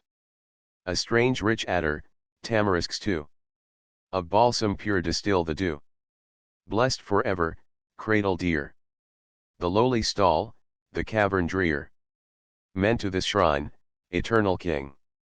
With dumb brutes adoration bring, the ox and ass in homage low, obedient to their maker bow. Boast to the unlearned heartless crowd, whose minds the sensual feast doth cloud. Though, by the faithful spirit impelled, shepherds and brutes, unreasoning held. Yea, folk that did in darkness dwell, discern their God in his poor cell. Yet children of the sacred race, blindly abhor the incarnate grace. By filtrace you might deem them lulled, or by some Bacchic frenzy dulled. Why headlong thus to ruin stride? If aught of soundness in you bide, behold in him the Lord divine. Of all your patriarchal line, mark you the dim-lit cave, the maid, the humble nurse, the cradle laid. the helpless infancy forlorn. Yet thus the Gentiles' king was born. Ah sinner, thou shalt one day see this child in dreadful majesty. See him in glorious clouds descend, while thou thy guilty heart shalt rend. Vain all thy tears, when loud shall sound the trump, when flames shall scorch the ground, when from its hinge the cloven world is loosed, in horrid tumult hurled. Then throned on high, the judge of all, shall mortals to their reckoning call. To these shall grant the prize of light, to those Gehenna's gloomy night. Then, Israel, shalt thou learn at length, the cross hath, as the lightning, strength. Doomed by thy wrath, he now is Lord, whom death once grasped but soon restored. 12 Hymnus Epiphania. Quicum Christum Quateritis. Oculos in altum tolite. Illic lispit vicer. Signum perennis gloriae. 5 Hextella, qui solis rotum. Vincit decor ac lumen. Venus terras nunciat. Cum carn terrestri deum. Non illa servit noctibus. Ten secuta lunam menstruum. Sed sola caelum Poseidons. Cursum therum temperat. Arcto quam visidera. In esse retortus motibus. 15 Abire nolent, a tamen. Plurumque sub nimbis latent. Hoc sidus aeternum mene. Hextella nunquam mergitur. Nec nubis accursu abdita. 20 Ab umbrat obductam faciem. Tristis cometa intersidat. Etsi quadestrum Syrio. Fervit vapori, imdei. Sub luz destructum cadat. 25 N persis ex orbis sinu. Sol unde sumit ianuum. Cernunt parody interprets. Regale vexillum magi. Quod ut refulsit, cateri. 30 Caesara sine orum globi. Nec pulcher est a Jesuum. Confer formam Lucifer. Quis est tantus, inquient. Regator astris imperans. 35 Quem sic tremunt caelisca. Cui lux et ethra inserviunt. In lustri quidem cernimus. Quod nesciat finem pati. Sublime, celsum, interminum. 40 Antiquia caelo et cel. Hic il rex est gentium. Populique rex iudaeaci. Promisus Abrahae patri. Iusque in evum semini. 45 Equanda nam stellis sua. Cognovit olim germina. Primus sater credentium. Nadi inmolator unici. I am flos subit Davidicus. 50 Radis es editus. Sep trique pervergum virans. Rerum cocumen occupat. Ex in si quantur persidi. Fixus in altum vultibus. 55 Qua stella sulcum traxerat. Claram xinabat viam. Sed verticem puri supra. Signum pependit in minens. Pernax submissum face. 60 Caput sacratum prodidit. Videre quad post quam magi. Eo apromunt munera. Strataci votis offerunt. Tus, meram, et orum regium. 65 Agnos clara insignia. Virtutis ac regna tui. Puro, cui trinam pater. Predestinabit indolum. Regem diem qui adnuntiant. 70 Thesaurus et fragrans odor. Turis sabii, ac meruos. Pulvis sepulchrum predoset. Hoc est sepulchrum, quo Deus. Dum corpus extingui sinit. 75 At id sepultum suscitat. Mortis refregit carcerum. O sola magnarum urbium. Mire Bethlem, cui contigit. Dociem salutis aelitus. 80 Incorporatum gignera. Altris te summo patri. Hers creter unicus. Homo ex tonentus spiritu. Idem sub members Deus. 85 Hunc et prophetis testibius. Istum signatoribus. Testator et sater iubet. Ad ire regnum et cernera. Regnum, quod ambit omnia. 90 diva et marina et terria. A solis or tu ad exitum. Et tartara et saellum supra. Audit tyrannus anxious. Ades regum principem. 95 Qui nomen Israel regat. Tenit David regum. Exclamat amens nuncio. Successor instad, Polymer.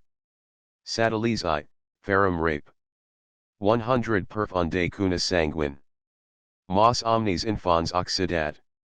Scrutare nutricum sinus. Indurc materna ubera. Onsum cruentet pugio. 105 Suspecta per Bethlehem mei. Purpurum est omnium.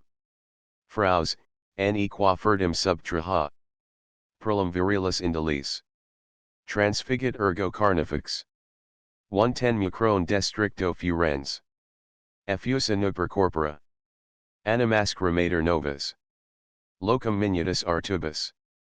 Vix interemptor invenit. 115 Quo plaga descendat patens.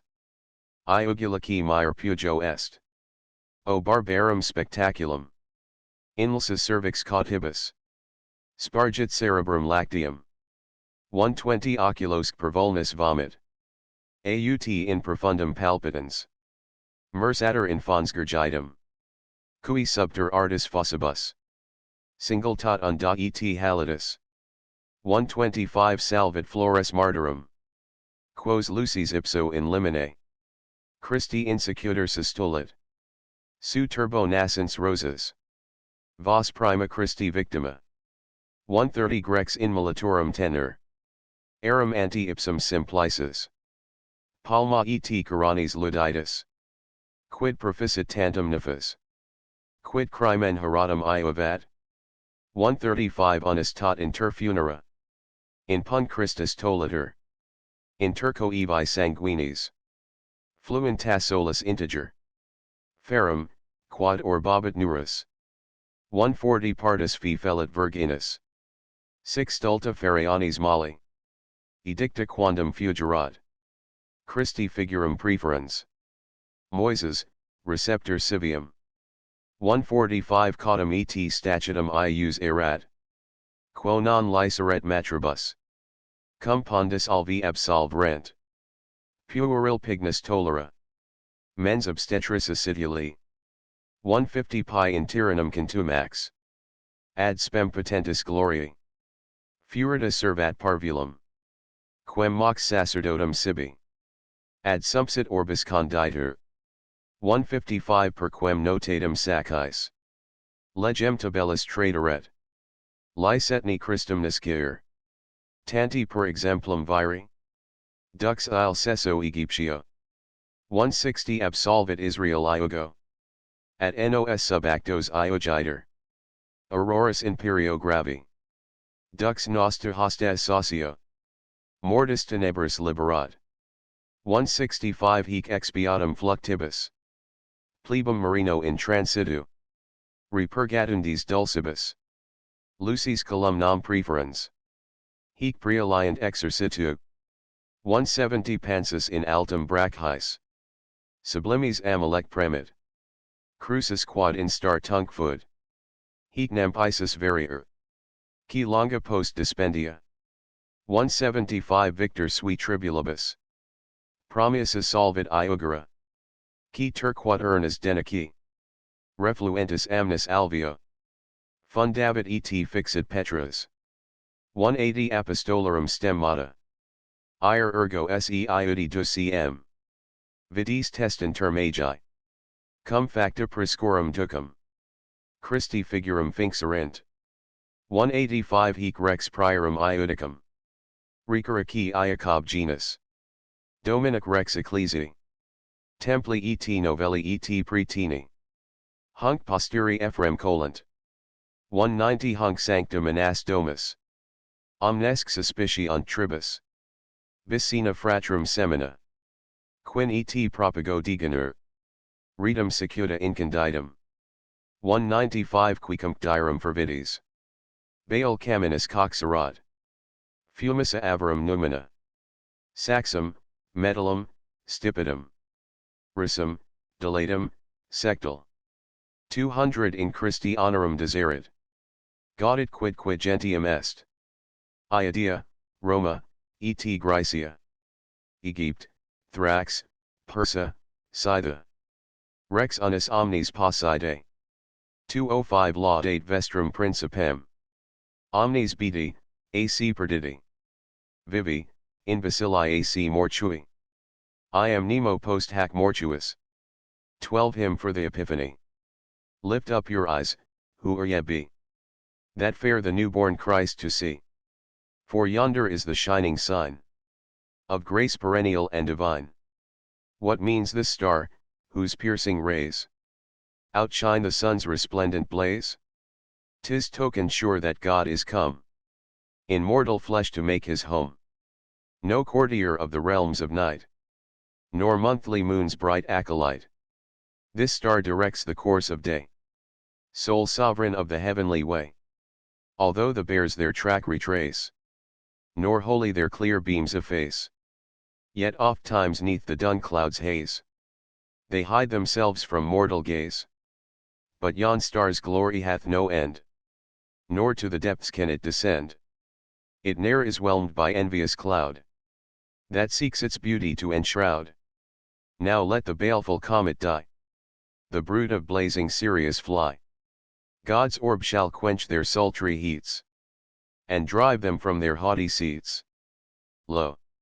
From the regions of the morn, wherein the radiant sun is born, the Persian sages see on high God's ensign shining in the sky. Soon as its rising beams prevail, the starry hosts in order pale. E'en Lucifer durst not upraise the silvery splendors of his face. Who is this sovereign, they inquire, that lords it o'er the ethereal choir? For whom the heavens bow down afraid, of all the worlds of light obeyed? Sure 'tis the sign most reverend of being that doth know no end, of one in state sublime arrayed, ere sky and chaos yet were made.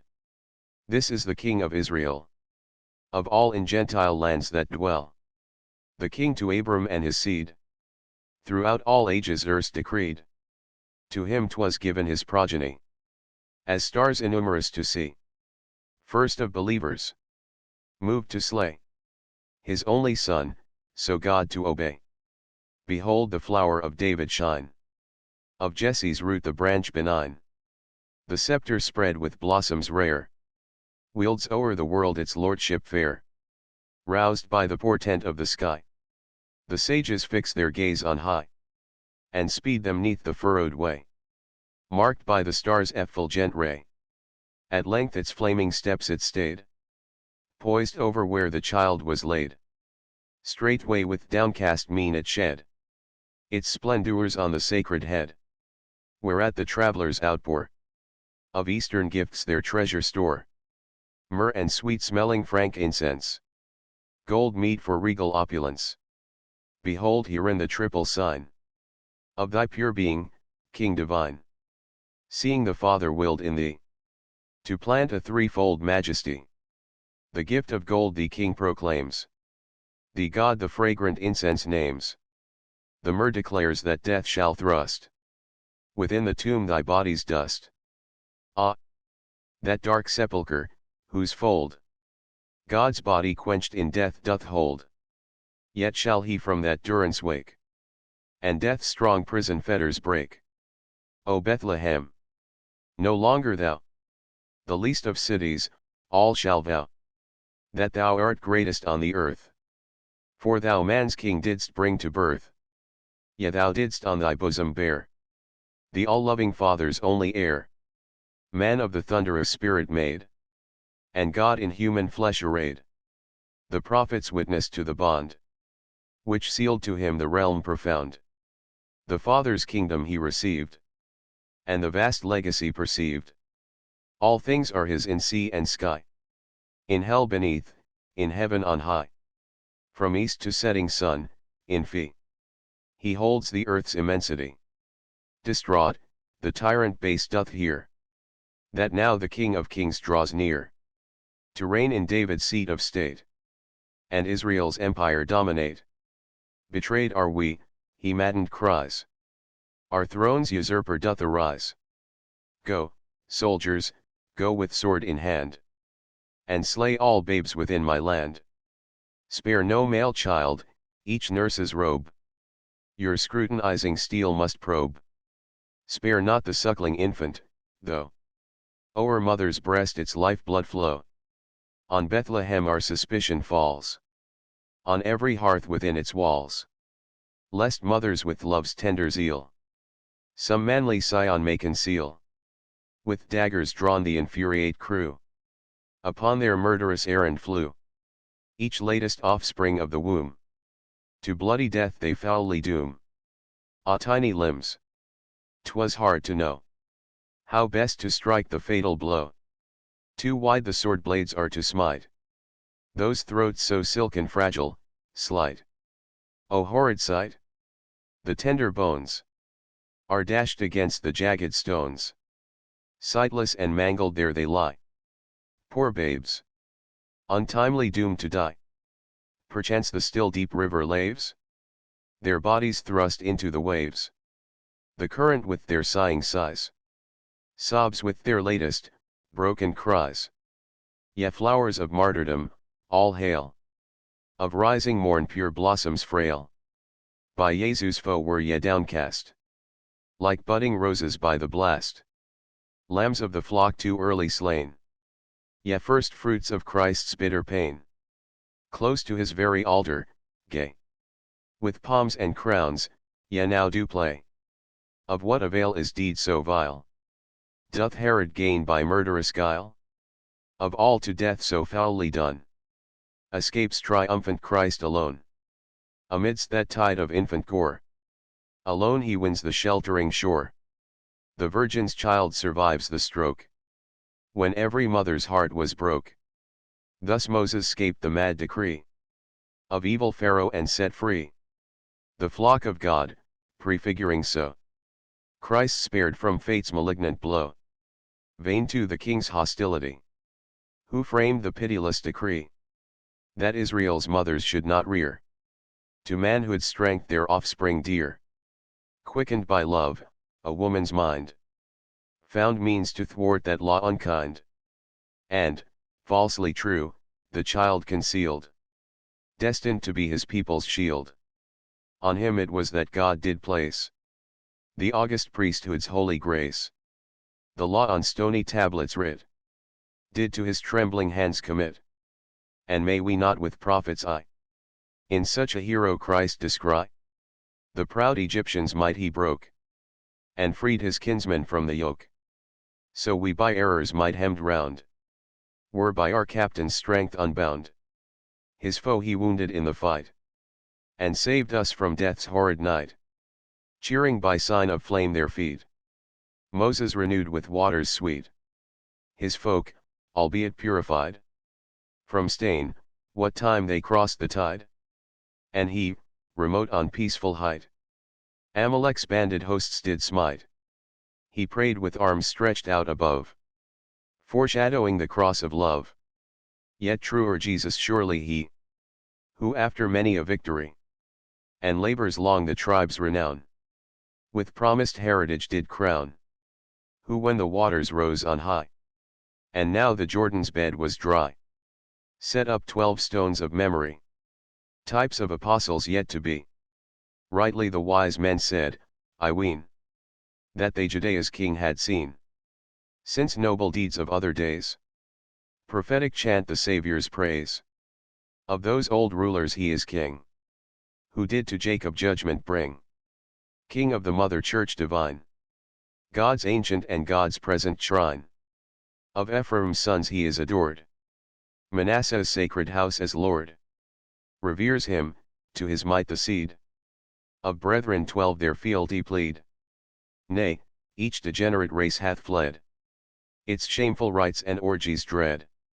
Grim Baal in glowing furnace cast, sinks to the earth, forsook at last. Idols smoke blackened, wooden hewn, of brass and stone, in dust are strewn. The chiseled deities downtrod, for all confess in Christ their God. Rejoice all peoples, Jewry, Rome, fair Hellas, Thrace, Aegyptus home. Persians and Scythian land forlorn. Rejoice, the world's great king is born. Behold your chief. His praise forth tell. Ye sick, ye hail, all heaven and hell. You whose vital spark hath sped. For lo, in him and death is dead. Epilogus. In Malat Deo Patri. Pius, Fidelis, Innocens, Pudicus. Dona conscientia. Quibus beata mens abundat intus. 5 Alter et pecuniam. Recidite, unde victitant agini. Nos sidos iambicos. Sacramus et rotatiles trochios. Sanctitatis indigi. 10 Nec ad levamen pauperum potens. Ad proba tamen Deus. Pedi strec harmon, et bene nous audit. Multa dividus domo. Cita est per omnes angulos supellex. 15 Fulgit aureus cyphus. Nec eri defit expolita pelvis. Est et oleofictilis. Gravis et ampla argentea est parapses. Sunt ebernequipium. 20 Non-ulla quercus sunt cavata et ulmo. Om vas fit utile. Quod est adiosum congruens herulum. Instruunt enim domum. Ut empta magno, sic parita ligno. 25 Me paterno in atrio. Ut obsoletum vasculum caducis. Christus aptat usabus. Sinit part in anguli manera. Munis ecce fictal. 30 Animus intraregem salutis. Atam vel infimam. Deo obseque lamprestides prodest. Quid illud accidite. Iovabit or persnas Christum. Epilogue. The pure and faithful saint, whose heart is whole, to God the Father makes his sacrifice. From out the treasures of a stainless soul, glad gifts of innocence, beyond all price. Another with free hand bestows his gold, whereby his needy neighbor may be fed. No wealth of holiness my heart doth hold. No store have I to buy my brother's bread. So here I humbly dedicate to thee the rolling trochee and iambus swift. Thou wilt approve my simple minstrelsy. Thine ear will listen to thy servant's gift. The rich man's halls are nobly furnished. Therein no nook or corner empty seems. Here stands the brazen laver burnished. And there the golden goblet brightly gleams. Hard by some crock of clumsy earthenware, massive and ample lies a silver plate. And rough-hewn cups of oak or elm are there, with vases carved of ivory delicate. Yet every vessel in its place is good. So be it for the master's service meet. The priceless salver and the bowl of wood. Alike he needs to make his home complete. Therefore within his Father's spacious hall, Christ fits me for the service of a day. Mean though I be, a vessel poor and small dash. And in some lowly corner lets me stay. Low in the palace of the King of Kings. I play the earthen pitcher's humble part. Yet to have done him meanest service brings a thrill of rapture to my thankful heart. Whate'er the end, this thought will joy afford. My lips have sung the praises of my Lord. This edition of the Hymns of Prudentius has been prepared for the Temple Classics by Reverend R. Martin Pope, M.A., St. John's College, Cambridge, translator of the letters of John Huss, who has done the translation of the Prefatio and hymns I, 2, 3, 8, 11, 12, with notes thereon and the note on Prudentius. For the rendering of hymns 4, v, 6, 7, 9, x, and the epilogus with notes thereon, Mr. R. F. Davis, M.A., St. John's College, Cambridge, is responsible.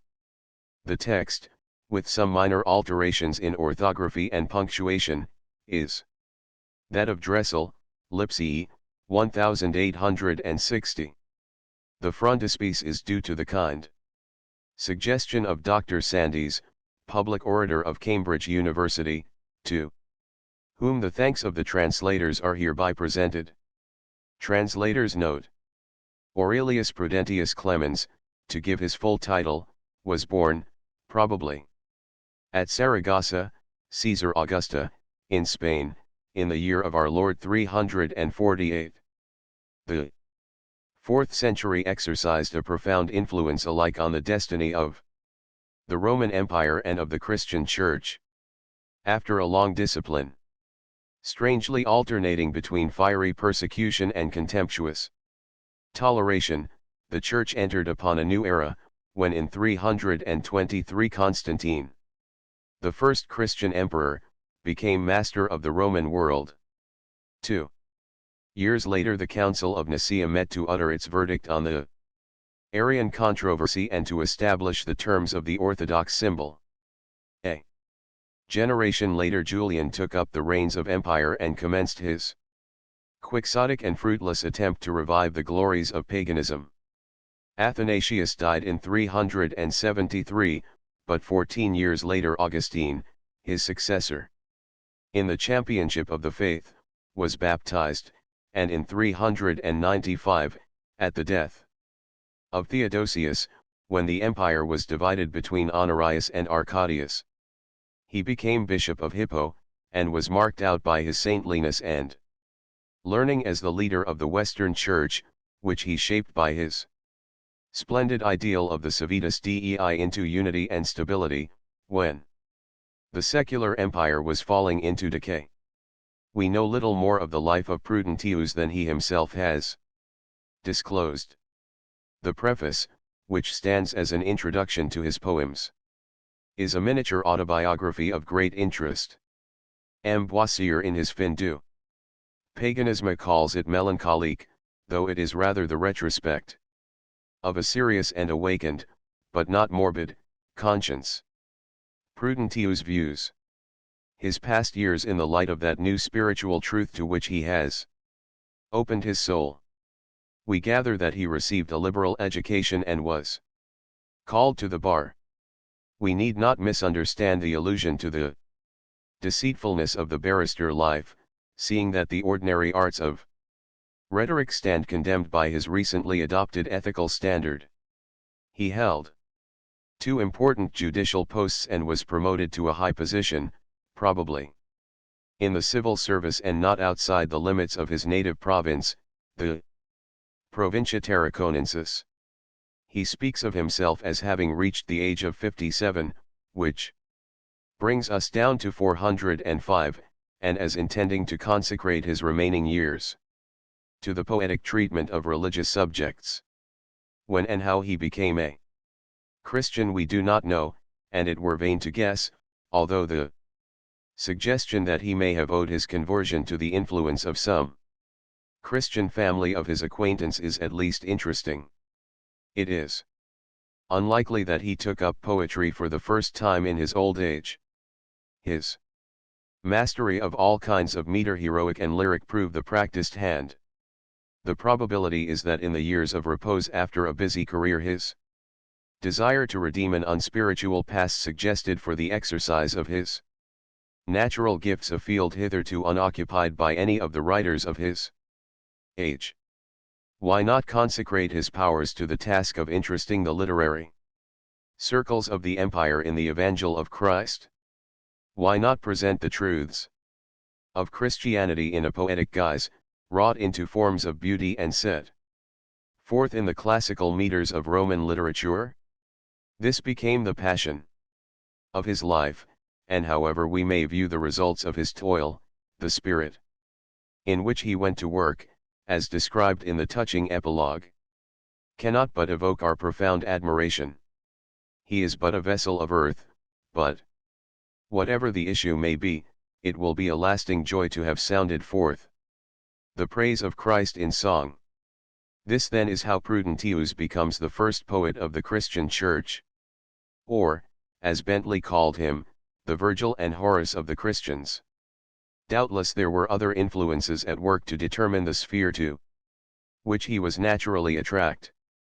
Ambrose, who was Bishop of Milan when Prudentius was 26 years of age, had written the first Latin hymns to be sung in church. Augustine, in a familiar passage of the Confessions 9:7, describes how the custom arose of singing hymns and psalms, after the use of the eastern provinces, to save the people from being utterly worn out by their long and sorrowful vigils. From that day to this, he adds, it has been retained and, many might say, all thy flocks throughout the rest of the world now follow our example. To Ambrose and Augustine the Church of Christ is forever indebted, to the latter for a devotional treatise which is the most familiar of all the writings of the 4th century, to the former for the hymns of praise which he composed and the practice of singing which he thus inaugurated in the worship of the Western Church. But the Church owes something also to Prudentius, a much more gifted poet than Ambrose. The collection of hymns known as the Cathy Marinan or Hymns for the Day is as little adapted for ecclesiastical worship as Keeble's Christian Year, although excerpts from these poems have passed into the hymnology of the Church, just as portions of Keeble's work have passed into most hymn books. For example, 7 of these excerpts in the form of hymns are to be found in the Roman Breviary, and thus for centuries the lyrics of Prudentius have been sung in the daily services of the Church. Seeing that Prudentius must address himself to most English readers through the imperfect medium of a translation, it may be well to remind those who make their first acquaintance with him that a historical imagination is an indispensable condition of interest and sympathy. If Prudentius has a habit of leaving the main issue and making lengthy and tedious detours into the picturesque parables and miraculous incidents of the Old Testament, there is method in his digressiveness. He knows that one of the charms of paganism lies in its rich and variegated mythology. Yet Christianity also can point to an even nobler inheritance of the supernatural and the wonderful in the mysterious evolutions of its history. Hence the stories of the early patriarchs, of the Israelites and Moses, of Daniel and Jonah, are imported by the poet as pictorial illustrations of his theme. If occasionally the details border on the grotesque, he certainly reveals a striking knowledge of the Old Testament. The New Testament is also adequately represented in one poem. 9. The miracles of Christ in his earthly ministry and his descent into Hades are narrated with considerable spirit and eloquence. Besides being a student of the Bible, Prudentius is a theologian. His theology is that of the Nicene Creed. The fall of man, the personality of the tempter, the mystery of the Trinity and of the Incarnation, the virgin birth, the death and resurrection of Christ, the pains of the lost and the bliss of the saints, the resurrection of the body and the life everlasting, these are the themes of his pen, the themes too of the theology of his age. If the poet's treatment of these truths occasionally appears antiquated and crude to modern ideas, it is at least dignified and intelligent. His mind has absorbed the Christian religion and the Christian theology, and he not unfrequently rises to noble heights in the interpretation of their mysteries. His didactic poems, the Hamartigenia, or the Origin of Evil, and the Apotheosis, a treatise on the person of Christ, prove him to be a theologian of no mean caliber. He is also an allegorist, as is proved by the Psychomachia or the Battle of the Soul, a kind of holy war, which was very popular in the Middle Ages. He is a martyrologist, as witness the Peristophanon, a series of poems on Christian, principally Spanish, martyrs. Moreover, he is an undoubted patriot, and in the Contra Simicum, which he wrote on the famous affair of the Altar of Victory, he proves that, while a Christian, he is also civis Romanus, loyal to the empire and the powers that be. He is a skillful versifier, and in this connection the quatrains of the Didochean, verses on themes of the Old and New Testaments, may be mentioned in order to complete the list of his works. his mastery of his very varied meters hexameter, iambic, trochaic, and saphic is undoubted. Everywhere we note the influence of Virgil and Horace, even when these poets are not recalled by echoes of their diction, which are constantly greeting the reader of his poems. Reference has already been made to the influence of Ambrose of Milan upon the thought and style of Prudentius. But there is a second and even more powerful influence that deserves at least briefly to be noted, namely, the Christian art of the catacombs. Apart from such definite statements as e.g. are found in Peristophanon 11, it is obvious that Prudentius had a first-hand knowledge of Rome and particularly of the catacombs. Everywhere in his poems we find evidences of the deep impression made upon his imagination by the paintings and sculptures of subterranean Rome. The now familiar representations which decorate the remains of the catacombs suggested to him many of the allusions, the picturesque vignettes and glowing descriptions to be found in his poetry. Thus, the story of Jonah, a common theme typifying the resurrection, the story of Daniel with its obvious consolations for an age of martyrs, the Good Shepherd, and the denial of Peter may be mentioned among the numerous subjects which were reproduced in early Christian art and transferred by the poet to his verse. The symbolism of the cock, the dove, and the lamb borne on the shoulders of the Good Shepherd is a perpetually recurring feature in the lyrics and martyr hymns of Prudentius, who thus becomes one of our most valuable authorities on the Christian art of the 4th century. The poems, of which a new English rendering is presented in this volume, are acknowledged by most critics to illustrate some of his best qualities: his brightness and dignity, his touches of nature painting, and his capacity for sustained and well-wrought narrative. As we study these lyrics of the early church, we feel anew the mighty change that Christianity wrought in Roman life by its doctrine of immortality, and we note the curious fascination which the circumstances of the Nativity and especially the adoration of the Magi had for the Western world. Prudentius had a great vogue in the Middle Ages, and the modern renewal of interest in medievalism invests with fresh dignity a poet whose works at the revival of learning provoked the admiration of Erasmus I and the researches of numerous scholars and editors. But it is undoubtedly to the student of ecclesiastical history and dogma and to the lovers of Christian art and antiquities that Prudentius most truly appeals. He claims our interest, not merely because he reflects the Christian environment of his days, but because his poetry represents an attempt to preach Christ to a world still fascinated by paganism, while conscious that the old order was changing and yielding place to new. 1 Prudentium, unum inter Christianos vir facundum poetam. Notes. Hymns. The title. The word kathemerinon is taken from the Greek and is the genitive of chi alpha theta eta mu epsilon rho iota nu alpha. Daily Things, the whole title Liber Kathemerinon, is equivalent to Book of Daily Hymns, and may be rendered Hymns for the Christian's Day. The Preface.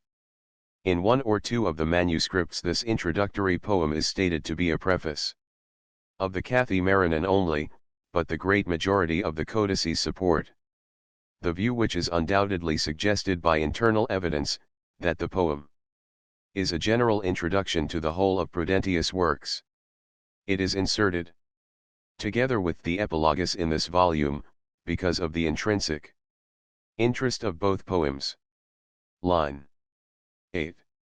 The reference is to the toga virilis, the ordinary white-colored garb of a Roman citizen who at his 16th year laid aside the purple-etched toga praetexta, which was worn during the days of boyhood. 16 ff. The cities referred to are unknown, but it is probable that they were two municipia in northern Spain, and that the office held by Prudentius was that of duumvir or prefect.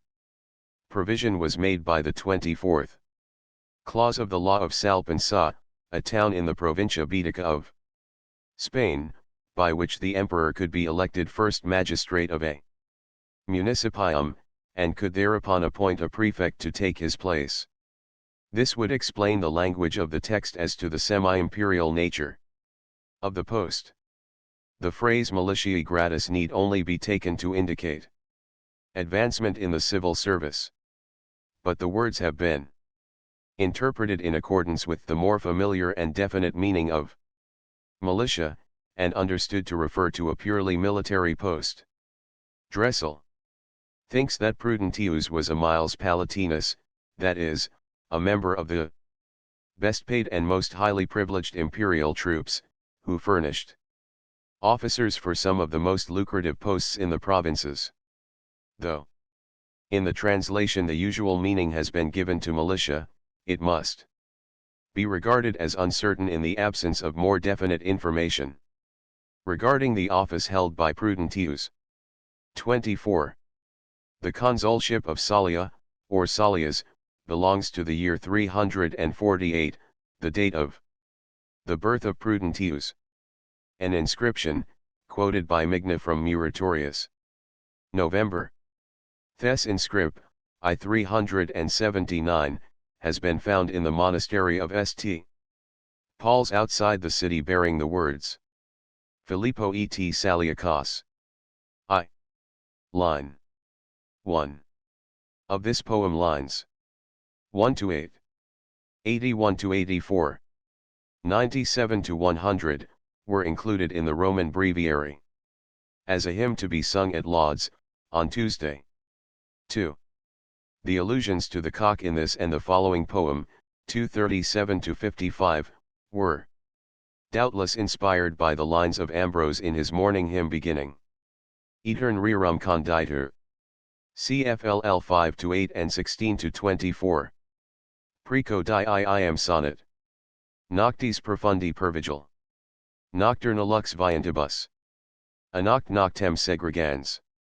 Asterisk asterisk. Asterisk asterisk asterisk. Surgimus ergo streniu. Gallus iacentes excitat. Et somnolentos increpat. Gallus negans argit. Gallo canon spes redet. Egris salus refunditur. Mucro latrones conditur. Lapsus fides revertitur. Translation. Dawn's herald now begins to cry. Lone watcher of the nightly sky. Light of the dark to pilgrims dear. Speeding successive midnights drear. Asterisk asterisk. Asterisk asterisk asterisk. Brisk from our couch let us arise. Hark to the cock's arousing cries. He chides the sluggard slumber's ease, and shames his unconvincing pleas. At cock crow hope revives again. Health banishes the stress of pain. Sheathed is the nightly robber's sword, and faith to fallen hearts restored. See also Ambrose, Hexam, v 24, for an eloquent passage in the same strain. The cock was the familiar Christian symbol of early rising or vigilance, and numerous representations of it are found in the catacombs. Cf. the painting from the catacomb of St. Priscilla reproduced in Bottari's folio of 1754, where the Good Shepherd is depicted as feeding the lambs, with a crowing cock on his right and left hand. It is also a symbol of the resurrection, our Lord being supposed to have risen from the grave at the early cock crowing, see L65 et sec. In L16 the first bird notes are interpreted by the poet as a summons to the general judgment. Cf. Mark 13:35, ye know not when the Lord of the house cometh, whether at even, or at midnight, or at cock crowing, or in the morning. This passage serves as a kind of text for Prudentius' first two hymns, and perhaps explains why he has one for cock crowing and another for morning. 26. A common idea in all literatures. Cf. Berg, N. 6. 278, taken from Homer, Tum consanguineus leti soper, and Tennyson sleep, death's twin brother, in memoriam, 68. 44. Cf. Augustine, Serm. 103, these evil spirits seek to seduce the soul, but when the sun has arisen, they take to flight. 59. The denial of Peter forms a subject of Christian casuistry in patristic literature, and this passage recalls the famous classical parallel in Euripides, Hip 612, the tongue hath sworn, yet unsworn is the heart. Cf. Augustine, Kant. Mendacium, in that denial he held fast the truth in his heart, while with his lips he uttered falsehood. For a striking representation of Peter and the cock, on a sarcophagus discovered in the catacombs and now deposited in the Vatican Library, see Maitland's Church in the Catacombs, p. 347.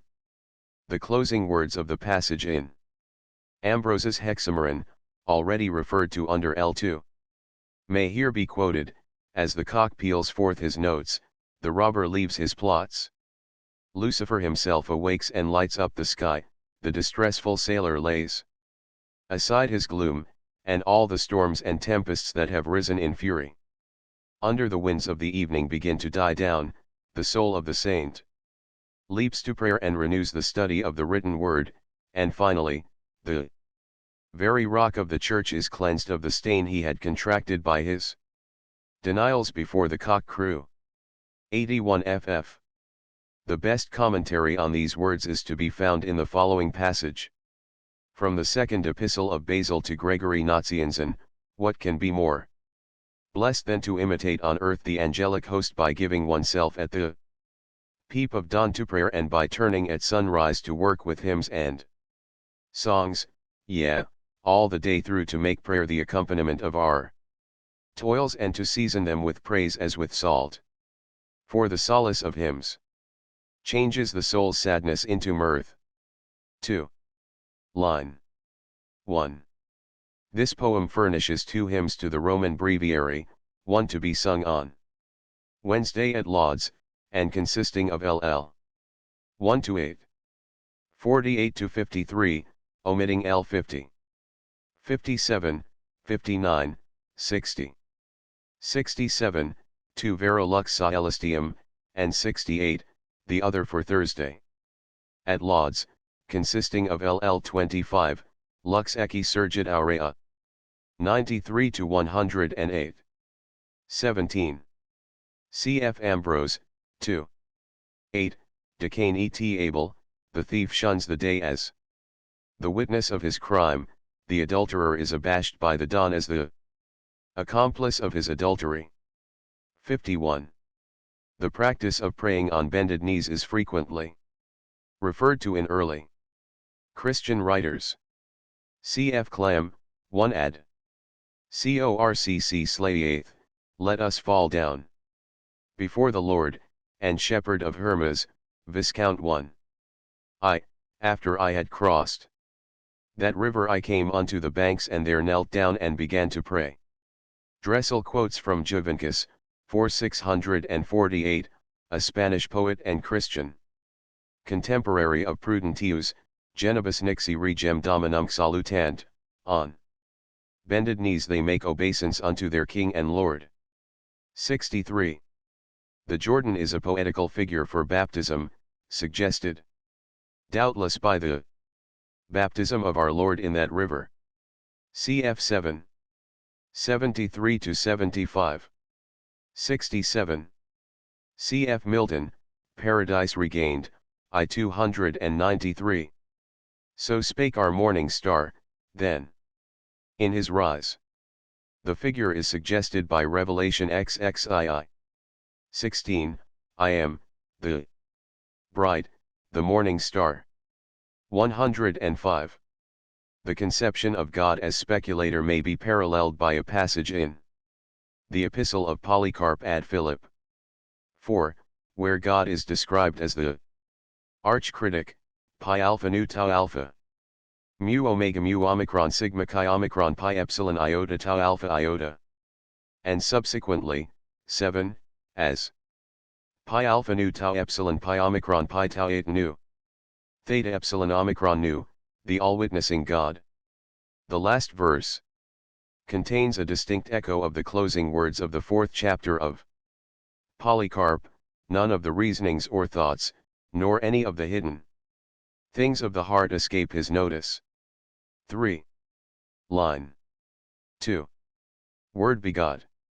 The original verb igena, on the analogy of such words, cf. Terigena, Martigena, etc., can only mean begotten of the word. It is evident, therefore, the word in this connection is not the euon 9 logos or second person in the Trinity.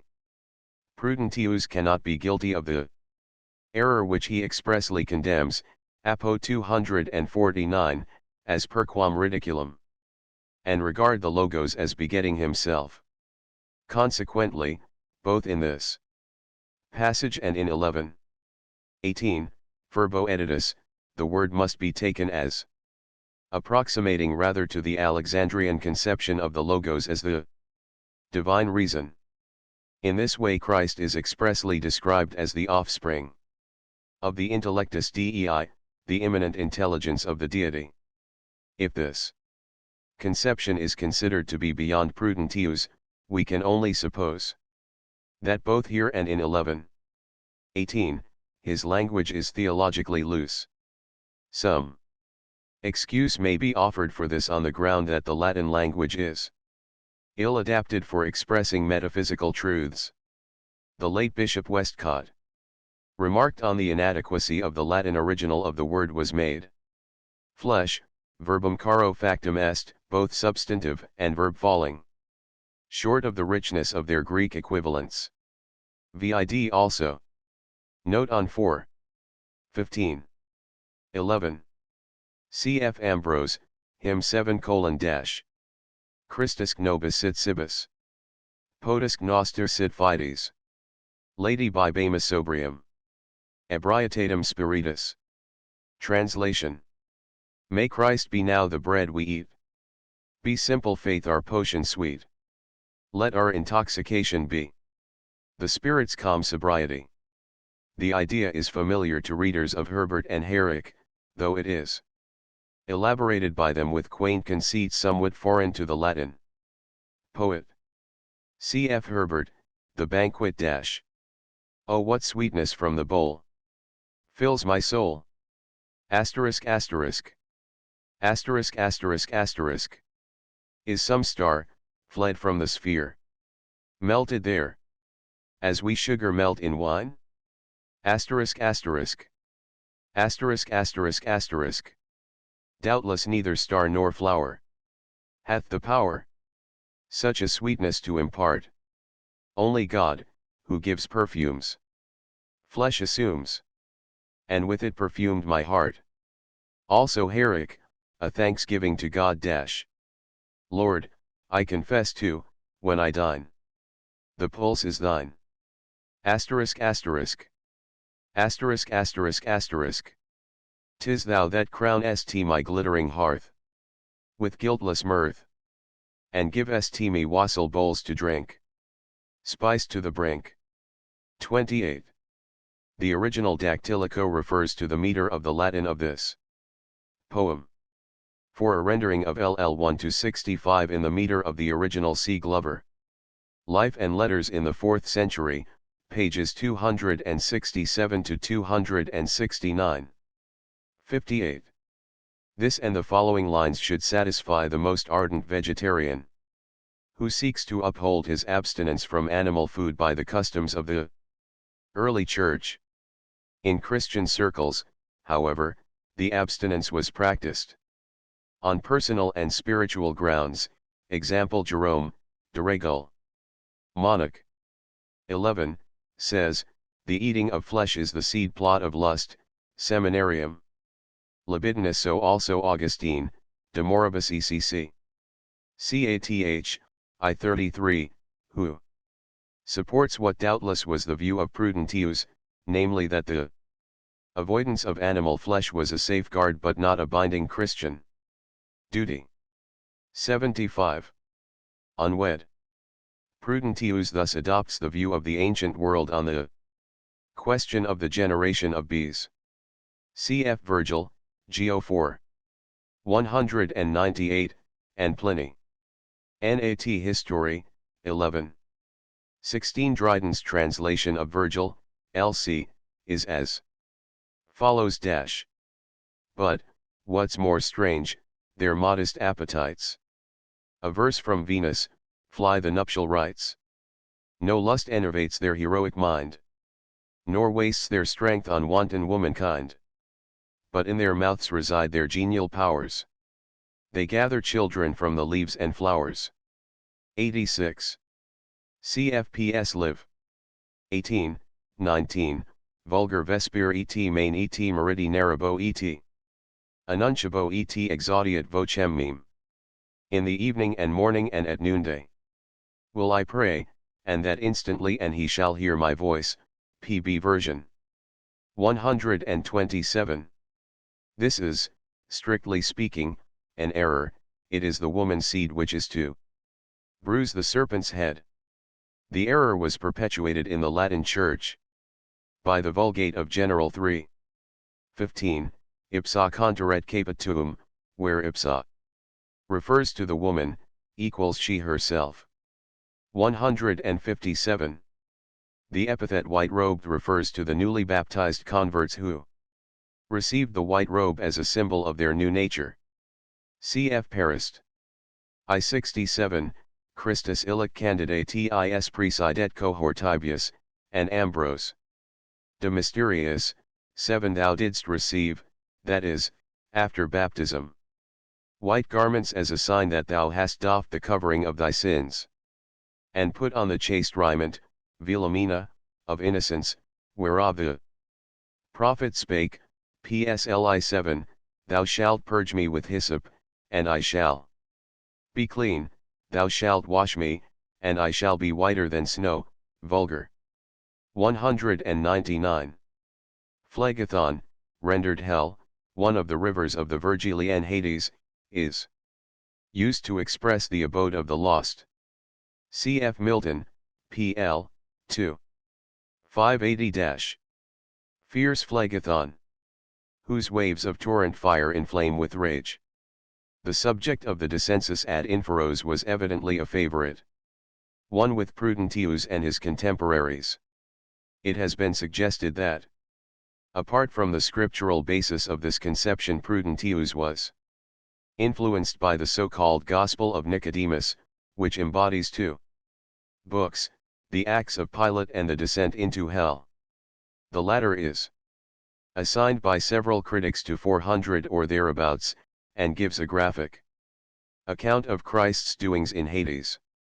Saint-Sus deals with the subject in one of his hymns, 9, and Mrs. Browning's translation, see the essay on the Greek Christian poets, of a passage in that poem may be quoted dash. Down thou earnest, low as earth, bound to those of mortal birth.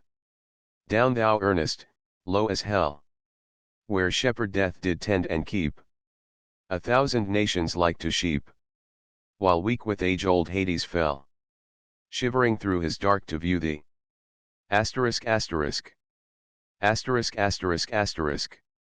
So, redeeming from their pain chains of disembodied ones, thou didst lead whom thou didst gather upward in ascent again, with a great hymn to the Father, upward to the pure white thrones.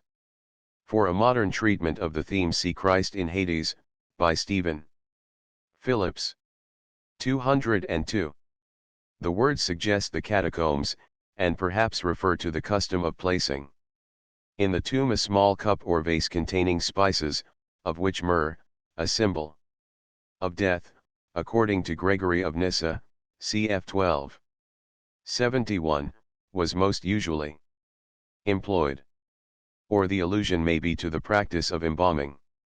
See note on X51. The body was placed not only in an actual sarcophagus or stone coffin, as expressly mentioned in the text, but in hollow places cut out of rock or earth, loculus. The sarcophagus method seems to have been the earlier, but was superseded by that of the loculus, except in the case of the very wealthy. 205. The concluding line is beautifully illustrated by the epitaph on the martyr Alexander, found over one of the graves in the cemetery of Calixtus. In the catacombs Alexander mortbs non est sed vivit. Super astra et corpus in hoc templo. Quiesit. Alexander is not dead, but lives above the stars. And his body rests in this tomb. 4. Line 15. Prudentius here, as again in v 160, emphasizes his belief in the procession of the Holy Ghost from the Father and the Son. The Filioque clause was not actually added to the Nicene Creed till the Council of Toledo, 589 AD, but the doctrine was expressly maintained by Augustine, and occurs in a confession of faith of an earlier Synod of Toledo, 447 A.D., and in the words of Leo I, ep ad 2 rib, c1, Diatroche. Processit. The addition was not embodied into the creed as used at Rome as late as the beginning of the 9th century. Vid Harnack. History of Dogma, 4. 132, Prudentius probably followed, as regards the Trinity, the doctrine generally held by the Spanish Church of his day. In many points it is difficult, cf. note on 3.2, but appears to be derived partly from Tertullian and partly from Marcellus. 59. The identification of the Habakkuk of this legend, vid. The apocryphal Bell and the Dragon, with the OT prophet is erroneous. This version of the story of Daniel is sometimes represented in the frescoes of the catacombs, where the subject is a very favorite one, as is natural in an age when the cry Christiani ad leones so often rang through the streets of Rome. V. Line 1. There has been much doubt as to the title and scope of this hymn. Some early editors, example Fabricius and Aravalis, adopt the title ad incensum Syrae Paschalis, or de novo lumen Paschalis Sabbati, and confine its object to the ceremonial of Easter Eve, which is specially alluded to in LL 125 et sec. Others, following the best manuscripts, give the simpler title used in this text, and regard it as a hymn for daily use. This view is supported by the weight of evidence, the position of the hymn among the first 6, none of which are for special days, and the fact that the benediction of the Paschal candle was not in use, at any rate in Rome, in the pontificate of Zacharias, OB 752 AD, point in this direction. In the Spanish Church, particularly, the very ancient custom of praying at the hour when the evening lamps were lighted had developed into the regular office of the Lucernarium, as distinct from Vespers. The Mozarabic Breviary, 7th century, contains the prayers and responses for this service, and the rule of Saint Isidore runs, in the evening offices, first the Lucernarium, then 2 psalms, 1 responsory, and lauds, a hymn and prayer are to be said. Saint Basil also writes, "It seemed good to our fathers not to receive in silence the gift of the evening light, but to give thanks as soon as it appeared." It is probable, therefore, that Prudentius intended the hymn for daily use, and that after speaking of God as the source of light, and his manifestations in the form of fire to Moses and the Israelites, his thoughts pass naturally, though somewhat abruptly, to the special festival Easter Eve, on which the sanctuaries were most brilliantly illuminated. The question is fully discussed by Brockhaus, A. Prudentius Clemens in seiner Bedeutung für die Kirche seiner Zeit, and Rosler, Der Katholisch Dichterei. Prudentius. Part of this hymn is used in the Mozarabic Breviary for the first Sunday after Epiphany, at Vespers, being stanzas 1, 7, 35, 38 to 41. 7. The words in Cususalicis are perhaps reminiscent of the Spanish ceremonial of Easter Eve, when the bishop struck the flint, lighting from it first a candle, then a lamp, from which the deacons lighted their candles. These were blessed by the bishop, and the procession from the processes into the church followed. 21. Cf. Vaughan, the lamp dash.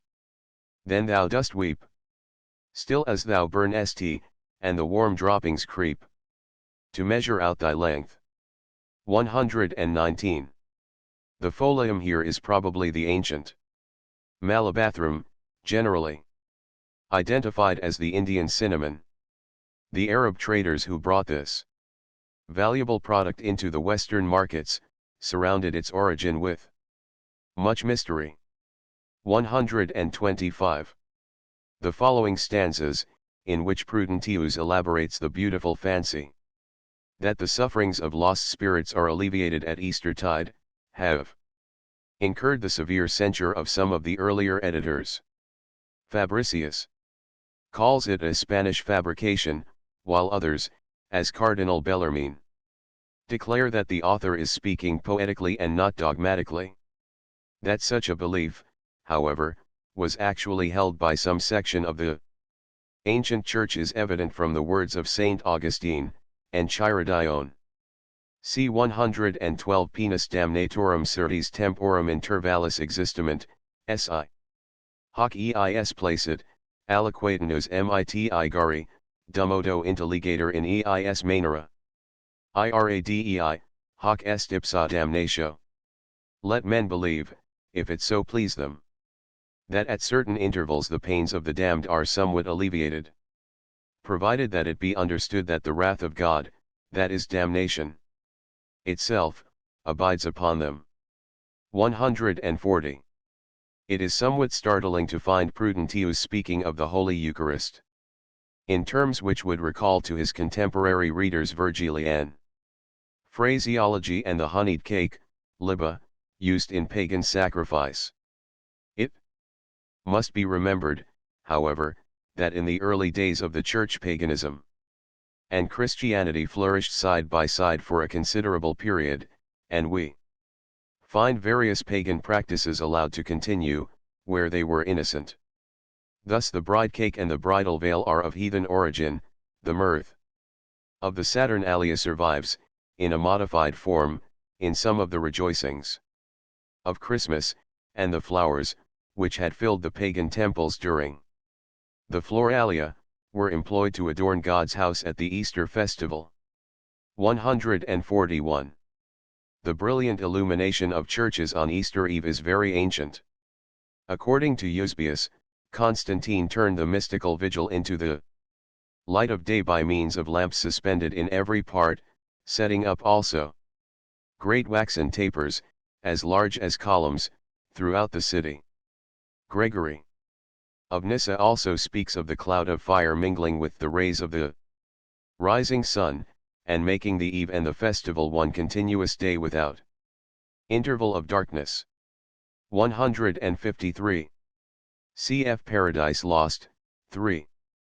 51. So much the rather thou, celestial light, shine inward, and the mind through all her powers irradiate. 6. Line. The last 7 stanzas of this hymn are used in the Mos Brev et Comp line on Passion Sunday, and daily until Maundy Thursday. 56. Cf. Job 7:14, Then thou scarest me with dreams, and terrifiest me through visions. 95. In the translation of this stanza the explanation of Nabricensis is adopted. An early editor of Prudentius, 1512, and one of the leaders of the Renaissance in Spain. He considers that the few of the impious who are condemned to eternal death are the incurable sinners, immedicables. Others attempt to reconcile these words with the general belief of The early church, by maintaining that non-pi is not equivalent to impii, but rather refers to the class that is neither decidedly good nor definitely bad, and that the mercy of God is extended to the majority of these. A third view is that the poet is speaking relatively, and means that few are condemned in proportion to the number that deserve condemnation. In whatever way the words are explained, it is interesting to find an advocate of the larger hope in the 4th century. 105. Cf. Revelation 17:8, the beast that thou sawest was, and is not, and is about to come up out of the abyss, and to go into perdition. 109. Cf. 2 Thess 2.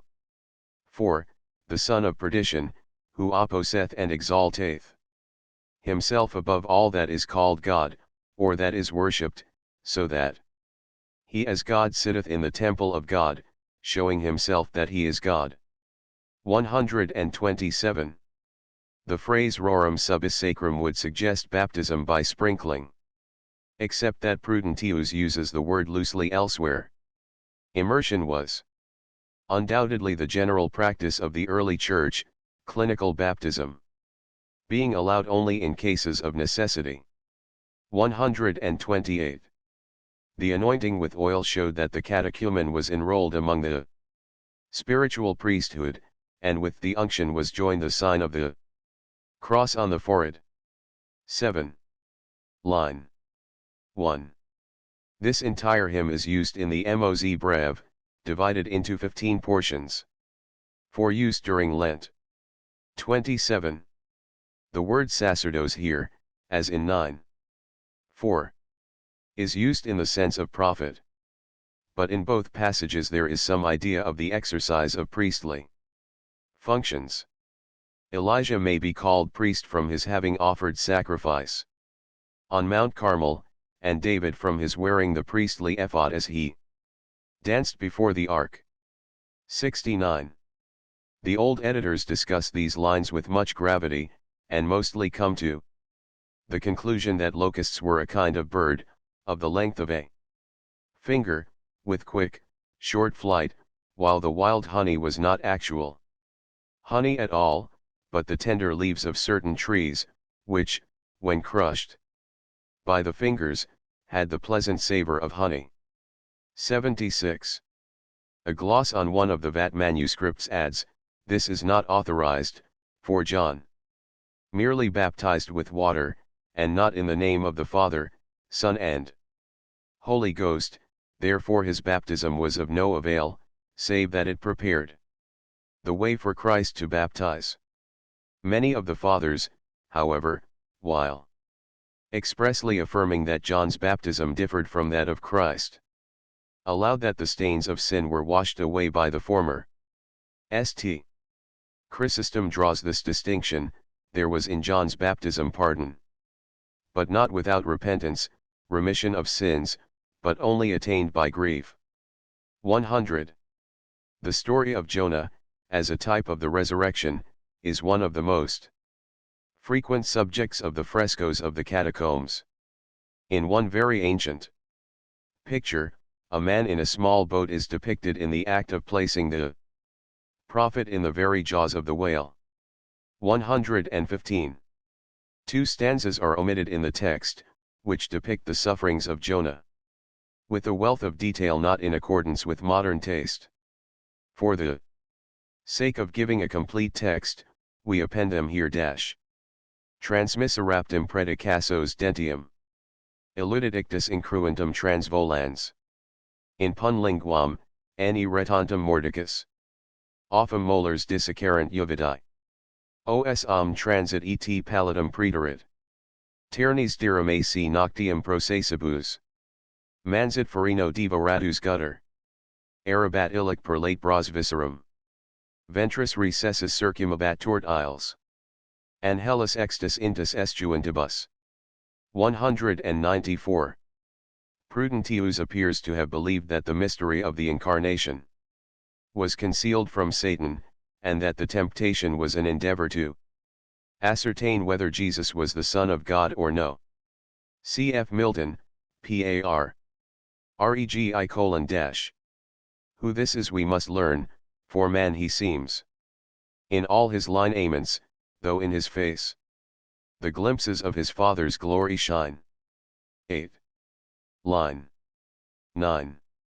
The day of 12 hours appears to have been adopted by the Romans about BC 291. Ambrose, De Virginibus, 3:4, commenting on PS 6. And the words 7 times a day do I praise thee, declares that prayers are to be offered up with thanksgiving when we rise from sleep, when we go forth, when we prepare to take food, when we have taken it, at the hour of incense, and lastly, when we retire to rest. He probably alludes to private prayer. The stanza here indicates that the second hour after midday has arrived, when the fasting ended and the midday meal was taken. 14. The word festum, as in 7:4, indicates a special fast day. Until the 6th century, fasting was simply a penitential discipline and was not used as a particular mode of penance. In the 4th century it was a fairly common practice as a preparation for Holy Communion. Fasting before baptism was a much earlier practice. The stated fasts of the Western Church were, 1. Annual, that is, anti-Paschal or Lent, 2. Monthly, or the fasts of the 4 seasons in the 1st, 4th, 7th and 10th months, 3. Weekly, on Wednesday and Friday. There was also the fast of the rogations and the vigils or eves of holy days. It is doubtful whether all these were in vogue as early as Prudentius. 33. This passage on the shepherd reminds us of one of the most common pictorial representations of the catacombs. Christian art owed something to paganism. In this matter, ancient sculptures represent the god Pan with a goat thrown across his shoulders and a Pan's pipe in his hand, while the poets Calpurnius and Tibullus both refer to the custom of carrying a stray or neglected lamb on the shoulders of the shepherd. Going further back, the figure is common in the OT to express God's care over his people. Our Lord therefore used for his own purpose and transfigured with new meaning. A familiar figure. The gradual transition from paganism to Christianity is curiously illustrated by the fact that in several of the catacomb bas-reliefs and paintings the Good Shepherd holds in his outstretched hand a Pan's pipe. See Maitland's Church in the Catacombs, p. 315. For a woodcut of the Good Shepherd with a lamb over his shoulders, 2 sheep at his feet, a palm tree, or poplar, on either side, and a Pan's pipe in his right hand, and also the frontispiece for a reproduction from the cemetery of St. Peter and St. Marcel Linus. 9. Line 1. This hymn, which first introduced into sacred song the trochaic meter, familiar in Greek tragedy and the Latin adaptations of it, supplies the Mos Brev with some stanzas for use during Holy Week. The lines selected are 22-24, 1-21. 11. The use of the symbol omega, pronounced here as a single syllable, appears to indicate that the names omega and omicron came into use at a later date than Prudentius' time. In Revelation I8, the best manuscripts read epsilon gamma omega epsilon iota mu iota tau omicron. Alpha lambda phi alpha kappa alpha iota tau omicron omega. 33. The words vulnerum piamina are generally supposed to refer to the gifts which Moses commanded to be offered by those healed of leprosy, Leph. 14:2. If so, Prudentius' language may imply that the cure was not actually complete until the offering of these gifts, and is at variance with St. Matthew, 8:43, and forthwith his leprosy was cleansed. Probably, however, his idea is rather that the gifts to the priest formally Marked the leper as a clean man. 71. Cf. Note on 3. 199. X. Line 1. Parts of this hymn are used in the Mos Brev in the Office of the Dead. Being LL 1 to 16, 45 to 48. 57 to 68, 100, and 57 to 168. The burial rites of the primitive church were simple, and marked by an absence of the ostentatious expression of grief which the pagan peoples displayed. The general practice of cremation was rejected, partly owing to the new belief in the resurrection of the body, and partly from a desire to imitate the burial of the Lord. At Rome, during the first 3 centuries, the dead were laid in the catacombs, in which Prudentius took conspicuous interest, see translator's note, but after 338 AD. This practice became less frequent, and was completely abandoned after 410 AD. Elsewhere, from the earliest times, the Christians purchased special enclosures, arii, which were often attacked and rifled by angry mobs in the days of persecution. The body was frequently embalmed. CFLL 51, 52, swathed in white linen. L49, and placed in a coffin. Vigils and hymns continued for 3 or 4 days, but hired mourners were forbidden. L113, and instead of the dirges of the heathens, chants expressive of triumphant faith were sung as the body was carried to the grave, where a simple service was held, and evergreens and flowers were strewn about the tomb. LL 169, 170. The earliest inscriptions are often roughly scratched on plaster, and consist merely of a name and age, or simple words like Gemella dormit in pace. But later, CFL 171, they were engraved on small marble slabs. 25. In both thought and language the stanza, as 716 ETSEQ, is evidently reminiscent of Horace, Saturday 2, 277 Quin Corpus Honestum, etc. The body, too, with yesterday's excess burdened and tired, shall the pure soul depress. Weigh down this portion of celestial birth, this breath of God, and fix it to the earth. Francis. 51.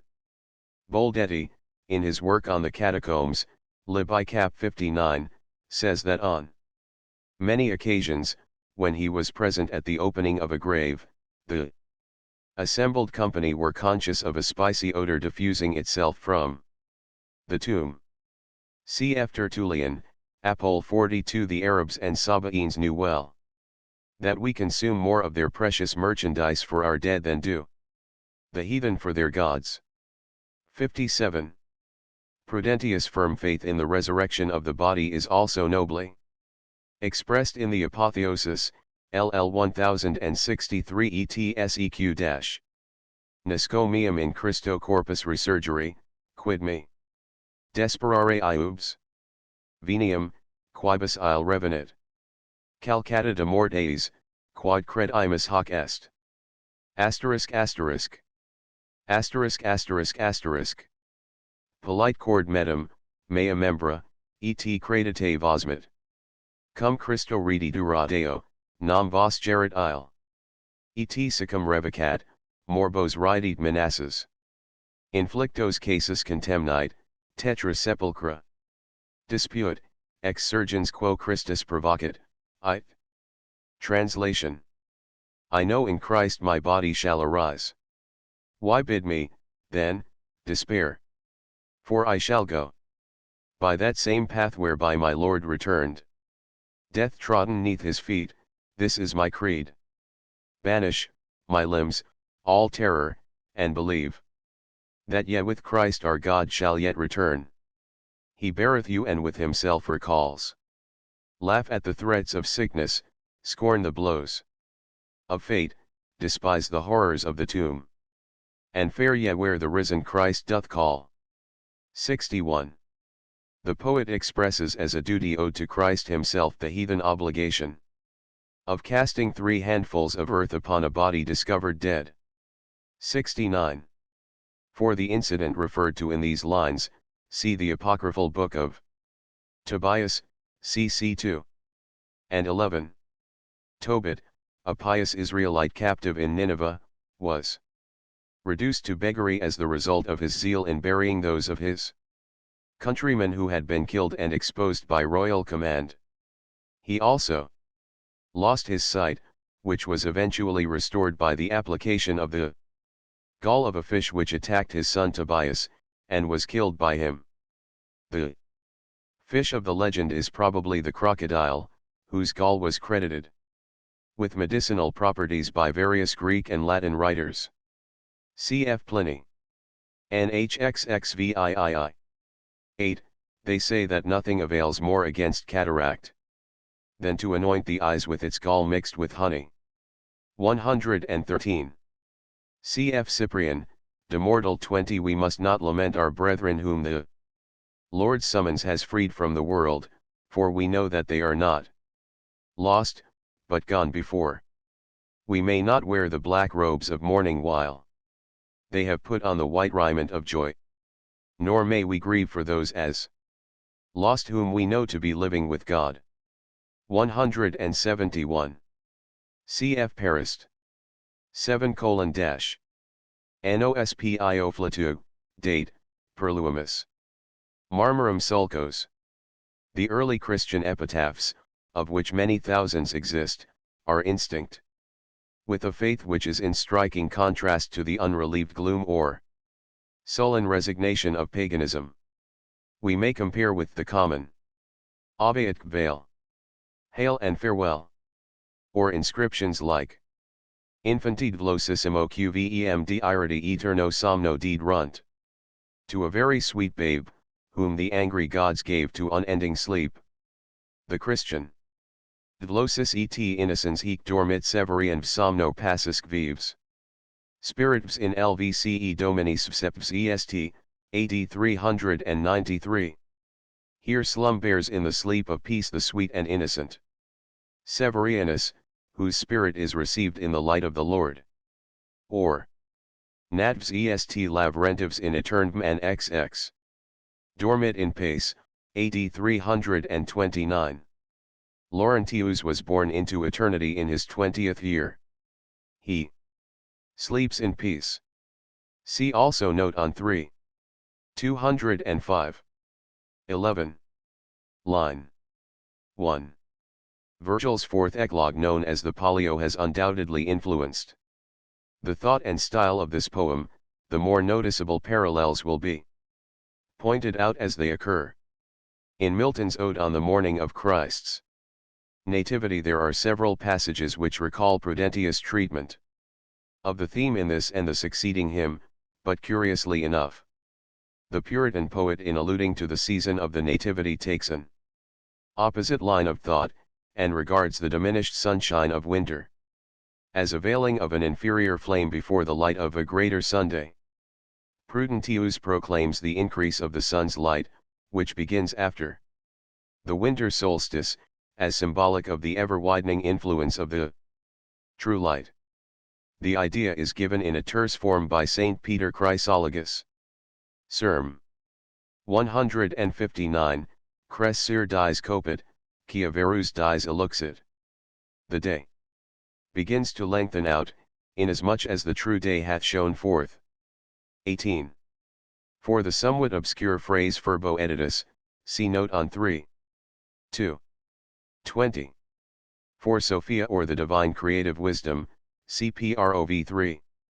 19, 20, and especially 8. 27 to 31, where the language has been of signal importance in the history of thought, helping, as it does, to make a bridge between Eastern and Greek ideas, and to prepare the way for the Incarnation. Davison, Wisdom Literature of the OT, pages 5, 6. In Alexandrian Theology. The conception of God's transcendence gave rise to the doctrine of an intermediate power or logos, by which creation was effected. In the prologue of the fourth Gospel the idea was set forth in its purely Christian form. C. 1:3, where the logos or the pre-incarnate Christ is described as the maker of all things, an idea which is also illustrated by the language of St. Paul in such passages as Colonel I 6:59. Cf. for the conception of a golden age, Virg. Ecl. 4:5 etseq. Magnus ab integro secularum nascitur ordo, etc. 65. Reminiscences of ancient prophecy appear to be embodied in this and following lines. Cf. Joel 3:18, and it shall come to pass in that day that the mountains shall drop down sweet wine and the hills shall flow with milk. Amos 9:13, the mountains shall drop sweet wine and all the hills shall melt. But cf. especially Virg. Ecl. 4:18-30. At tibi prima, pure, nullo muniscula cultu, etc. Unbidden earth shall wreathing ivy bring, and fragrant herbs, the promises of spring, as her first offerings to her infant king. Asterisk asterisk. Asterisk asterisk asterisk. Unlabored harvest shall the fields adorn, and clustered grapes shall blush on every thorn. The knotted oaks shall showers of honey weep, and through the matted grass the liquid gold shall creep. Dryden's Transaction. 81. The legend of the ox and ass adoring our Lord arose from an allegorical interpretation of Isaiah 3, the ox knoweth his owner, the ass his master's crib. Origen, Homilies on St. Luke 13, is the first two allegories on the passage in Isaiah, where the word for crib in the Greek translation of the OT is identical with St. Luke's word for manger, phi alpha tau nu eta. After referring to the circumstances of the nativity, Origen proceeds to say, that was what the prophet foretold, saying, the ox know it, etc. The ox is a clean animal, the ass an unclean one. The ass knew his master's crib, Praecipi Domini sui, not the people of Israel, but the unclean animal out of pagan nations knew its master's crib. But Israel hath not known me, and my people hath not understood. Let us understand this and press forward to the crib, recognize the master, and be made worthy of his knowledge. The thought that the ox equals the Jews, and the ass equals pagans, reappears in Gregory Nazianzen, Ambrose, and Jerome. See an interesting article by Mr. Austin West, Ox and Ass Legend of the Nativity. CONT Review, December 1903, who notes the further impetus given to the legend by the Latin rendering of Hab 3:2, LXX, which, in the Vetus Itala version appears as in medio deorum animalium in noticerus, in the midst of two animals shalt thou be known, RV, in the midst of the years make it known. The legend does not appear in apocryphal Christian literature earlier than in the Pseudo-Matthew Gospel, which belongs to the later 5th century. It is interesting to note that with Saint Francis and the Franciscans the ox and the ass are merely animals. The allegorical interpretation of Origen had vanished from Christendom, and in its place we find Saint Francis. See Life of St. Francis by Saint Bonaventura, Temple Classics edition, p. 111, making a Prespio et Greccio, to which a living ox and ass are brought, in order that a visible representation of the manger scene might kindle the devotion of the brethren and the assembled townsfolk. This act of St.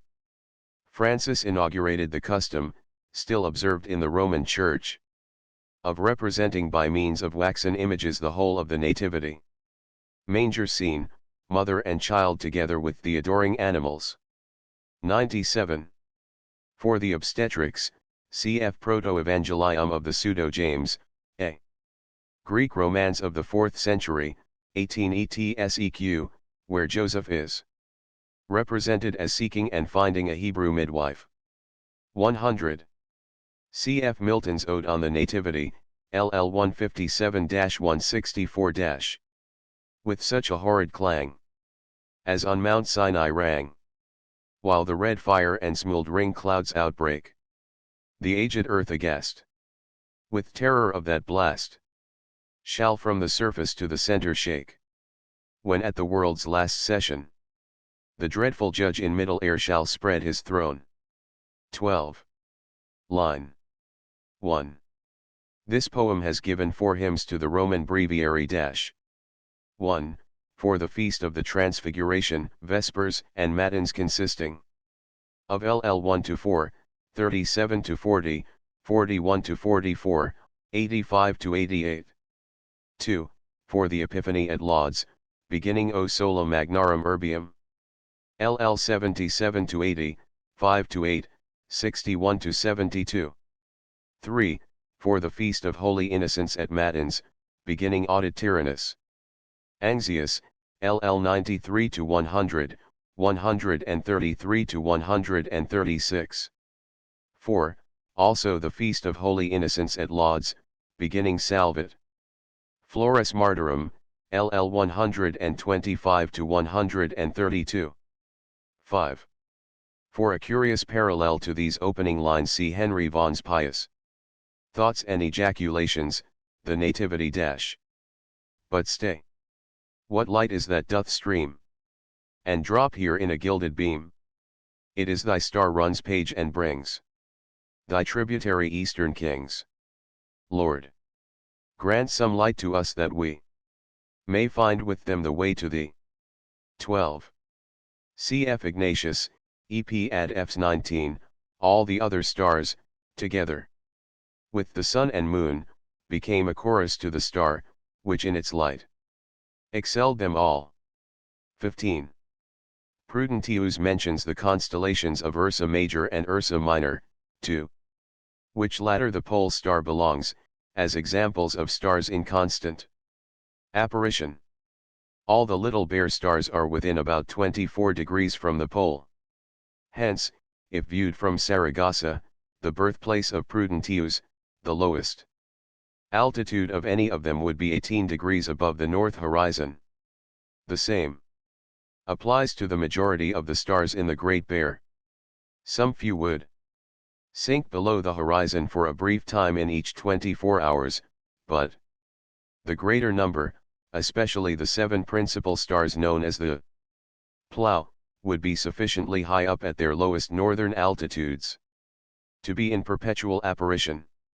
My friend, Reverend Archilip, FRAS, has kindly furnished me with these particulars. Allusions to the bears are constantly recurring in the classical poets, cf. Ovid, Med.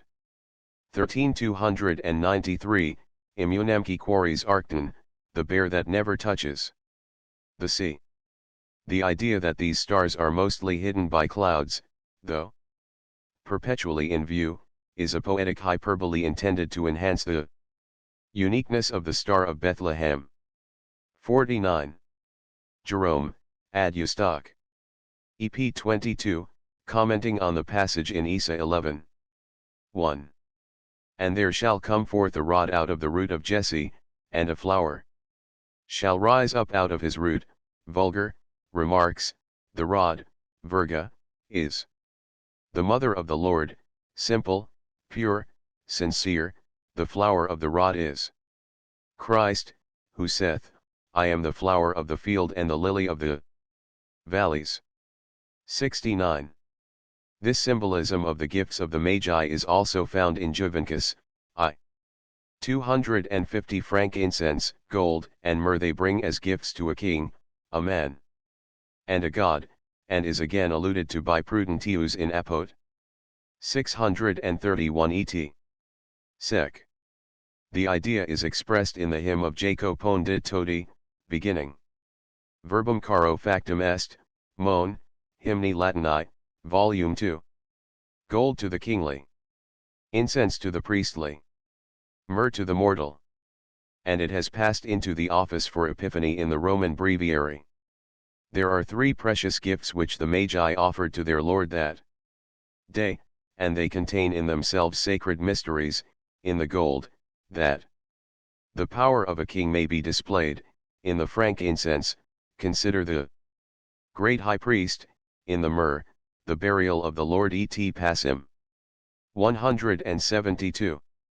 The idea that Moses defeated the Amalekites because his arms were outstretched in the form of a cross is found also in one of the hymns. Alexi, of Gregory Nazianzen. The symbol of the Christian religion, the cross, was fancifully traced by the fathers throughout the universe. The 4 points of the compass, the height, breadth, length, and depth of the apostle expressed, or were expressed by, the cross. The cross explained everything. Maitland, Church in the Catacombs, p. 202. 193. The discomfiture of the heathen gods wrought by the Incarnation is elaborated by Milton, whose lines recall this and similar passages in Prudentius Pier, and Baalim. Forsake their temples dim. Asterisk asterisk. Asterisk asterisk asterisk.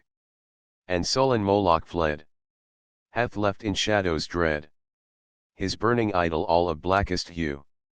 Our babe, to show his godhead true, can in his swaddling bands control the damned crew. Finis. End of the Project Gutenberg ebook The Hymns of Prudentius. Updated editions will replace the previous one. The old editions will be renamed. Creating the works from print editions not protected by U.S. copyright law means that no one owns a United States copyright in these works. So the Foundation, and you, can copy and distribute it in the United States without permission and without paying copyright royalties.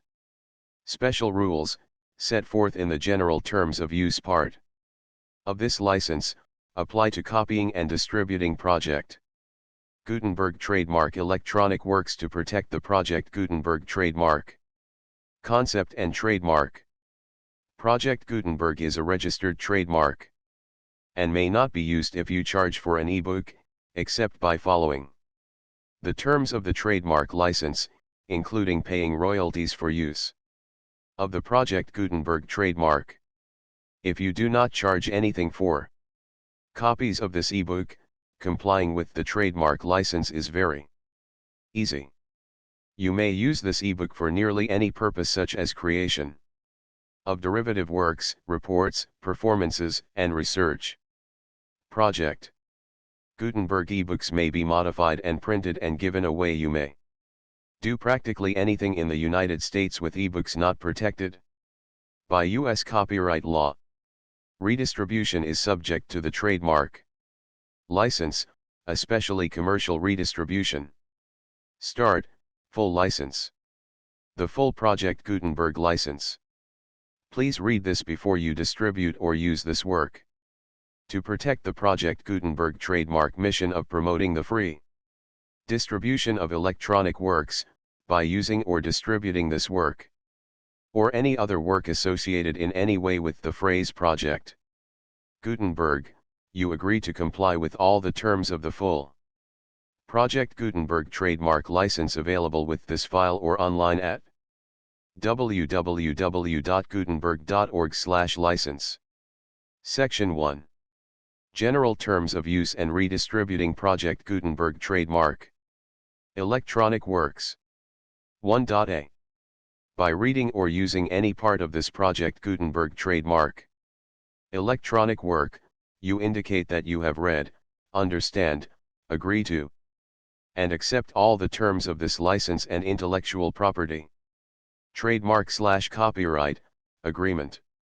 If you do not agree to abide by all the terms of this agreement, you must cease using and return or destroy all copies of Project Gutenberg trademark electronic works in your possession. If you paid a fee for obtaining a copy of or access to a Project Gutenberg trademark electronic work and you do not agree to be bound by the terms of this agreement, you may obtain a refund from the person or entity to whom you paid the fee as set forth in paragraph 1.e.8. 1.b Project Gutenberg is a registered trademark. It may only be used on or associated in any way with an electronic work by people who agree to be bound by the terms of this agreement. There are a few things that you can do with most Project Gutenberg trademark electronic works, even without complying with the full terms of this agreement. See paragraph 1.c below. There are a lot of things you can do with Project Gutenberg trademark electronic works if you follow the terms of this agreement and help preserve free future access to Project Gutenberg trademark electronic works. See paragraph 1.e below. 1.c. The Project Gutenberg Literary Archive Foundation, the Foundation or PGLOF, owns a compilation copyright in the collection of Project Gutenberg trademark electronic works. Nearly all the individual works in the collection are in the public domain in the United States. If an individual work is unprotected by copyright law in the United States and you are located in the United States, we do not claim a right to prevent you from copying, distributing, performing, displaying or creating derivative works based on the work as long as all references to Project Gutenberg are removed.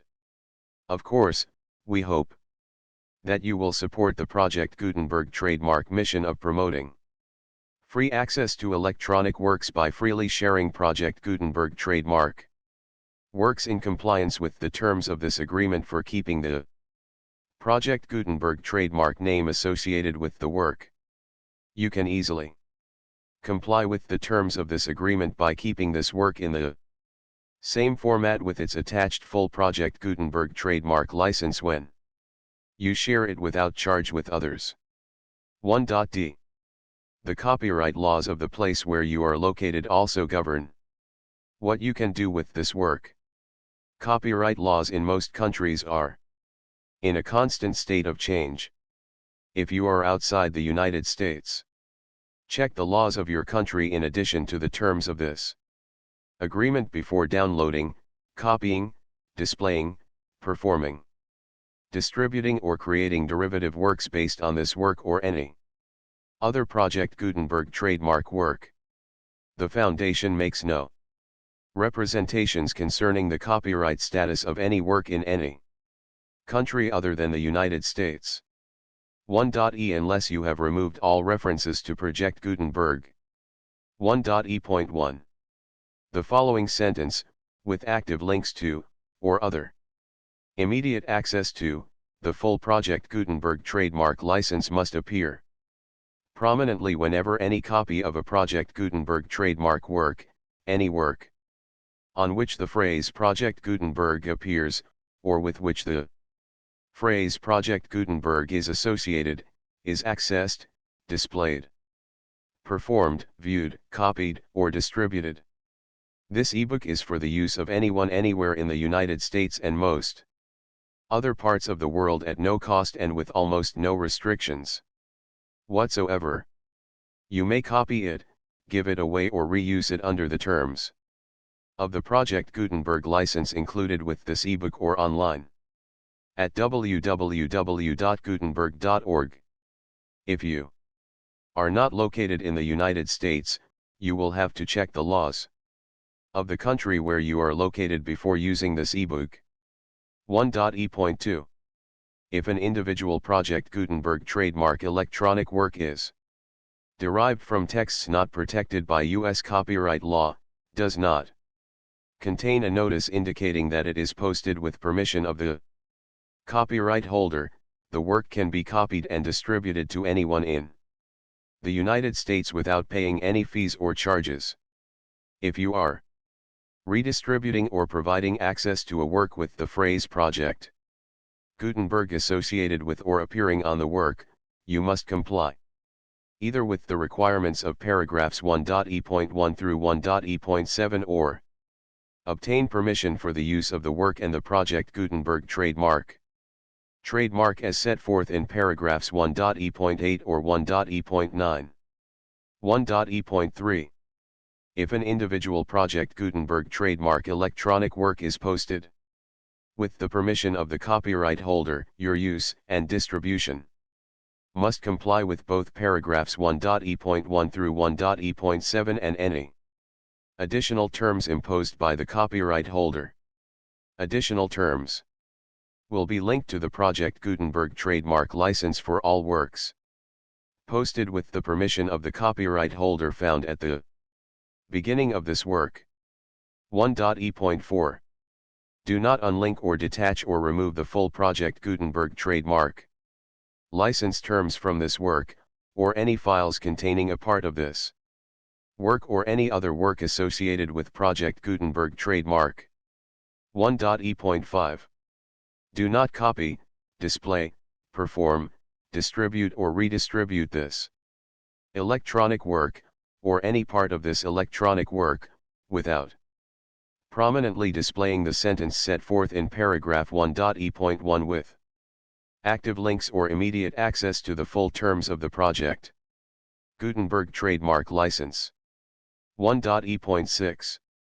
You may convert to and distribute this work in any binary, compressed, marked up, non-proprietary or proprietary form, including any word processing or hypertext form.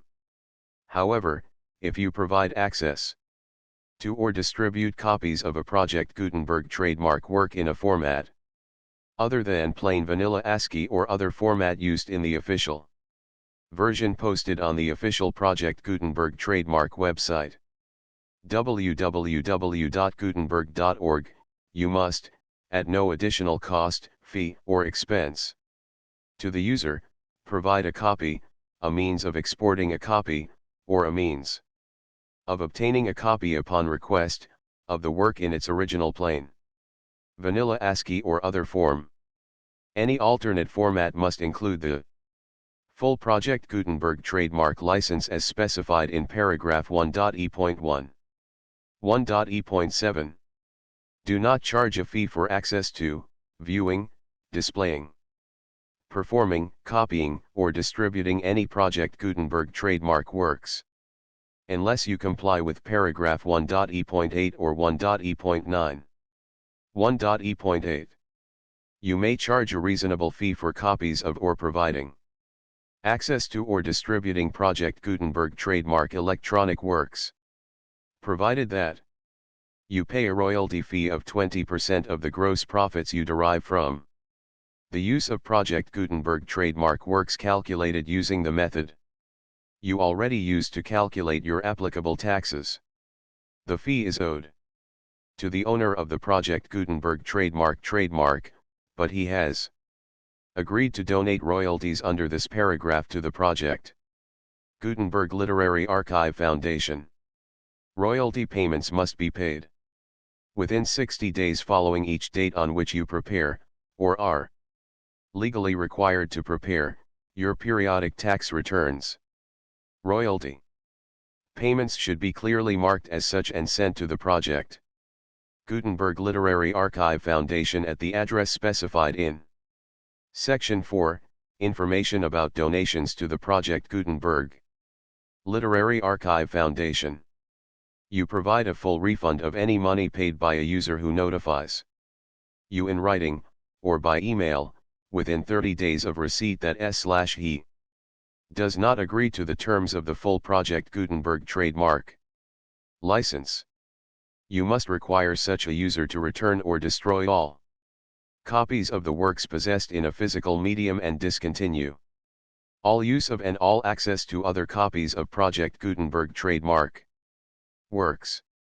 You provide, in accordance with paragraph 1.f.3, a full refund of any money paid for a work or a replacement copy, if a defect in the electronic work is discovered and reported to you within 90 days of receipt of the work. You comply with all other terms of this agreement for free distribution of Project Gutenberg trademark works. 1.e.9. if you wish to charge a fee or distribute a project Gutenberg trademark electronic work or group of works on different terms than are set forth in this agreement, you must obtain permission in writing from the Project Gutenberg Literary Archive Foundation, the manager of the Project Gutenberg trademark. Contact the foundation as set forth in section 3 below.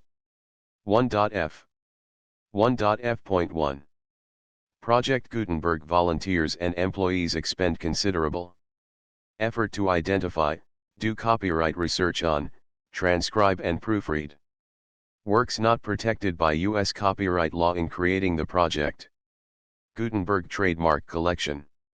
Despite these efforts, Project Gutenberg trademark electronic works, and the medium on which they may be stored, may contain defects, such as, but not limited to, incomplete, inaccurate, or corrupt data, transcription errors, a copyright or other intellectual property infringement, a defective or damaged disk or other medium, a computer virus, or computer codes that damage or cannot be read by your equipment. 1.f.2 Limited warranty, disclaimer of damages, except for the right of replacement or refund described in paragraph 1.f.3, the Project Gutenberg Literary Archive Foundation, the owner of the Project Gutenberg trademark, and any other party distributing a Project Gutenberg trademark electronic work under this agreement, disclaim all liability to you for damages, costs, and expenses, including legal fees. You agree that you have no remedies for negligence, strict liability, breach of warranty or breach of contract except those provided in paragraph 1.f.3. You agree that the foundation, the trademark owner, and any distributor under this agreement will not be liable to you for actual, direct, indirect, consequential, punitive or incidental damages even if you give notice of the possibility of such damage. 1.f.3 Limited right of replacement or refund, if you discover a defect in this electronic work within 90 days of receiving it, you can receive a refund of the money, if any, you paid for it by sending a written explanation to the person you received the work from. If you received the work on a physical medium, you must return the medium with your written explanation. The person or entity that provided you with the defective work may elect to provide a replacement copy in lieu of a refund. If you received the work electronically, the person or entity providing it to you may choose to give you a second opportunity to receive the work electronically in lieu of a refund. If the second copy is also defective, you may demand a refund in writing, without further opportunities to fix the problem. 1.f.4 Except for the limited right of replacement or refund set forth in paragraph 1.f.3, this work is provided to you as is, with no other warranties of any kind, express or implied, including but not limited to warranties of merchantability or fitness for any purpose. 1.f.5 Some states do not allow disclaimers of certain implied warranties or the exclusion or limitation of certain types of damages. If any disclaimer or limitation set forth in this agreement violates the law of the state applicable to this agreement, the agreement shall be interpreted to make the maximum disclaimer or limitation permitted by the applicable state law. The invalidity or unenforceability of any provision of this agreement shall not void the remaining provisions. 1.f.6 Indemnity. You agree to indemnify and hold the foundation, the trademark owner, any agent or employee of the foundation, anyone providing copies of Project Gutenberg trademark electronic works in accordance with this agreement, and any volunteers associated with the production, promotion, and distribution of Project Gutenberg trademark Electronic works, harmless from all liability, costs, and expenses, including legal fees, that arise directly or indirectly from any of the following which you do or cause to occur: a. Distribution of this or any Project Gutenberg trademark work, b. Alteration, modification, or additions or deletions to any Project Gutenberg trademark work, and c. Any defect you cause. Section 2. Information about the mission of Project Gutenberg trademark. Project Gutenberg trademark is synonymous with the free distribution of electronic works in formats readable by the widest variety of computers, including obsolete, old, middle-aged, and new computers. It exists because of the efforts of hundreds of volunteers and donations from people in all walks of life.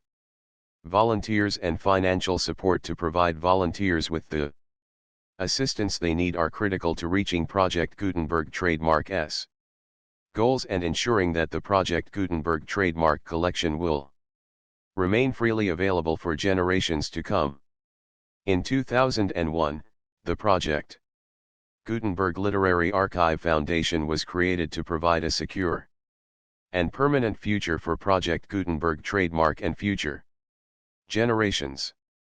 To learn more about the Project Gutenberg Literary Archive Foundation and how your efforts and donations can help, see Sections 3 and 4 and the Foundation information page at www.gutenberg.org. Section 3. Information about the Project Gutenberg Literary Archive Foundation.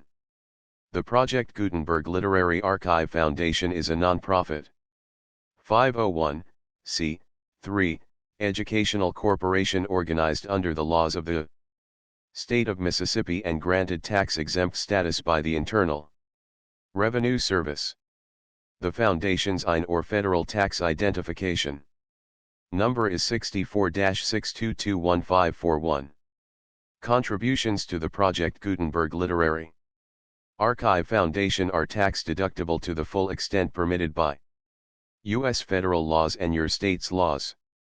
The Foundation's business office is located at 809 North 1500 West, Salt Lake City, Utah 841-16801-596-1887.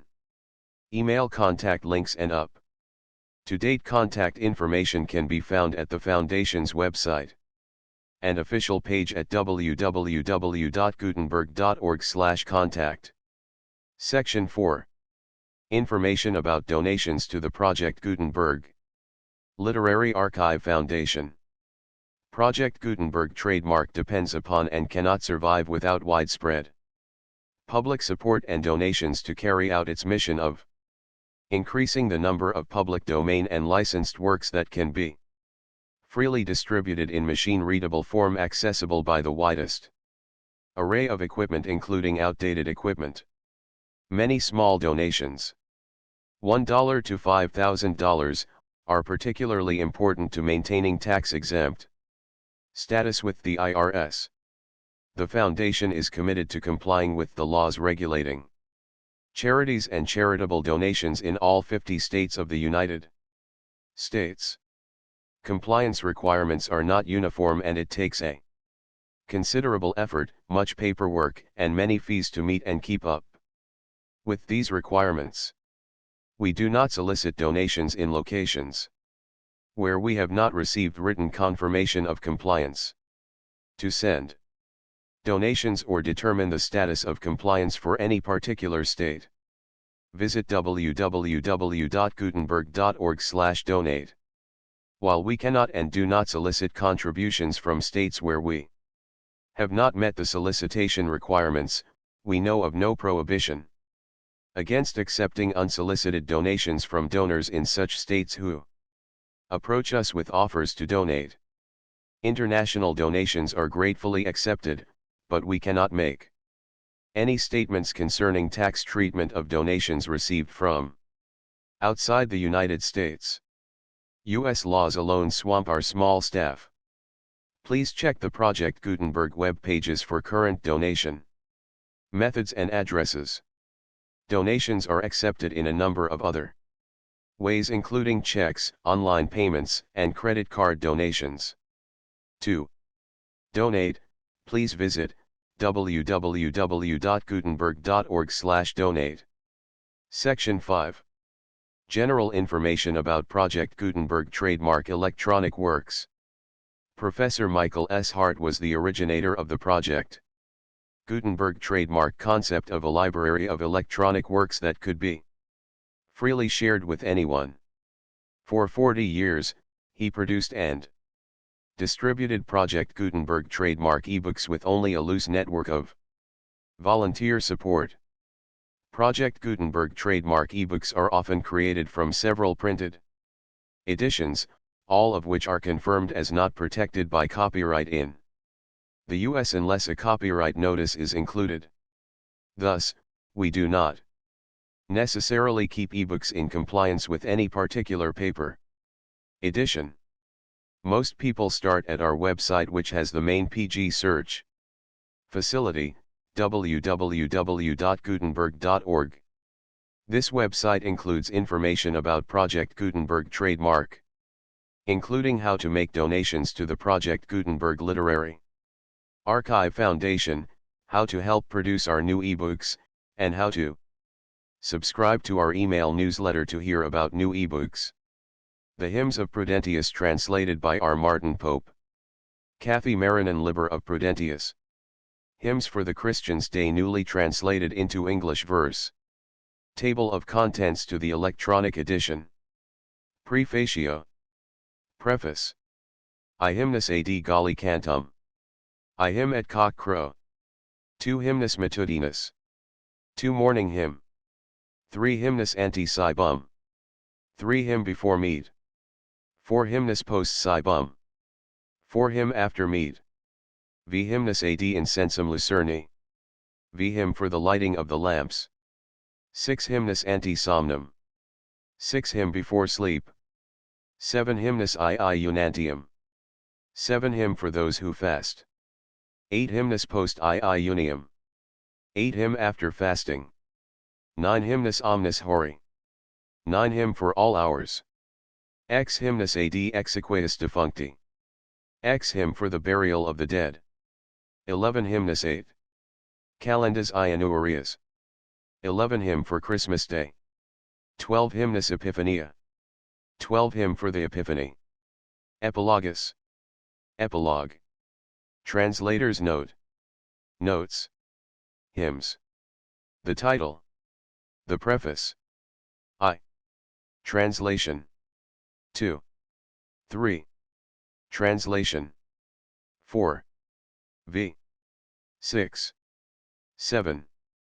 8. 9. X. Translation. 11. 12. The full Project Gutenberg license.